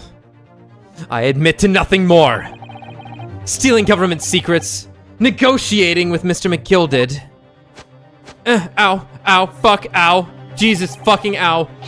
As God is my witness, I'm sure I recall nothing of the sort. He's not going to go down without a fight. Not until I can show hard evidence, I suppose.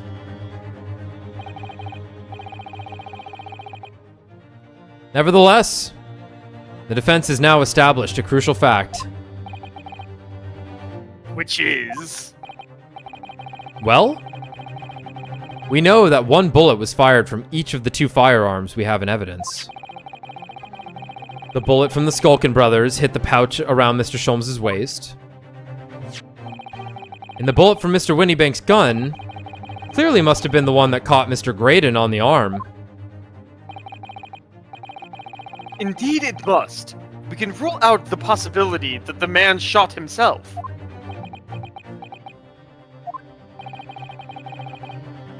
And that leads us to one conclusion. Mr. Windybank was shot by a third gun, which can only have been fired by the third intruder.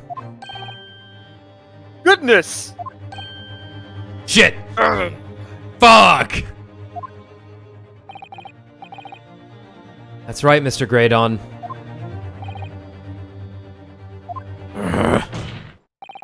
The only person who could possibly have shot Mr. Windybank that night is you! Hold it!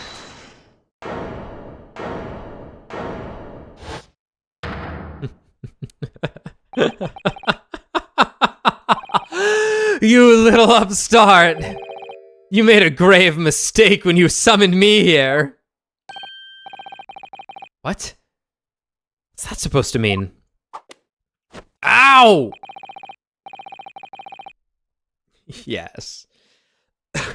As you rightly say, I was there at the pawnbrokers.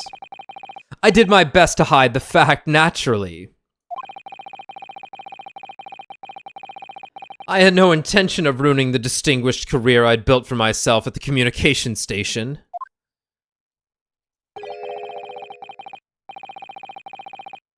But did the thought never cross your mind?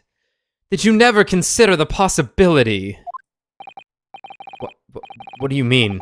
What thought? What possibility? The possibility that if I was there at the scene, I may have witnessed the crucial moment? You see, this makes me a key witness in this case. And I have my hands firmly around the neck of your client.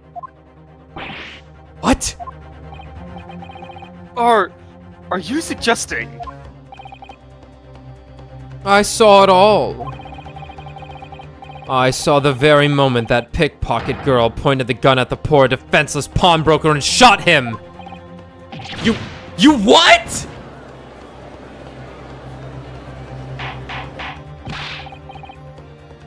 Order! Order! Order! Well, it would seem we are finally entering the last act of this theatrical trial. Mr. Graydon. Yes. I trust you are fully aware of the implications here. If it is shown that your claim is false, you will have incriminated yourself as the killer.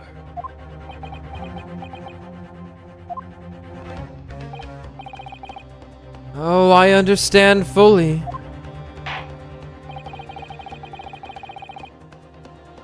Then I must ask you to give your formal testimony once more. You will explain to the court precisely what you saw at the moment the defendant allegedly shot the victim.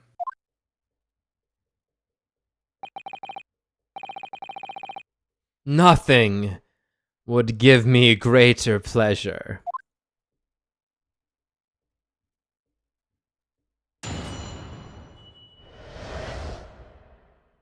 The moment of the shooting. While these ruffians were jostling with the broker, I was still near the entrance to the shop. When Windybank threw Nash over the counter, I felt a sharp pain in my arm. I pursued the man, but he shut himself in the storeroom.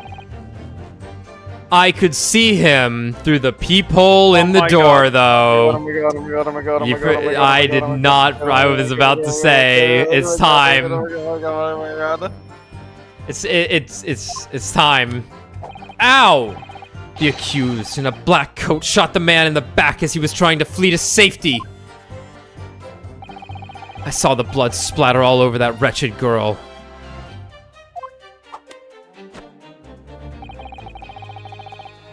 Then she tossed the gun out of the peephole, so I picked it up and made my escape. That's peephole. Gracious. This is quite extraordinary testimony. I know, I made it up.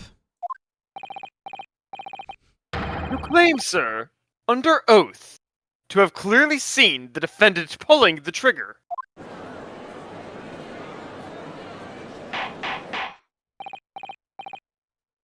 Order, order, order! It wasn't my intention to testify in this way. But neither is it my intention to be found guilty of a murder I didn't commit. So you see, my hand has been forced. I tell the truth now as an act of self-preservation. Huh? The truth? Until now, the prosecution was completely unaware of these details. Yes, well, sorry about that. Having shot me in the arm, the pawnbroker was then shot in the back by the accused. Even though that makes no fucking sense. And as I said, she was showered in his blood. What? You say the blood spattered over the accused's coat. Are you sure on that point? Oh yes, quite sure. All over the black overcoat that pickpocket girl was wearing at the time. Really? Yeah, because it does have blood on it. It does have blood on it, yeah. Yeah. If her coat could somehow be shown to harbor vestiges of blood, that would be conclusive evidence here. Dude, lay off. We're like 8 hours into this trial. Such an investigation is entirely possible, my lord. What? With Herlock Shloms's invention of blood detection. Only very recently, a German scientist has developed a technique to identify human blood. So here's to true science, not some amateurish detective's dubious foray into the world of chemistry. There's nothing dubious about Hurley's work. His ideas are all sound. Don't care. Ideas are no use to us here. In science, as in law, theories must be proven before they stand. Oh, I hate this guy. In Germany, the technique has already been employed in the courtroom as the basis of evidence. Scotland Yard has a small quantity of the chemical reagent used. With your lordship's permission, we could shatter all vestiges of doubt within minutes. This doesn't look good, Runo. Why not? Well, we know, don't we?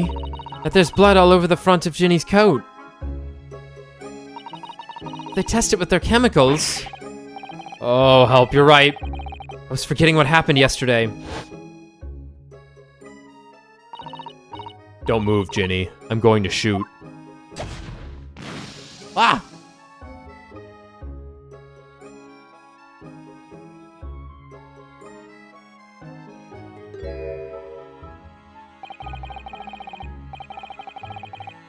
But that's not Mr. Windybank's blood. That stain is from 2 months ago.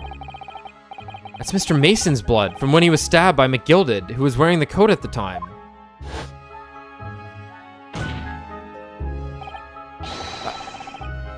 My lord, the defense objects to the test proposed by the prosecution. Nah, we gotta give him one. Overruled. Lord Van Zeeks, make it so at once.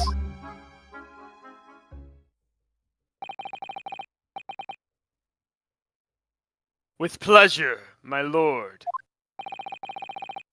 And while we await the results, the defense may proceed with the cross-examination. Fuck! Once they find that blood, it's so overcoat. Gina will be... Counsel, Yes, my lord. your cross-examination. All right. This cross-examination doesn't go well. If I don't manage to uncover some decisive evidence or a really compelling clue now, I have a very bad feeling about the outcome of this trial.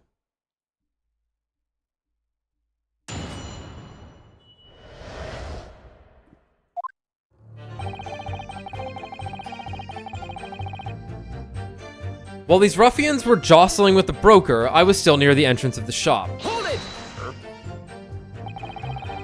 Mr. Windybank emerged from the storeroom, I believe.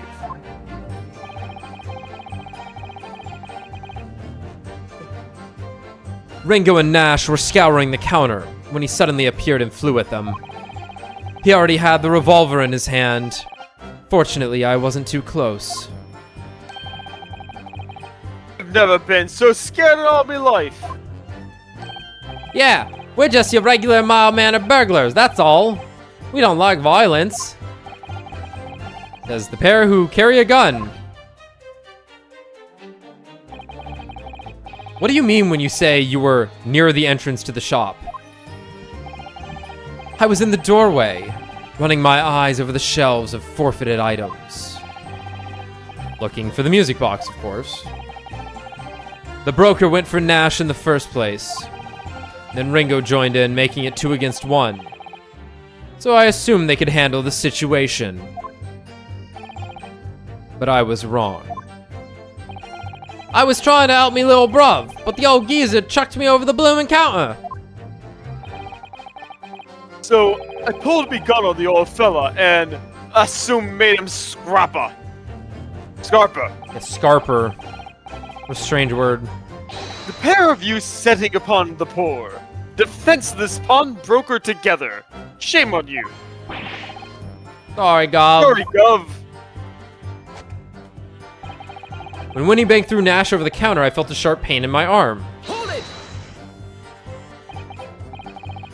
You mean that's the moment you were shot?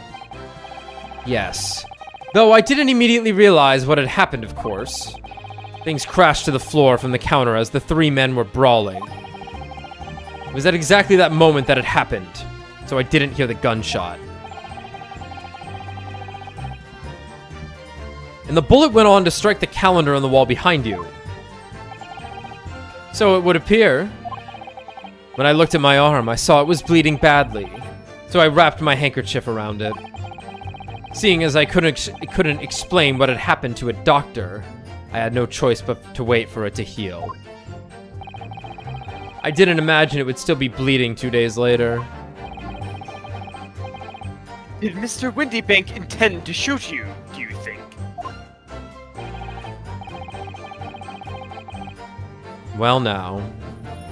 I don't imagine he even noticed I was there, to be honest. Perhaps the gun went off accidentally. Anyway, it didn't quite strike home.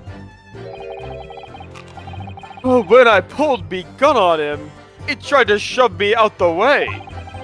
And then he scarpered through that door out back.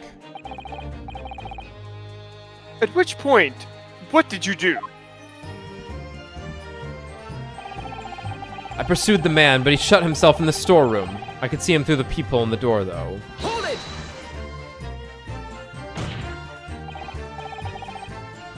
You mean you chased after him? I don't recall the reason why, but I ran after him to the back of the shop. And what about this peephole in the door you mentioned that didn't exist at the time? Well, unsurprisingly, the storeroom's door is a solid job, made of stout wood.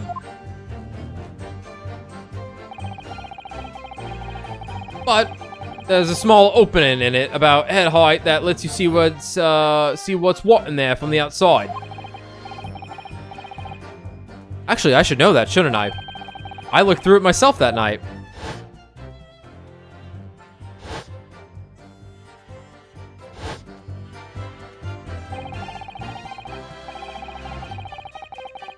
And what about you burgling brothers? Did you see what went on through this peephole as well?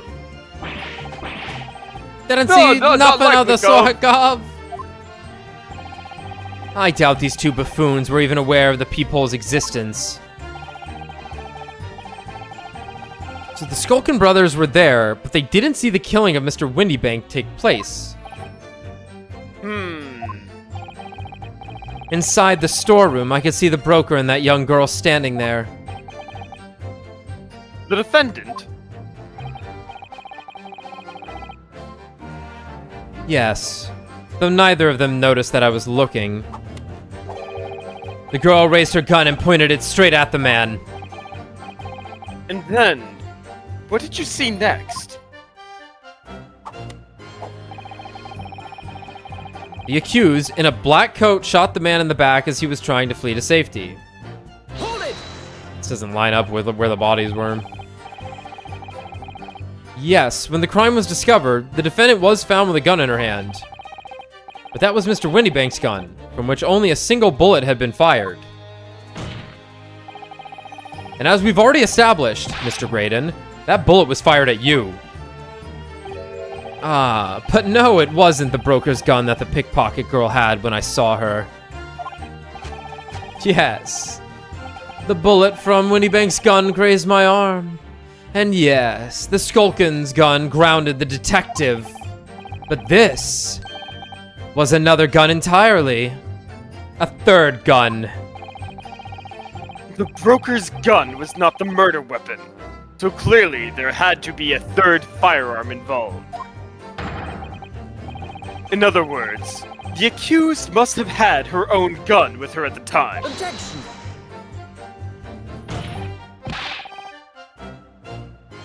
But no other gun was found at the scene. Calm yourself, counsel. Sorry? You must consider the events in order.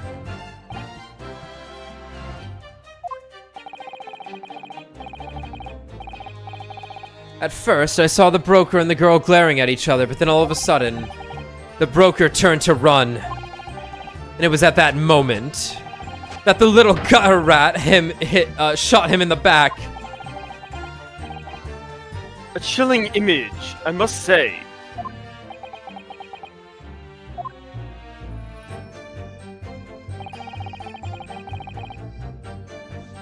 I saw the blood spatter all over the wretched girl. Hold it! All over her. Yes, through the peephole I saw it clearly. Of course, the stains are invisible now, what with the coat being such a dark color. But I assure you, that garment is sullied with the victim's blood. Well, it is sullied with blood, that's for sure. But it's not Mr. Windybank's blood, is it? No. No, that's right. It's Mr. Mason Milverton's blood from when McGilded stabbed him 2 months ago. Oh, it's so annoying. If they'd only accept Haley's chemical analysis, we could prove that. But they won't. So unfortunately, we can't use it as evidence to support our case. Oh, bother. Then she tossed the gun out of the peephole. So I picked it up and made my ape escape. Did I hear you correctly? She threw the gun out of the room? That's right. After the broker fell to the floor, she started walking over. Over where exactly? In the direction of the storeroom door, to where I was watching. Of course, I quickly retreated and then... The girl dropped the gun through the peephole onto the floor on my side of the door. But why on earth would she do such a thing? So that my story makes sense. I couldn't tell you. Perhaps she was hoping to distance herself from the murder weapon. Without thinking, I went and picked it up. And then she went and picked up another gun, because that makes sense. And then she passed out, because that makes sense. I suppose I was worried about just leaving it there in case any more tragedies took place.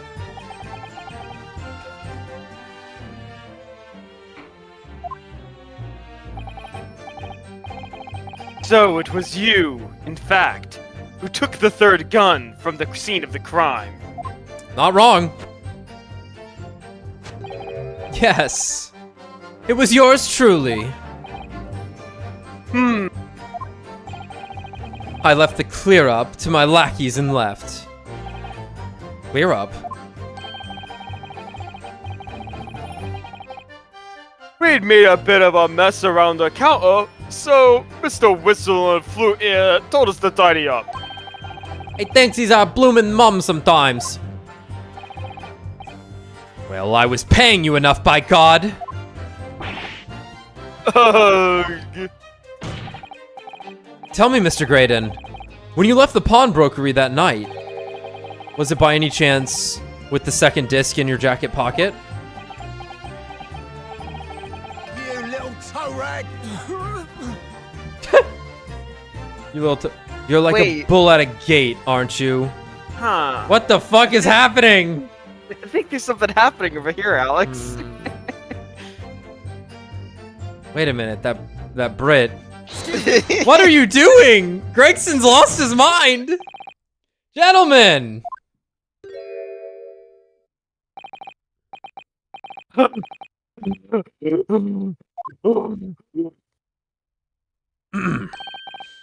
Something wrong, Sunshine? That should be my line. You do realize you were just violently shaking Mr. Skulkin. Blimey, this D's a bit of an oogling, ain't he? An ooglan. An ooligan. Ooligan, ain't he? Dude, Gregson's losing his mind. What was going on just now? You saw him. He grabbed me whistle. Why the blazes, he said. Didn't you mention the third gun when we got you down to the station? And why didn't you? Cause we didn't know nothing about it. Or the flaming people on the door. Sorry about that. I can be prone to losing my rags sometimes. Oh, not hurt, are you? Google blimey. See the way he's looking at me. I'm telling ya, this gives me the willies.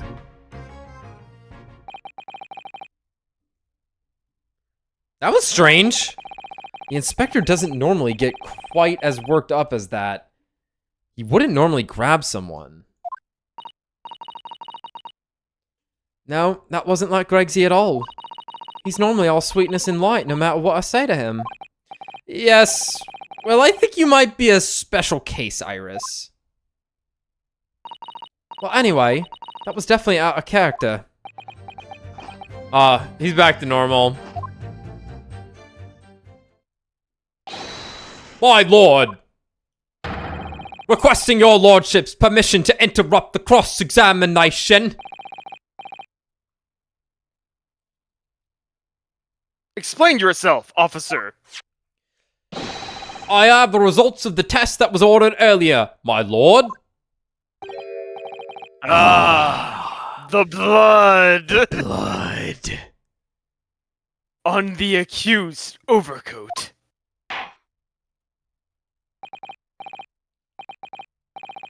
Thank you, officer. Very well, the cross-examination is hereby temporarily suspended.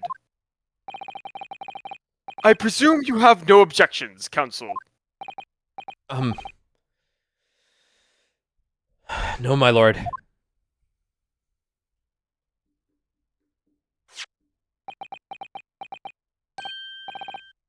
Wow, there you have it. The report, please, Inspector. Yes, sir. Traces of human blood were found on the overcoat of the defendant, Miss Gina Lestrade. From the extent of the stains, it would appear that they were the result of spattering following a gunshot wound. End of report. That's rather... whatever. Okay. Goodness me. Dude, we still got like a couple hours left. Yeah, I know. We're gonna find a place to stop soon, I think. Because like even if like the case is about to wrap up within the next 30 minutes, there's still like all the stuff with Sholmes and the Hound of Baskerville. Yeah, I know. Yeah. I know. Yeah. We're gonna try and find a place to wrap up here because like, well, chat, if you know, how many more parts or like how much more to this is there? Obviously, our time with these cases is a lot different than an average person's because we're reading everything and talking. But like, if there's potentially even, if there's an hour left somehow, I'll consider it. But I think we're looking for, a stopping point at this, a stopping place at this point. And then we'll come back tomorrow. Obviously, we're gonna try and finish this out as soon as we can since we're so stuck into it. But sure, let's see where it goes. See? What did I tell you? No! The blood on that coat is not Mr. Windybanks. What on earth makes you say that, counsel? The coat originally belonged to Magnus McGilded. Just before his coat was deposited at Windybanks, McGilded had fatally stabbed Mr. Mason Milverton. So the blood on that overcoat is the blood of the brickmaker from the omnibus case. Objection! Well, the dead cannot speak. Isn't that right, my Nipponese friend? Well, in the future, we have spirit mediums. I got to get to Japan. Say no more. Sorry? 2 months ago, in this very courtroom, did you not argue fervently for McGilded's innocence? And yet, now that the man is dead, You brand him as a murderer. Does my job mean nothing to you people?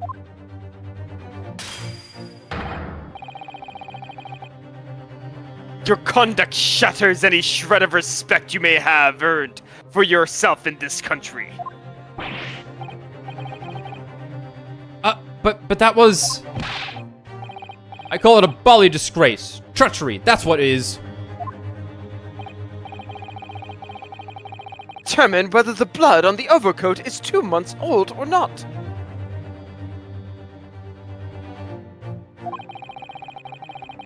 Even a stereoscope couldn't help help the answer to that. Problem pop out. It can't be done.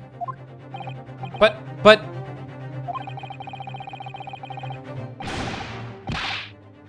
Mr. Sholmes is a detective, not a chemist.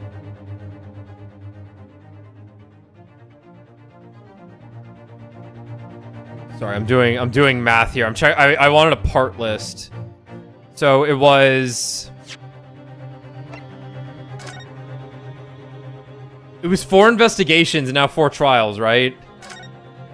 Yeah, we're at trial part 4. It says it right there.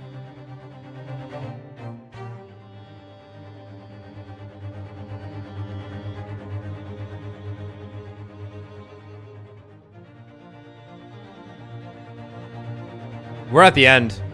There is We're no at the more end. after this. This is the end of the game. Right, I figured this was the end of the game. like- just more so, I'm more so just thinking how much. We are not getting a TVC, and Yeah. it is hard to say how far from the conclusion is or how long this part 4 is. Yeah. Yeesh. Well, let's at least try and get to a spot that we can maybe call it, and then, you know, just quickly wrap it up tomorrow night. Or who knows? Maybe. Let's just keep going. Let's just see how we feel. Mr. Sholmes is a detective, not a chemist.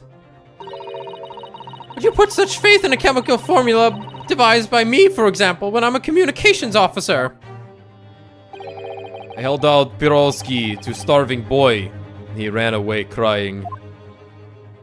Thanks for that. Sherlock Sholmes is barely more than a figment of the public's imagination. Huh? His name carries no weight in this courtroom. No weight at all. How could you say that? Victory is sweet indeed. This proves that my testimony is the whole truth from start to finish. How do you arrive at such a conclusion, sir? As the witness said, the accused's coat was spattered with the blood of the victim.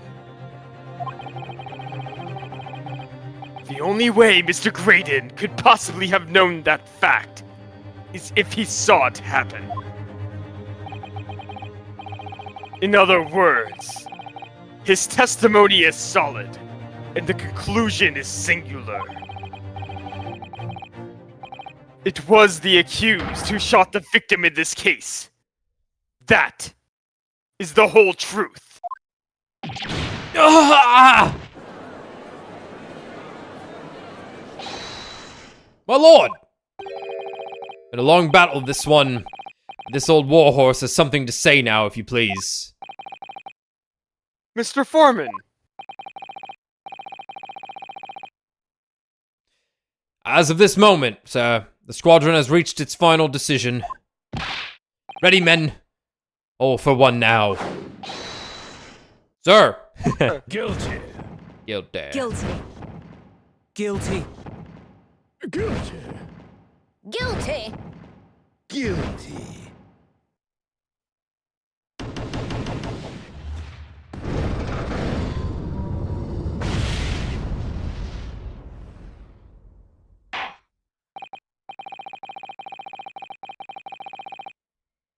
Oh, right, this mechanic. This thing we have. it would appear the ladies and gentlemen of the jury have reached a unanimous verdict. Excellent. I love killing innocent people. The defense has consistently failed to unpick this witness's testimony. Here's to any attempt you may make at unpicking the jurors' decisions being equally successful.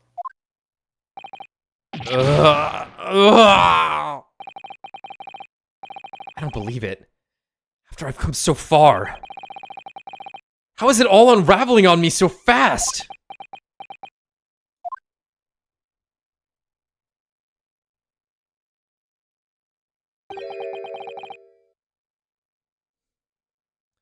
I'm gonna bet this is Holmes. I'm gonna bet this is probably Sholmes. Cosima. How very distressing to be held in such low esteem.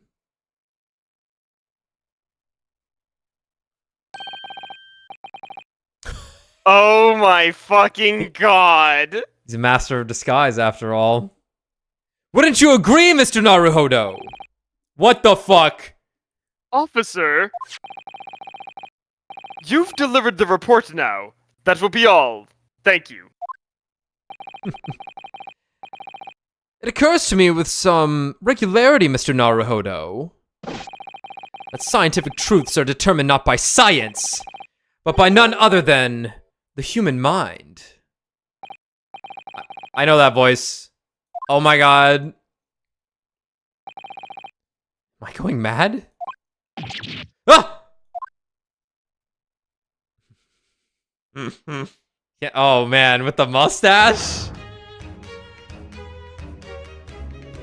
Mr. Sholmes! Holy shit. We'll see y'all tomorrow night. Actually, hold on. I'm gonna, hold on. I have to actually save it first. I want to fade it out, but I'll fuck it up. Okay, okay, no, we're stopping now. It's now or never. We'll be back tomorrow night, alright? We're gonna start right here. Right here, let me get the fade out right where it needs to be. Alright. It'll be like no time has passed at all if you're watching this after the fact. See you tomorrow.